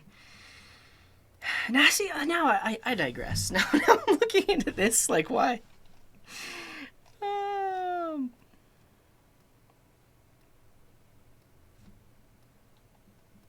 A not-for-profit may not elect a board to oversee the organization the way a nonprofit would. Yeah, so there is a difference. Regardless, it has the word profit in it, so I don't know. Okay, Heck has it. So nonprofits run like a business and try to earn a profit, which does not support any single member. Not-for-profits are considered recreational organizations that do not operate with the business goal of earning revenue. That's even better in my mind, right? So, like, because the Mozilla Foundation is behind Firefox, and and they are not for profit, I can assume that they want to do things that are like for my benefit and not necessarily just for profit. I don't know. Let's make a quick little lesson plan. Intro to state.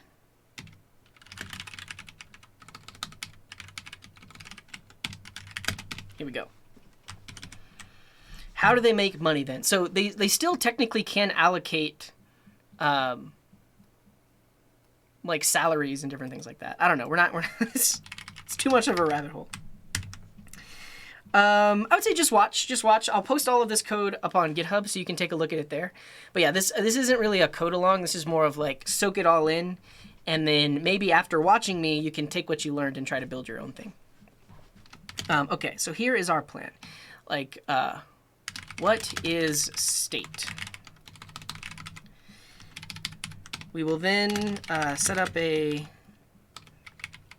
project. This is just going to be a plain old vanilla JS in the browser project. We'll then add Pico CSS. I'll show you Pico CSS. We were using that earlier today. It just gives us some default styles.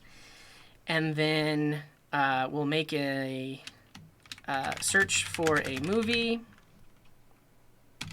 And then also, let's say, click movie to add to favorites. We'll use local storage for this. Cool. Yeah, it doesn't look like too many people stuck around from 100 devs, but I appreciate you all for coming in. So I'm still going to do this. I'm still going to do it.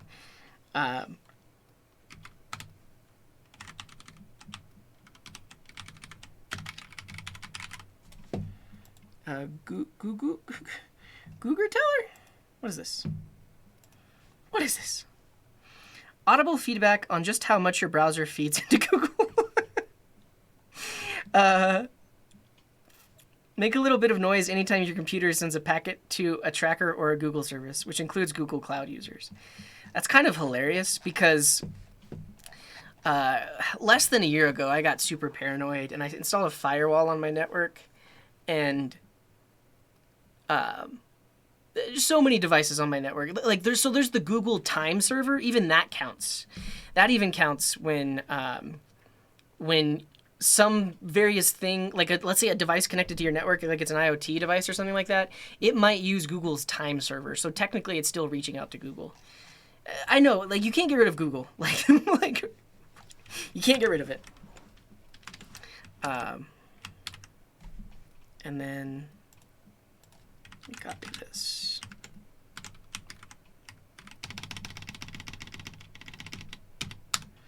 The only way to win is not to play, basically.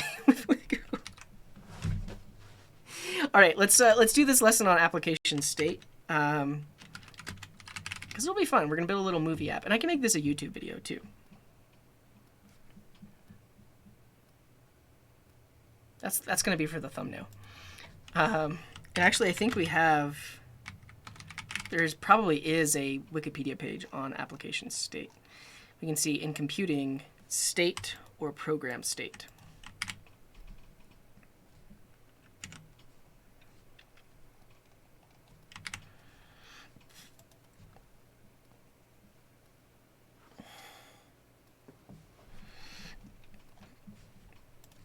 Cool. All right, I'll give a quick intro and then we'll get into it. And I'm gonna go into focus mode. I'm just gonna start teaching. And take a quick break first.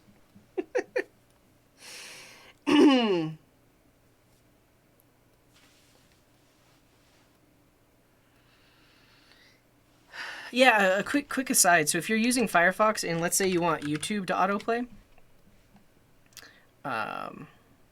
Coffee with Brian. I've watched this. This is Welcome back, Brian.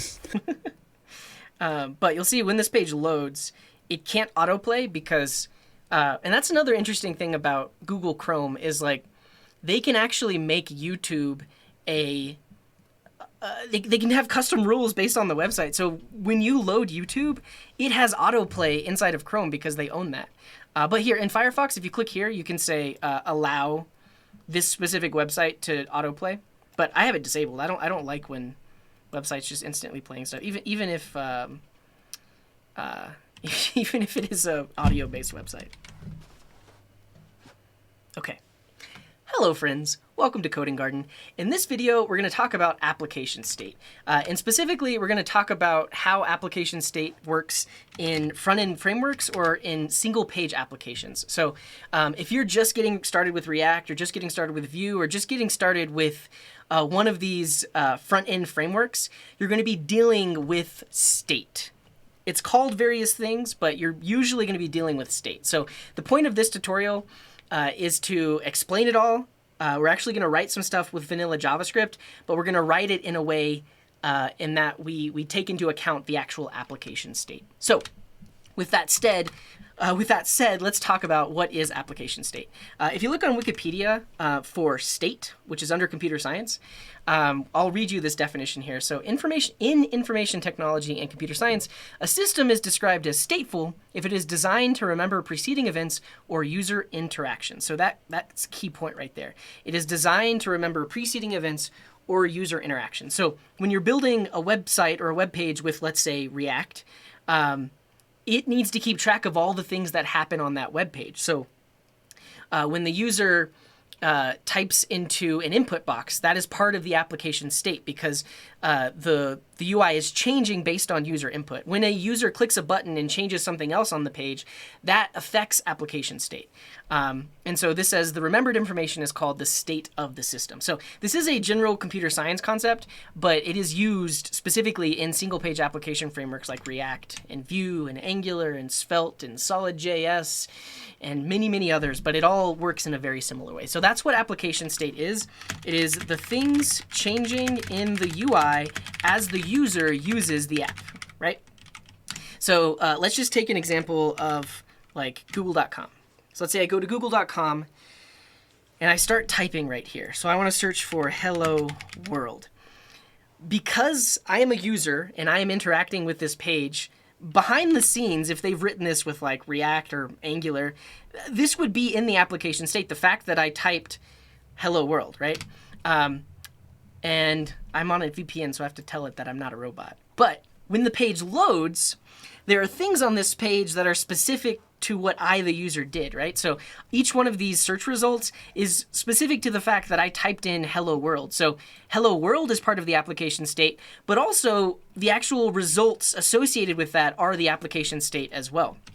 And if I search for like learn JavaScript, the state of the app is changing. When I hit return, the state of the app is changing again because it needs to make probably like a backend request to get this list of new results. So these new results would be associated with state as well.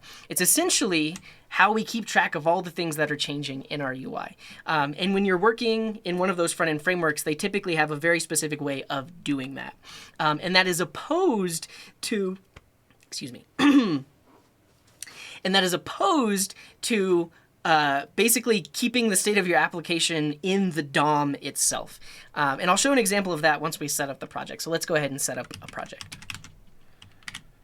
Okay, that was the intro. Any questions? Any questions on what application state is? Is Twitter down?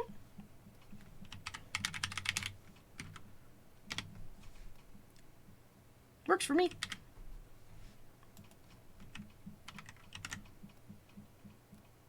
Yeah, we're using vanilla. Okay. So the first thing I'll do is I will create, I'm just going to create a folder here called app. This is where I'm going to put all of my code. And then inside of there, I'm going to create an index.html. And that is where I'm going to write all of my HTML and also reference all of my JavaScript. So I'll generate a basic HTML template. We're also going to need some JavaScript. So I'm going to add a new file here called app.js. And then for now, I'll just log hello world. And inside of index.html, I will reference that specific script. So if I had a script, I can say the source is app.js. And then now I want to load this HTML web page and its associated JavaScript in my web browser. And what I'm going to use for that is just called light server. So I'm going to go into that app folder. And then if I do npx light server, This is a package you can get from npm, which is basically a static file server. It serves up these files, but it's not a backend server. It's not doesn't let you write Node.js code or anything like that. It basically looks at the files in this folder and then serves it up so you can use it in the web browser.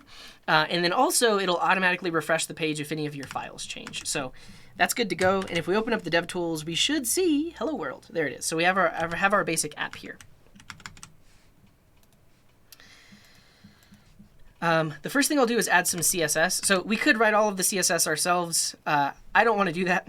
I'm going to use this project called Pico CSS. It's pretty cool. Basically, you just add the CSS, and then it adds a bunch of default styles, so you don't have to worry about styling. This is really good for like rapid prototyping. I wouldn't say you would want to use this like for your business or for some project that somebody's paying you for. It's really good for just like some nice defaults and some nice rapid prototyping. You can see an example here. Well, basically, you define a form, but then because you have that CSS added, you automatically, it looks nice. You have a nice font, you have a nice buttons, all that good stuff. And you get it for free, basically. You don't have to specify classes on anything. For example, if I want to have a nice looking button, I can literally just put a button on my page. So that's Pico CSS. I added that CSS in my index.html, and now you can see that I actually get a dark theme. So Pico CSS will pick up on whether or not the user prefers dark theme or light theme, and now I get the dark theme. You could specifically set the light theme if you wanted, but by doing that, now I don't have to worry about any styles. It's just going to get styled for me so we can focus on the concepts. All right, what now? Okay, so the first thing we want to do in this app is allow the user to search for a movie. So let's get that set up. We're going to work on the HTML first, where basically I have a form, and then I'll have a label, and then inside of here I'll have an input, and this label will be for, it'll just say search. And I'm going to give this input a name of search, and I'm also going to give it an ID of search.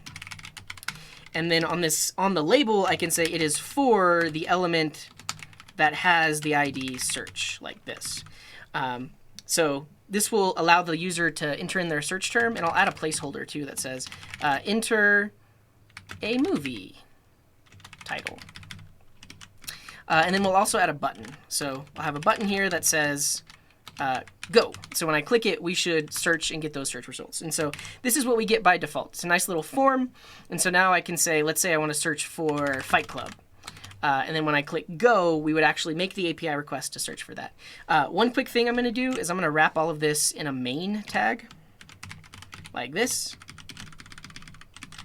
And then I'm going to give this a class of container. So this is like the one class that comes from Pico CSS, but it gives us some nice little margin on the edges, which is nice. So I can search for a thing, and then now we'll add some JavaScript, which will tap into when this form is submitted so we can actually make the API request. So over here in my app.js, I need some variables. So I'm going to add get a reference to the specific form that's on the page. So right here, I'll just say form is document.querySelector. Find the first thing on the page that is a form. Good. And then I want to listen for when that form is submitted. So if I do form, add event listener, specifically I want the submit event, and then we get access to that event. And then we can do something here inside of this event listener. So for now, I'm just going to log form was submitted. Cool. And so now if I click go here, we don't see the log because we didn't prevent the default action. So if you're used to handling forms with like a server-side rendered framework or something like that, you actually do want the form to send the data somewhere. But in our case, we're doing it all with JavaScript on the page. So what I want to say is, hey browser, please do not send that data anywhere. Prevent the default action because I'm going to handle it specifically with JavaScript. And now that I've done that, the page loads, and if I search for something, we should see form was submitted. Great. So now we can actually use that information here on the page. So let's specifically, let's keep track of what the user has entered in as they are typing. So I'm going to get a reference to this input. It's the only input on the page, so we have a pretty simple selector. It's going to look like this, but I'll have a variable input. So find the first input on the page and put it into this variable input. If we had multiple on the page, we'd have to give them different variable names, but I know there's only one, so that's good to go. And then what I'm going to do is I'm going to keep track of when the value of this input changes. So I'm going to add an event listener to it. So I'll say input dot add event listener. I think the event we specifically want is input. So like as the user enters a key. And then we should get access to this as well. So if I right here, if I log event.target.value, so input.value will give what the user has entered in. We should see as the user types. So now if I say Jurassic Park, you can see every single letter that I'm typing in. And this is essentially application state. So let's put it on state somewhere. In our case, state is just going to be an object, a simple little object. And I'm going to have a property on here that is search. And it will default to the empty string. But whenever the input changes, right here, we can update our state. We can say state.search equals event.target.value. And then let's log our state on every key press as well. So now we're taking that value from the input and putting it onto our state object. And that's really your first lesson in application state. Like state really is just an object. It's an object with a bunch of properties, and you get to define all the things that you want to keep track of. So now, if we type in like Star Wars, oh yeah, we're specifically logging state.search, so we're seeing it being typed out there as well. I am just directly modifying this state value here. When you're working with front-end frameworks, they make it really easy to set the state and then the UI automatically updates. So instead of setting this directly here, we could create a set state function that specifically updates those properties instead of just modifying them directly. So let's do that.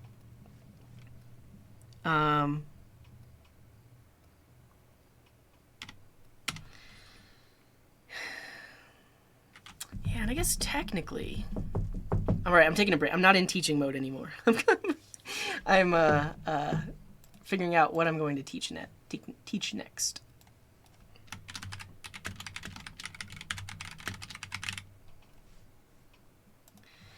I did this a really long time ago. I'm trying to figure out, like, should I refactor as we go or build it without state, without like a state thing, and then refactor it to using state? I think I'll just do it as I go. I think that's fine. And we're going to create a function called setState. Okay, so I think I'm back in. Yeah, we'll do it as we go. We'll do it as we go. All right, back in teaching mode. So what I want is a function called setState. And this is going to take in our state updates. So this is going to be an object of all of the properties that we want to set on state. And then right here, I can iterate over those. So I'm actually going to do object.entries on updates. So I'm assuming updates is going to be an object with multiple properties. And then now for each one of those properties, so we get the property and the value, I want to actually update that on my state. So I want to say state at that property equals this specific value. And so in this case, I actually am directly modifying the object. Let's take a quick stretch. Oh, I'm not a yoga teacher. No, I mean, I've been standing for 4.5 hours at this point, so it is good to take my hands off the keyboard and just remind myself that I'm a human standing in front of a computer. Yeah. So we could use the spread operator, but then we would have to make state mutable. Let's do that. That's actually way easier. It might be easier to understand as well. Okay. we'll start over. So for that, I need a function, and I'm going to call it setState. And it specifically takes in an object called updates, and I want to apply those updates to the state.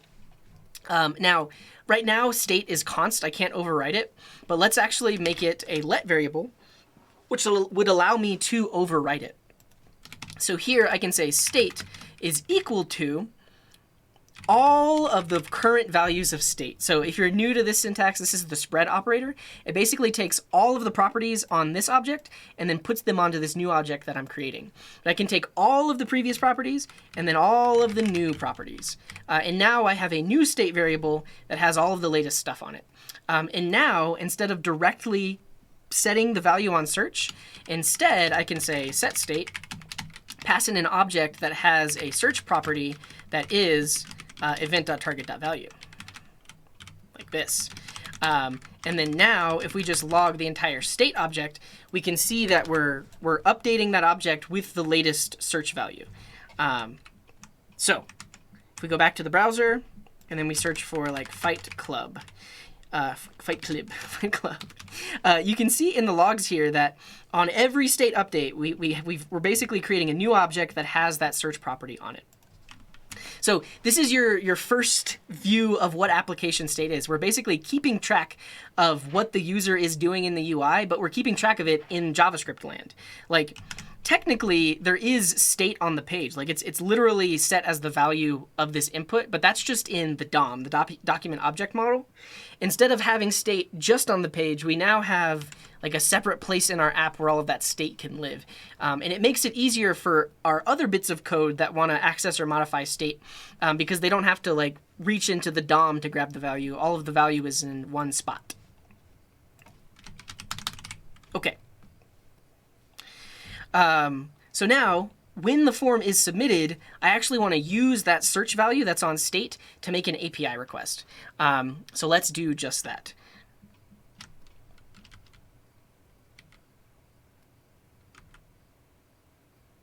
Cool. So I'll make a function. We'll say get movies. And this function will take in the search term, the specific search term that I want to search for.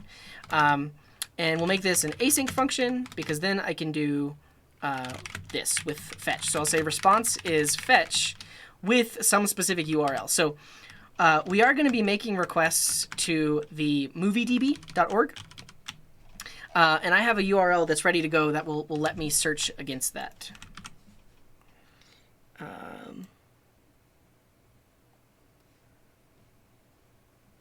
I think I need to update this now, though. I need to find... let's find the search endpoint.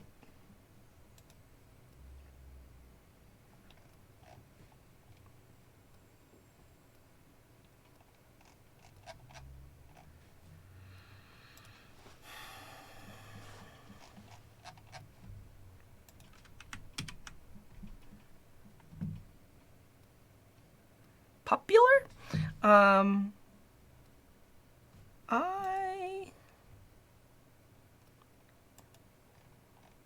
Discover methods can be powerful tools looking for specific data.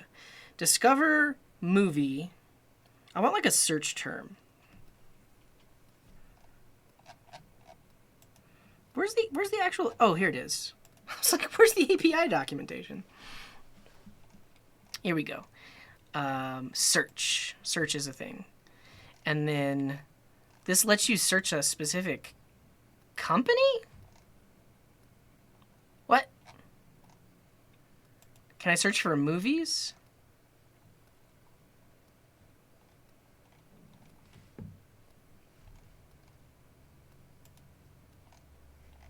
Find. Okay. This finds by ID.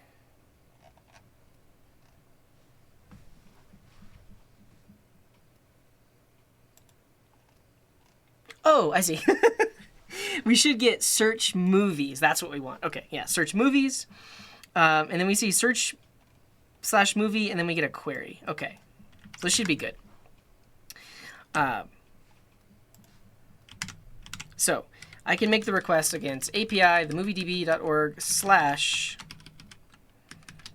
/ search/movie, specify our API key, and then say, and query equals specifically what we are searching for.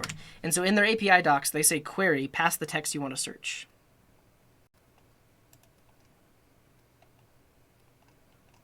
Cool. So that should make the API request, and then when we get back the response, it's going to be JSON, so we want to parse it. So I'll say response.json. And then for now, I'm just going to log that array out to the console, because we'll figure out after that how to put it on state and how to actually use it. So now, if I search for Fight Club, form was submitted. Oh, and I'm not actually calling my search function. So right here, instead of saying form was submitted, I need to call get movies, and I'm going to pass in state.search. So specifically the search value. And we can also do some checking here, like make sure it has a value before calling the API. But that will call the API and then log the data out. So now if I click go, I can look on the network. Go, go.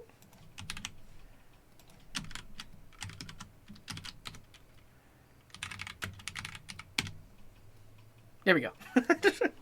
Oh, I mean, I was clicking this button. There we go. Yeah, I think I just needed to refresh the page. But you can see behind the scenes, it's making that API request, and then we're actually getting that data back. So that is awesome.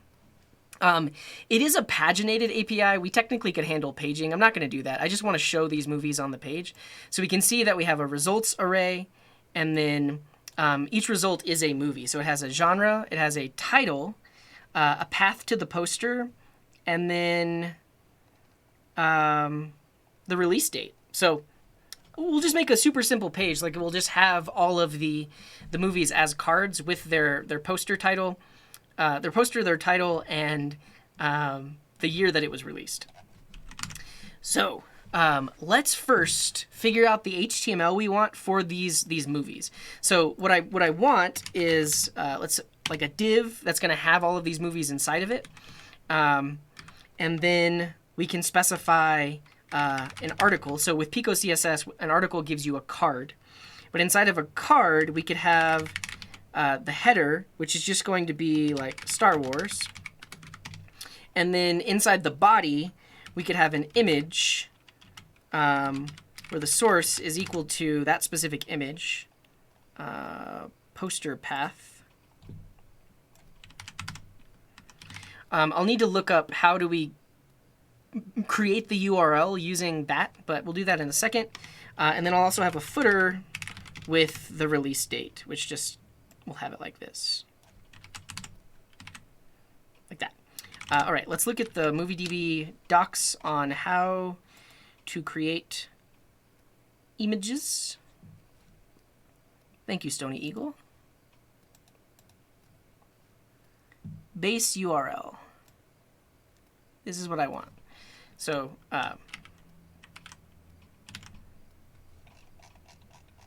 oh, do I have to specify sizes though? Like, can I not just do this? Do I have to do like width, height? Yeah, I think I do. Oh, good call, Not Pratt. Great call. It's the empty string on page load, but because I'm using light server, it's keeping that value behind. Base URL /size /image.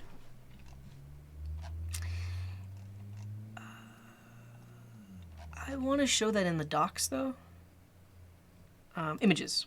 Here we go. So in their developer docs, they mention that you can basically prepend this URL with that, and this will give us a width of 500. So if I do this, oh, not that. If I do this, now we should get a movie poster on the page. So let's just see what this looks like.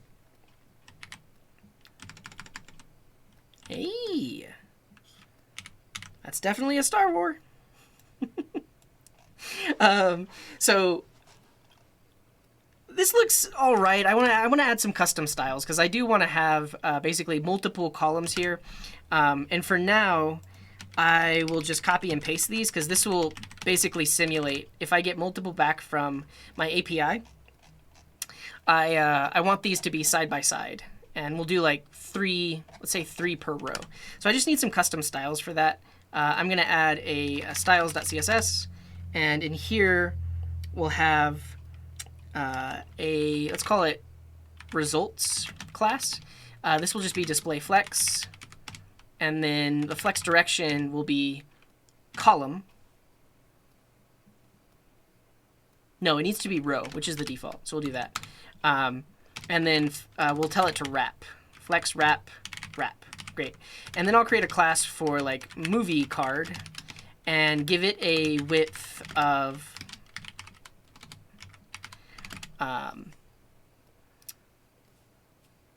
if we want to do 3 on a row, we could do like 33%, but we want a little bit of spacing, so we'll do 32%. And then now in my HTML, each one of these articles, so the div itself needs to have a class of results. And then each article will have a class of movie card, like this. And this should give us 3 per row. We can mess around with the flexbox settings to get them nicely spaced.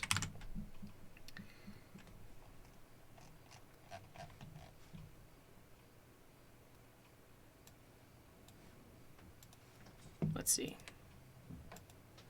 This.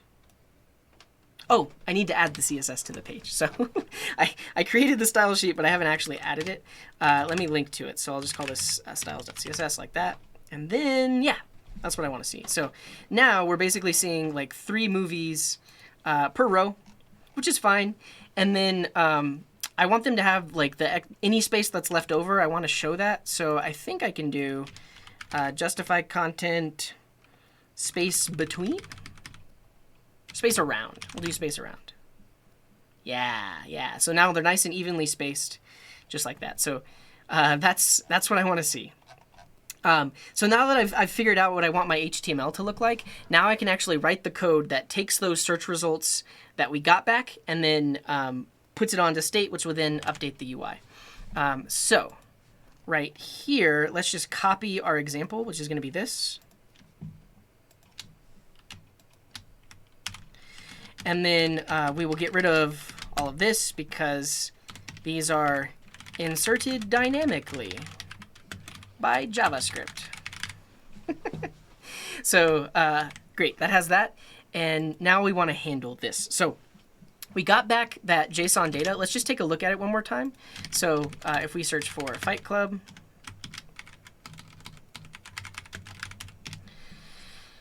we can see what we get back. What I care about is results. And each one, I care about all of the results there. So what I'm going to do is I'm going to update my state so that it has an array of movies. So by default, when the page loads, movies is an empty array. So it starts off as nothing. And then when we get back this search result, I'm going to say set state. I'm going to pass in an object with movies, but I want JSON.results because JSON.results is specifically that movie array.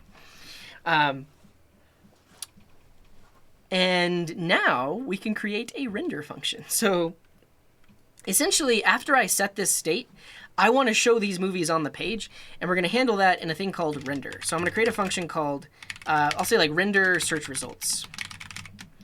And it's going to use my state to update the search results. So let's create a variable for the search results. Capital R search results.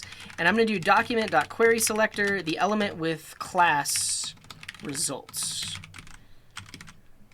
Like this. So in my HTML, I specified this element. So I'm specifically selecting it here so that way we can append some stuff to it.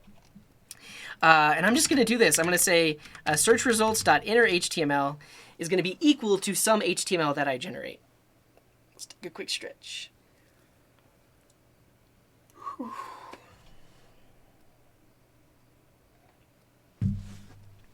So it's going to be equal to some HTML. What do I want that HTML to be? Well, I'm going to start HTML off as an empty string. And then basically for every movie, I want to create an HTML string that has this inside of it. So I can say state.movies. For each one, we get access to the movie. And here we would just want to append some HTML to that string. So I'm going to say HTML plus equals. We'll use this nice template literal. And right here, I want to use the specific values of the movie. So I want right here, I want to say movie dot, I think it was title. We can look at the results here. Star Wars.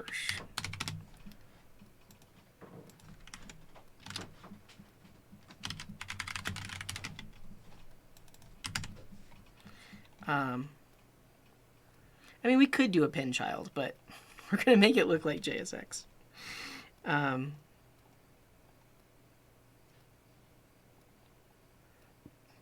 Movies equals...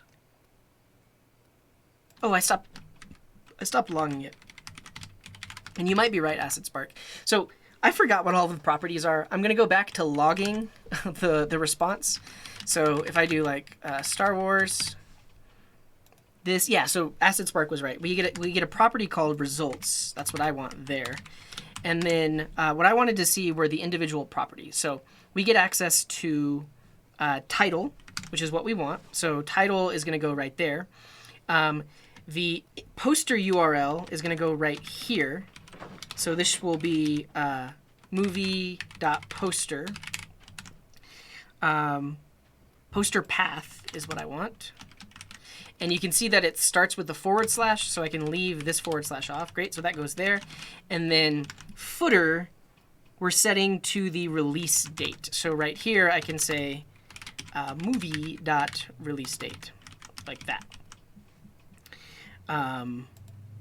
Sounds good to me. That looks good. And at this point, we should be in business.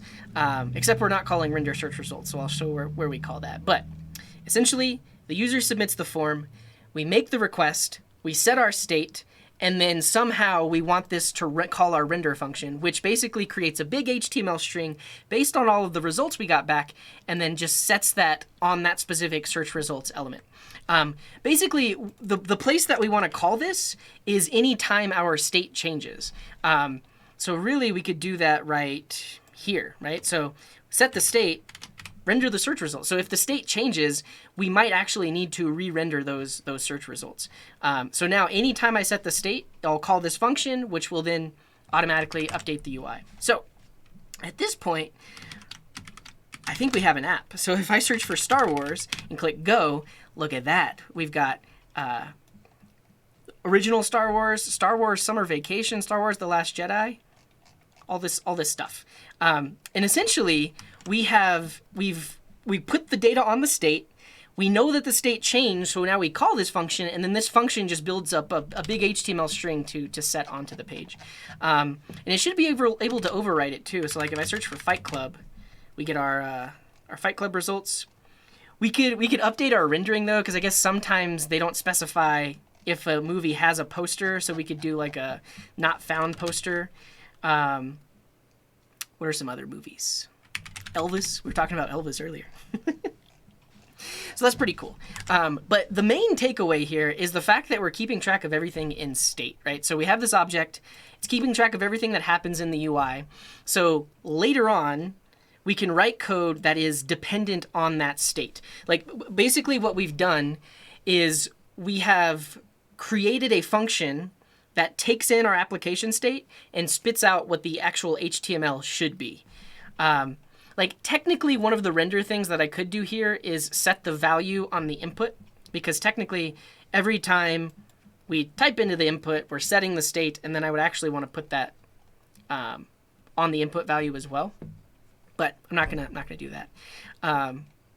So yeah, and that's another way to think about how all of these single page applications work. They're essentially, you're creating a function of your state that represents the UI. So this is like a very, very generalized thing that can take an array of movies and create these cards out of them. Yeah, I mean, that's another feature that we could do, Lil Freezy, is basically, as the user starts typing, we could then make an API request to get a list of possible movie suggestions. Then we could have a UI element that's based on that state. So we could have a state variable called like autocomplete. And then we could populate that autocomplete based on that. Yeah, That's something we could do as well. But yeah, that gets into more complex topics like debounce and all of that. We're not going to worry about that too much. Yeah, we're not going to worry about that. Okay, so at this point, you're kind of seeing at least the benefits of application state, right? We talk about everything that represents our UI, and then we write generalized functions that will use our state to create that UI. I think one of the last things I wanted to do here was be able to add a movie to your favorites. So let's say I want to favorite this movie. I'm going to click a button, put that on my favorites, and then switch the view here so that I can see what my favorites are. Let's do that now. So the thing that I want to update is here on this template. I want to add a little button in the footer. Actually, we'll add a button below the poster that just says add to favorites. Let's see what we get with that. And so if I search for Star Wars, now we have this little button. And if I click that button, I want to add it to my favorites. But also, I want to see in the UI that it was added to my favorites, right? If I click this button, now it should say like remove from favorites or something like that. So let's keep track of our favorites in our application state. So now in our state, we'll have a favorites array like this. And then whenever we click this button, I want to call a function that will add this specific movie to the favorites. So this will get a little more complicated. Essentially what I'm going to do is I'm going to create this element. Actually, I have to figure out how I'm going to do this. Because I want to add a click handler here. Technically, I could do something like onClick, something like add to favorite with something like json.stringify movie. And then we could have add to favorite. I'm going to see if this works, and then we'll recode it.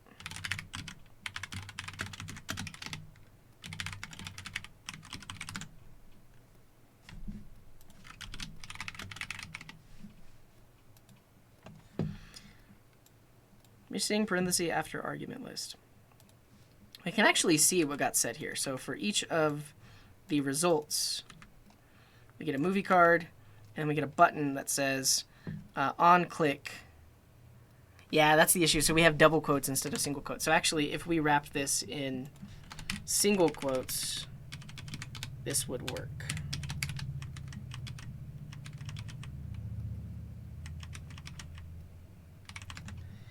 Yeah, I kind of want the whole movie object, though. We could technically just use the ID. But I want the whole object, because I'm going to show you in a second. We're going to put it into local storage. Yeah, look at that. That's crazy. Cool. All right, let's code that from scratch and then talk about it.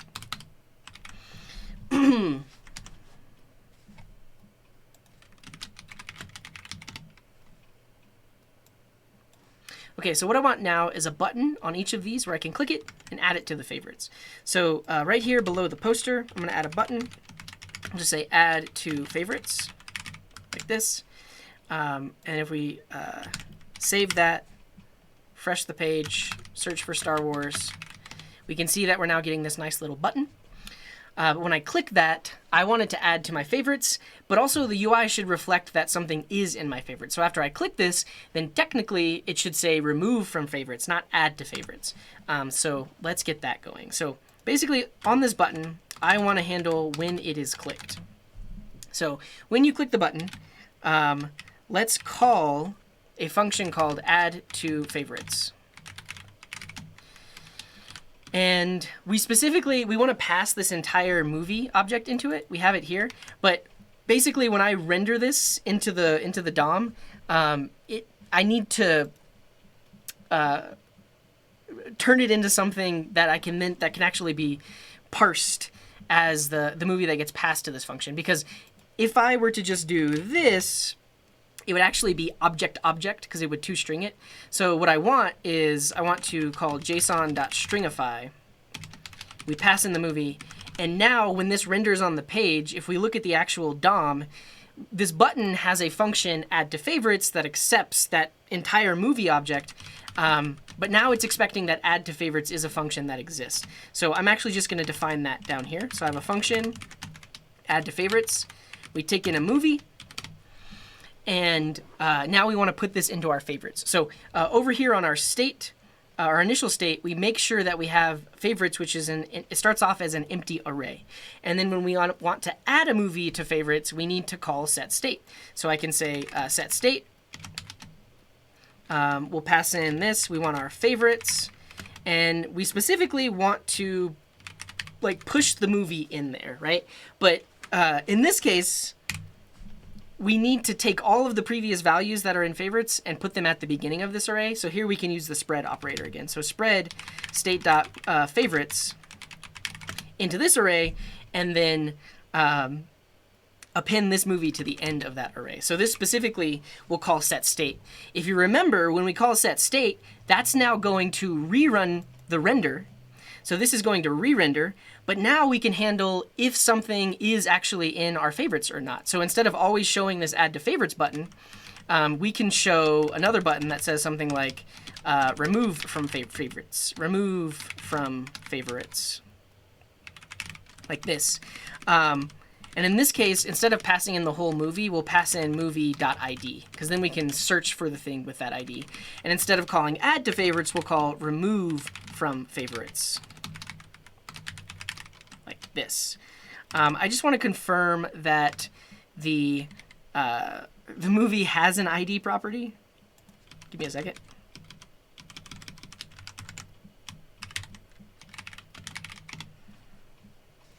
Yeah, it does. So each individual movie has this property called ID, and that's what we're going to be using there.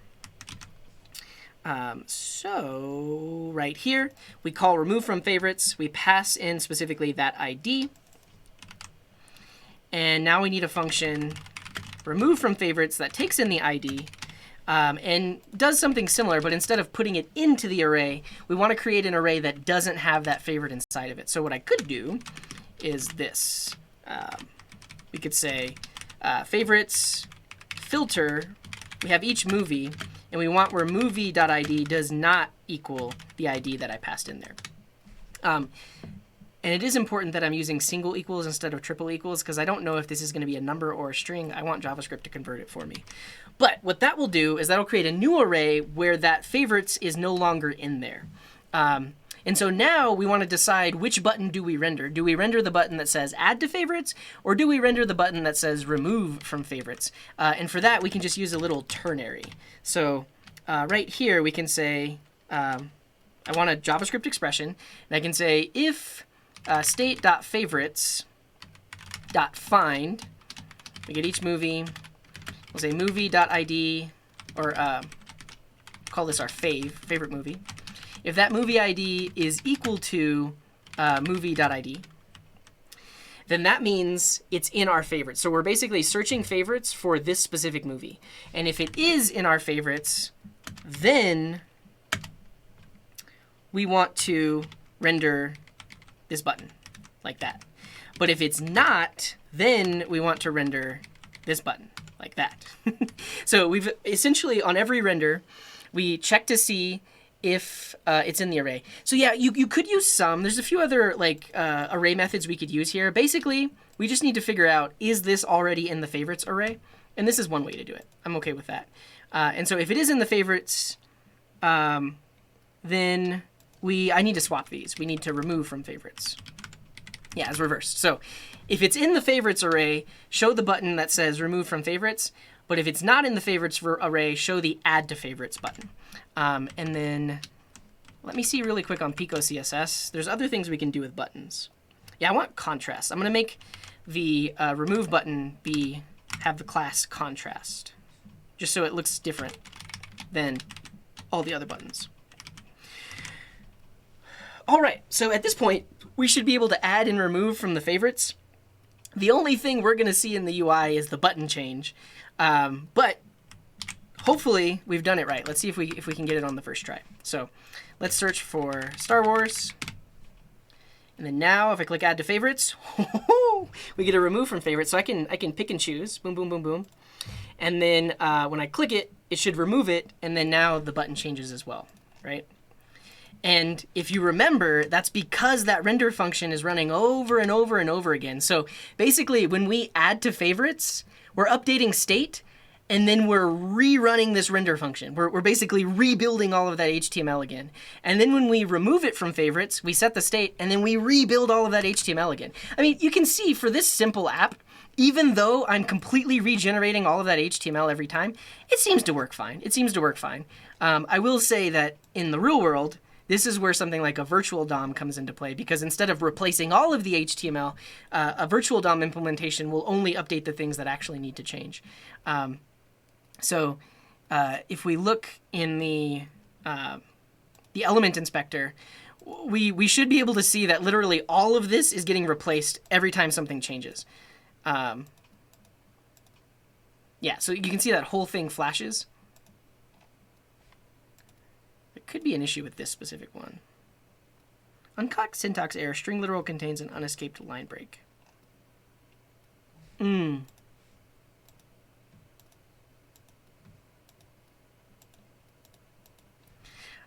Let's look at this one in the DOM.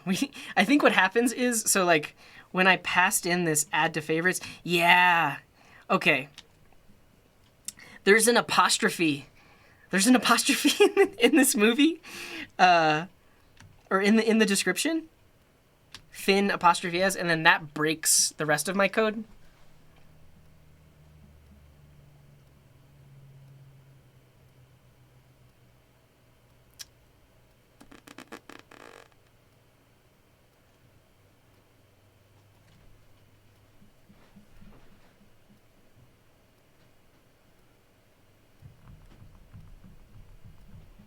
What was your suggestion, American 2050?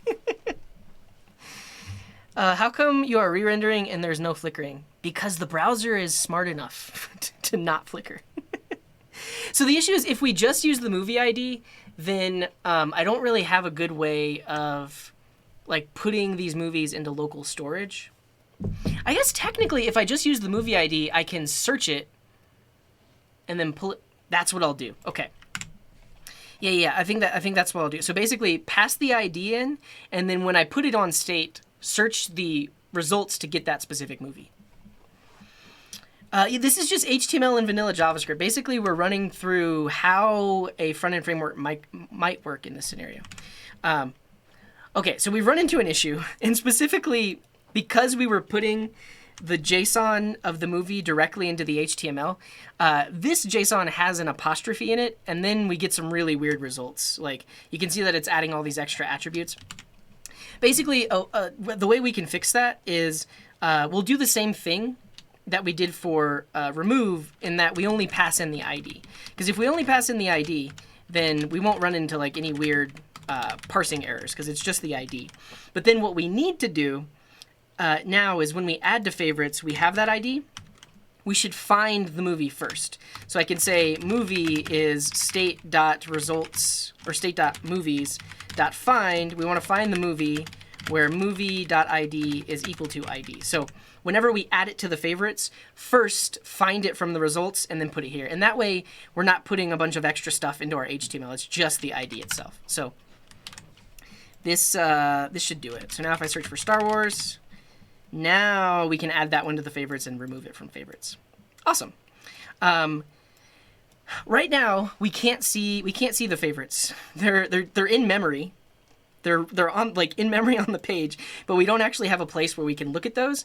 So let's handle that. Let's actually have like a button here where I can say show search results or show favorites, and when I click on show favorites, it'll show all of the movies that have been added to my favorites.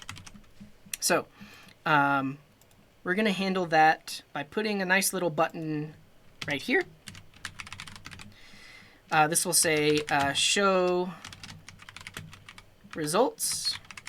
Actually, we'll just have results, and we'll have another button that says favorites. And then I'm going to give this an ID of results button. And I'm going to give this an ID of favorites button. And then I want specific click handlers that will basically update what is shown in my UI based on what was clicked. JSON.stringify inside JSON.stringify works to escape quotes.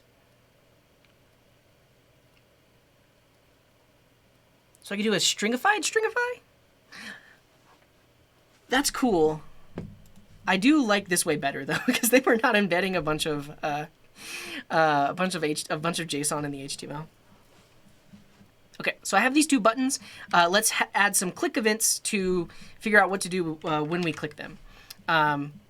So at this point, we need a state variable to represent that, and I'm just going to call it show favorites, because if we're not showing the favorites, then we are showing the results. And so show favorites initially is false, but when I click this button, when I click this button, it should set it to true, and when I click this button, it should set it to false. So let's grab those two buttons.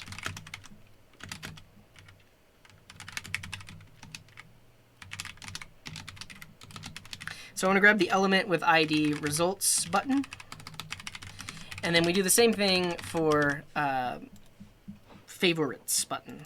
So grab the favorites button, which is the element with ID favorites button, just like that. And then we want to add some click handlers. So we'll do that after we've defined our state, because we need to call set state. So here I can say results button dot add event listener click. So when you click this button, super simple, we'll just do set state show favorites false. And then we'll do the same thing, but the favorites button will be show favorites true. But now we need to handle this in our render function. So right here in our render function, we're always iterating over state.movies. Instead of iterating over state.movies, we could determine, do we want to iterate over state.movies or state.favorites? And so let's actually rename this function too. Instead of render search results, let's just call this render movies, because it's more general. And then we can handle the conditional render here. So we'll say movies is, so if state.showFavorites is true, then I want state.favorites. Otherwise, I want state.movies, like that. And then now, if I iterate over this, we're conditionally choosing the ones that we want to render into that results area. And that should do it. So let's search for Star Wars. We'll add like this one, and this one, and this one to our favorites. And now if I click favorites, now we only see these three because we reran our render function and it only iterated over the favorites array. But if I click back on results, now we see everything else. But the nice thing about this is now, as a user, I can go in here and search for something else, like Fight Club. And let's say I want to add that to my favorites. And then let's search for like Elvis. Let's say I want to add that to my favorites. Now, if I go to favorites, we see things from previous search results as well. We see Star Wars, we see Fight Club, we see Elvis. And that's because it's stored in our state. So regardless of the movies array changing, the favorites array is still the same. Okay. Yeah, I think the last thing we'll do is we'll just put it in local storage. You dare me to press F5?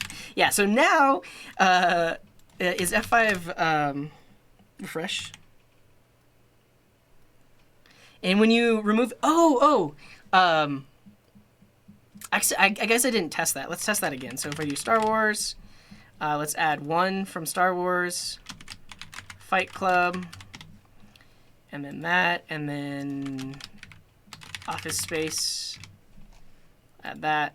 Now if I go to favorites, I can remove it. It gets nuked, but I can still go back to results. And I can nuke that, but if I go back to results, then now I can see add to favorites.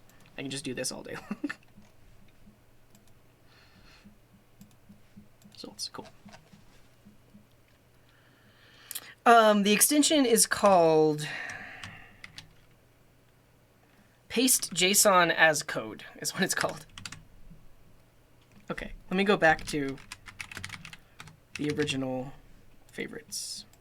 So we had this one, this one, this one? No. That one, and that one. Cool. And then we also searched for Flight Club.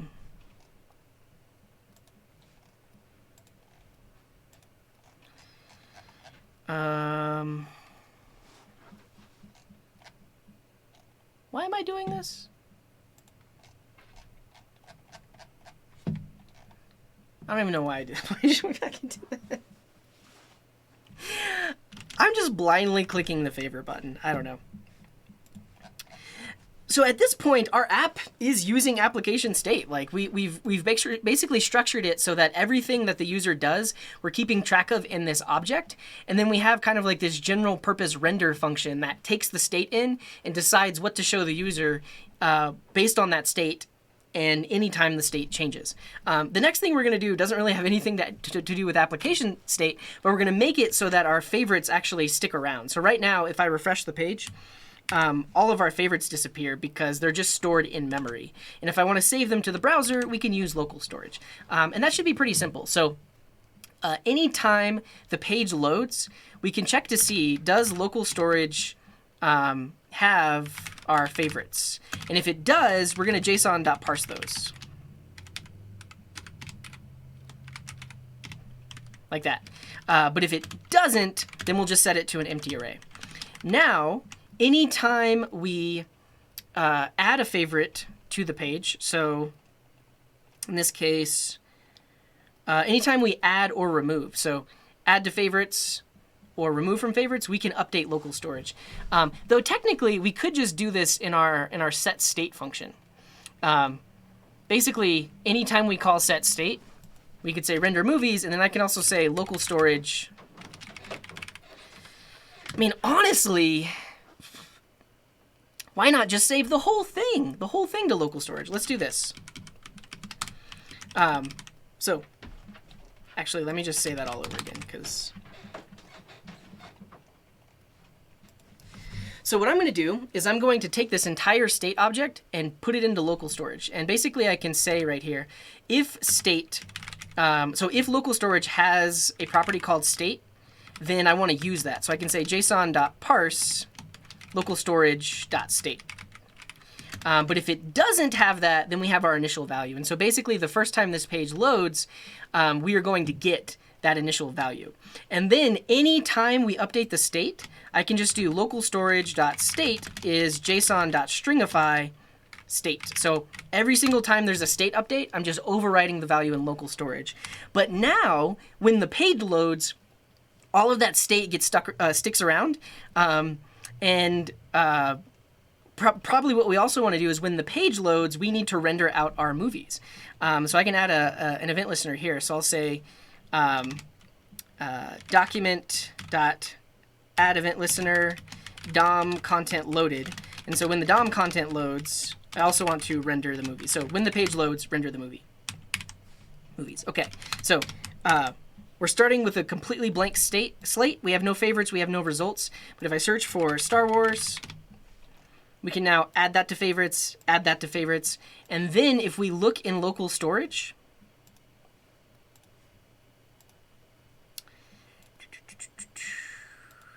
we can see there's a state value here. So check this out. If I refresh the page, boom.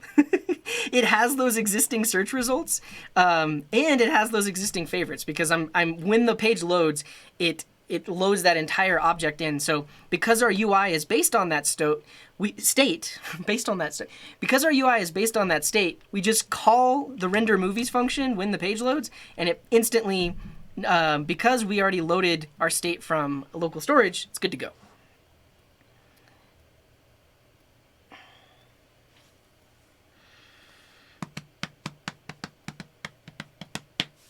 Is somebody asking why I know what I'm doing? How do you manage to do all this from memory? I struggle. Yeah, so I'll talk about that for a second because it's less about remembering specific syntax and specific code and more about remembering concepts. I do strive to remember concepts. I don't try to remember like syntax and specifically like function names and function calls. Like all of this code, I just wrote off the dome. Like I've never written code specifically like this before, but all of the things I'm doing are similar to things I've done in the past, and it's all concepts. So, yeah, like this specifically, like I have a lot of experience working with local storage. I know that when we store things in local storage as strings, so that means I'm going to have to parse them if I get them out. And same thing here. If I want to put something in local storage, I'm going to have to stringify it. And then earlier when I was working with like clicking on these buttons to set state, I was basically just working with what I had. I knew that when these buttons were clicked, I needed to update my state. So worked out like that. I don't know if that was a good explanation of it, but basically focus on the concepts. Don't focus on the code and the syntax, because these concepts, you can take them with you wherever you go.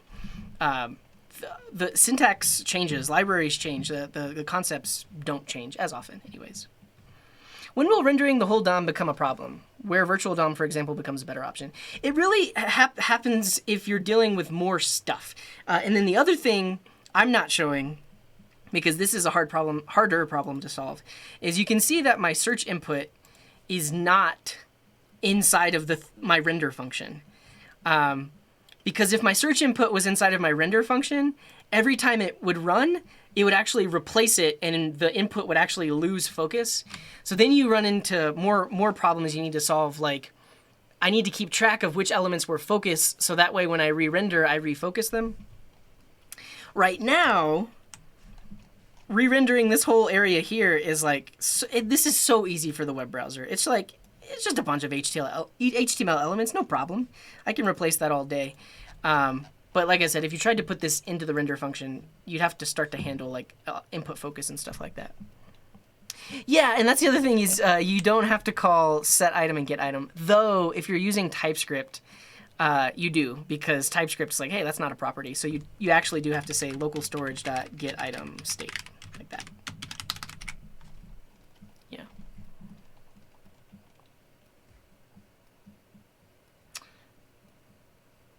Oh yeah.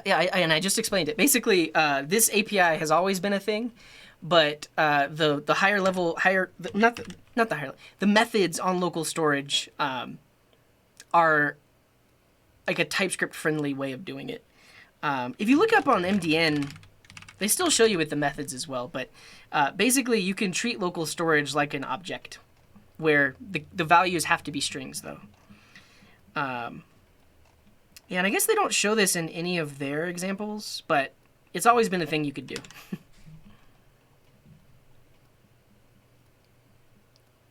What justify? Yeah, I think I'll talk about that last, because we're pretty much done here. So basically, when would you write it this way versus when would you start to use React? And the answer is basically just always use React. Everybody's using React. Just use React. In what case do we want to store something in local storage? If you want to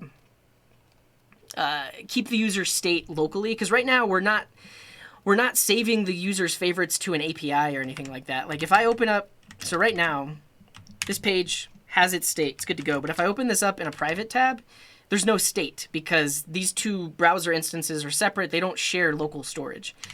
So local storage is just locally for this user. If I wanted to save these favorites somewhere, I would need like a backend with an API and stuff like that. When does a function need parameters? So in my case, I'm defining these functions and I'm calling these functions. So because I defined setState as a function that takes in this object of updates, I know that anywhere I call it, I'm going to need to pass in that object. So really, you define a function with arguments or parameters if you know that you want to use those inside of the function.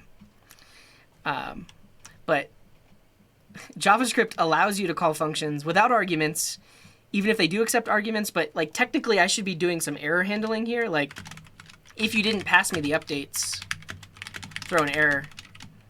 Updates cannot be empty. Like technically, I should be writing defensive code like this, but I'm not going to.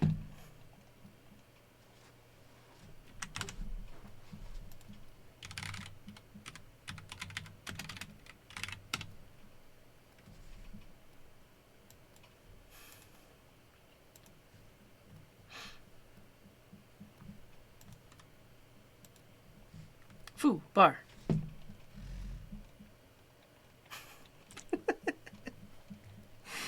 It's so ugly to mix fixed methods and arbitrary local storage property names. Yeah, I agree. I'm not saying it's great. Did I talk about Redux? What are we talking about Redux? When would you use a cookie versus local storage? Cookies are really good for little bits of data. You can see, I'm because I'm on localhost, I go to other things in the browser, but these are like session IDs, little bits of data, because cookies are sent in every single request, and you don't want to send tons of data in every request just because it's inside of your cookies. Local storage is only accessible on the page. It's not sent in every request. So local storage is for bigger things. Cookies are for smaller things. Technically, though, you can put JSON in a cookie if you really wanted to. Yeah. Why do I save the search to storage? Why not? I think the other interesting thing about this is, like, so if you're familiar with Redux apps and you're familiar with like there's a plugin for Redux that will like save your Redux store to local storage. It's just doing something like this. Like anytime the Redux state changes, write it to local storage, and then when the app spins up, pull it out of local storage. Yeah. I don't think that would work, would it, Oscar? Let's try it. I think it's a read-only property. Local storage dot set item equals hello. Local storage dot foo equals bar. Local storage dot set item. Yeah, it won't overwrite it.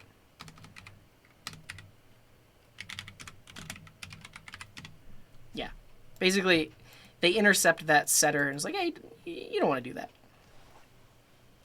See you, Zyrus.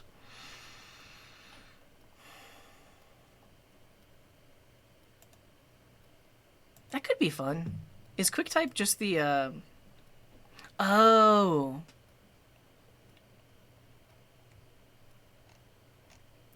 We started on something like this. We started creating the garden tools, which would be a website that has like formatters and other things like that. Session storage works the exact same way as local storage, except the moment this tab is closed, all of the session storage gets wiped out. Either when the tab is closed or when the browser is closed. Yeah. What are my thoughts on JavaScript, PyScript, and WebAssembly? Seems fine. I mean, so like, I don't know what PyScript is, but I assume it's a way of writing Python that turns into JavaScript. And then WebAssembly is for like lower level code stuff in the browser. I like JavaScript. It's very dynamic, and I like that about it. It lets me do what I want. If I would have written this with TypeScript, it would have taken me twice as long.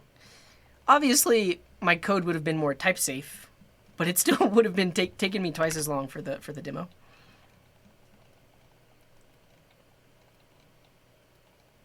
Yeah. It is. I think it's on the archive channel if you look up for garden tools, but I didn't make very much progress the first time. Yeah. Okay. That's all I want to say, and then yeah, I'll talk about this is where the virtual DOM.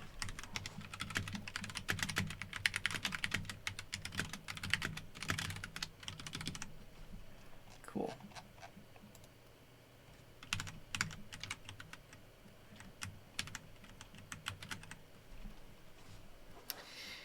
So that's it. That's all. That's pretty much your introduction to application state. Basically, instead of directly manipulating elements and storing our state inside of the DOM, we now are storing our state in essentially an object, and that allows us to more easily keep track of things. It allows us to also write our code in a more straightforward way, in that any time we want to affect the state, we just say set state. We just say set state. We don't have to update the state and then specifically modify the DOM elements to be what they are. We've written it in a general way so that way anywhere we call set state now automatically behind the scenes updates the UI based on that state that just got updated. And then here we have our actual render function. So this is as close as you'll get to like a real single page application framework like React or Vue. in that we are now taking that state in and creating HTML elements based on that state. But I mentioned it earlier, this is where the actual virtual DOM would come into play. You can see with this app, like, and I guess I'll show the example here if we look at the results element. Literally every time I do anything in this UI, this entire thing is getting replaced. Look, boom. We didn't see it. Let's see it here. Boom. The whole thing flashes because the browser has to replace all of those elements. But the browser's not stupid. Like, I'm replacing it with something that looks almost exactly the same. So you can see that it keeps my scroll area. It doesn't flash the page. Seems to work well enough. Even like when I click favorites, that literally wipes out everything and then only adds these two elements. But even that doesn't make the page look like it flashes. But this is a very simple app. A very simple app with very simple data. And that's why this is working well enough. And so when you get to the question, should I do this or should I use something like React or Vue? Most often you want to pick a front-end framework because your app is always going to get more complicated than this. Maybe initially you have like a simple demo, but then eventually it's going to get more complex and you're going to want some of the other things that like a front-end framework would offer. But to talk about the virtual DOM really quick, basically you can see here when I do this, that entire thing flashes yellow. That means all of those elements were completely replaced, right? If we wanted to be smart about it, we could say, oh, well, literally this little button right here was the only thing that changed. So technically, if I wanted to update the DOM, all I would really need to do is reach into this element and replace that button with the new button, right? That would be the smart thing to do. Instead of replacing everything, which is what I'm doing right now, let's only replace that one thing that changed. That's the virtual DOM. The virtual DOM basically makes smart updates so that it doesn't replace the entire element tree. It only updates and replaces the specific things that changed. And that's where, if you're using React or you're using Vue, that's what they're doing behind the scenes. They're not just wiping out the HTML every time. They have a virtual DOM implementation that updates the page very specifically based on things that actually changed. So that's all. Thanks for watching this video. Hopefully it demystified application state a little bit. And hopefully you learned a little something about JavaScript and state. Thank you for watching. And so when you get into the virtual DOM, that's why you need a key, because that lets the virtual DOM know which element corresponds to the element actually in the DOM. And scene. Yeah, I'll push this up to GitHub really quick so you can look at the code. Yeah, see you later, Live Off. Thanks for tuning in. Give me a second. I'll push it up.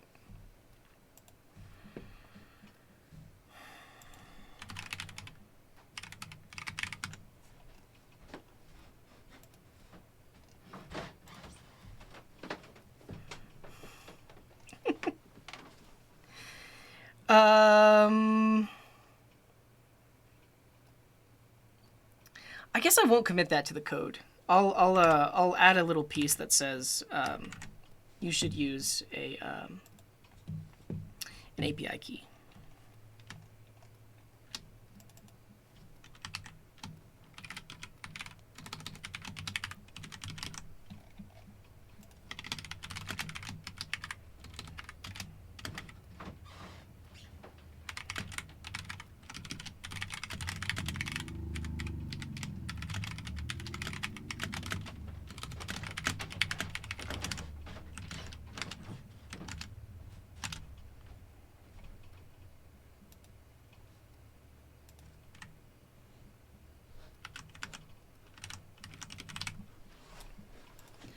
Just a quick aside. Oh, let me see. Just a quick aside, if you pull this code down and you're trying to get it working for yourself, you are going to need to add an API key. So I'm not leaving my API key in the code. If you go to the MovieDB developers documentation, they tell you how to get an API key, and you can put that right there. And then essentially, whenever we make an API request, that API key gets inserted. But when you pull this code down, it will not have an API key, so you'll need to get one. Okay, let's give this thing the MIT license.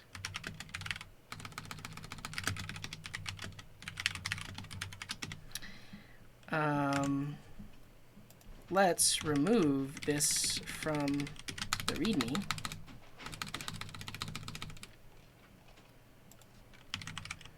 Good to go.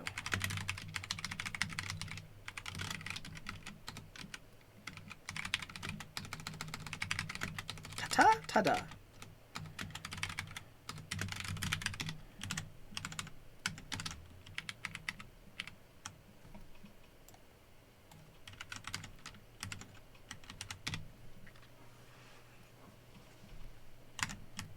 Yeah, that license command, it's a global command, or you can run it from npm. But I have my settings to say my name should be Coding Garden, and then it just generates an MIT license, which is cool. Cool, yeah. So if you want to see that code, check it out here. Also, like, just demonstrating that today was like, and showing that the page didn't flicker even though I was replacing all of the HTML. It really is a testament to like how good browsers are getting, and like they're smart. Do we really need a virtual DOM? Yeah. Just paste all of it. Yeah. Well, it depends on the terminal that you're using, but me specifically, when I pasted that in, it ran each command one by one. Yeah. All right, I'm gonna go now. This was another one of those days. Like, I set out to build one thing, and then it turned into another thing, and then that got complex and convoluted, and then we ended up doing something completely different. But regardless, thanks everyone for sticking around. Hearts in chat. I appreciate you all. Yeah, I'm gonna cut that out and put it on YouTube. That's basically the result of me streaming for 5 hours today. Is we get that to put on YouTube. All right, we're gonna go on a raid. Thank you, Dat. Much appreciated. If you're a sub, you can use this raid message. If you're not a sub, you can use this raid message. You can also come up with your own raid message. But we're gonna find somebody to raid. I guess technically I could have got out in focus mode a long time ago. Is that a D20? That's awesome. Who's that from? Oh, Critical Role. That makes sense. No Q&A stream tomorrow. No. If anything, there might be a stream in the evening where we go back into that React app, start working on it for the other TypeScript tutorial. But yeah, okay. You all are great. Thanks for hanging out. Thanks for all the supports today. Thanks for all the raiders. Raiders from Jamie Pine Live earlier, and then also from Mr. Demon Wolf. And thank you to the unofficial raid from all the 100 devs. Thank you for all the bits today. Thanks for all the subs. And Powix, I think I missed that, but thanks for that Prime. Much appreciated. When, Astro? I'll do like a 1-minute video off stream that just says, hey, I tried it. It was great. Or it wasn't great. We'll see. Check out the schedule here. Right now, the next stream is just planned for Friday. I'm going to spend this week editing YouTube videos and also working on my course, which eventually will be released. But if you go to that URL, you can see when I'm going to be live. Check me out on YouTube. We have an archive channel. All of the VODs get uploaded to the archive. And I also have a mailing list, so if you want to hear from me every Monday, join the mailing list. Oh, and a quick shout out to our weekly challenge, which I mentioned in the mailing list. You can see it in the chat. You don't see it on stream, but for the week of this week, the weekly challenge is to pick a library or a framework that you've never used and try it out. And we have a weekly challenge channel in the Discord where you can post your findings. So check that out as well. All right. Wherever you are in the world, have a wonderful morning, afternoon, evening, or night. And until next time, here's this.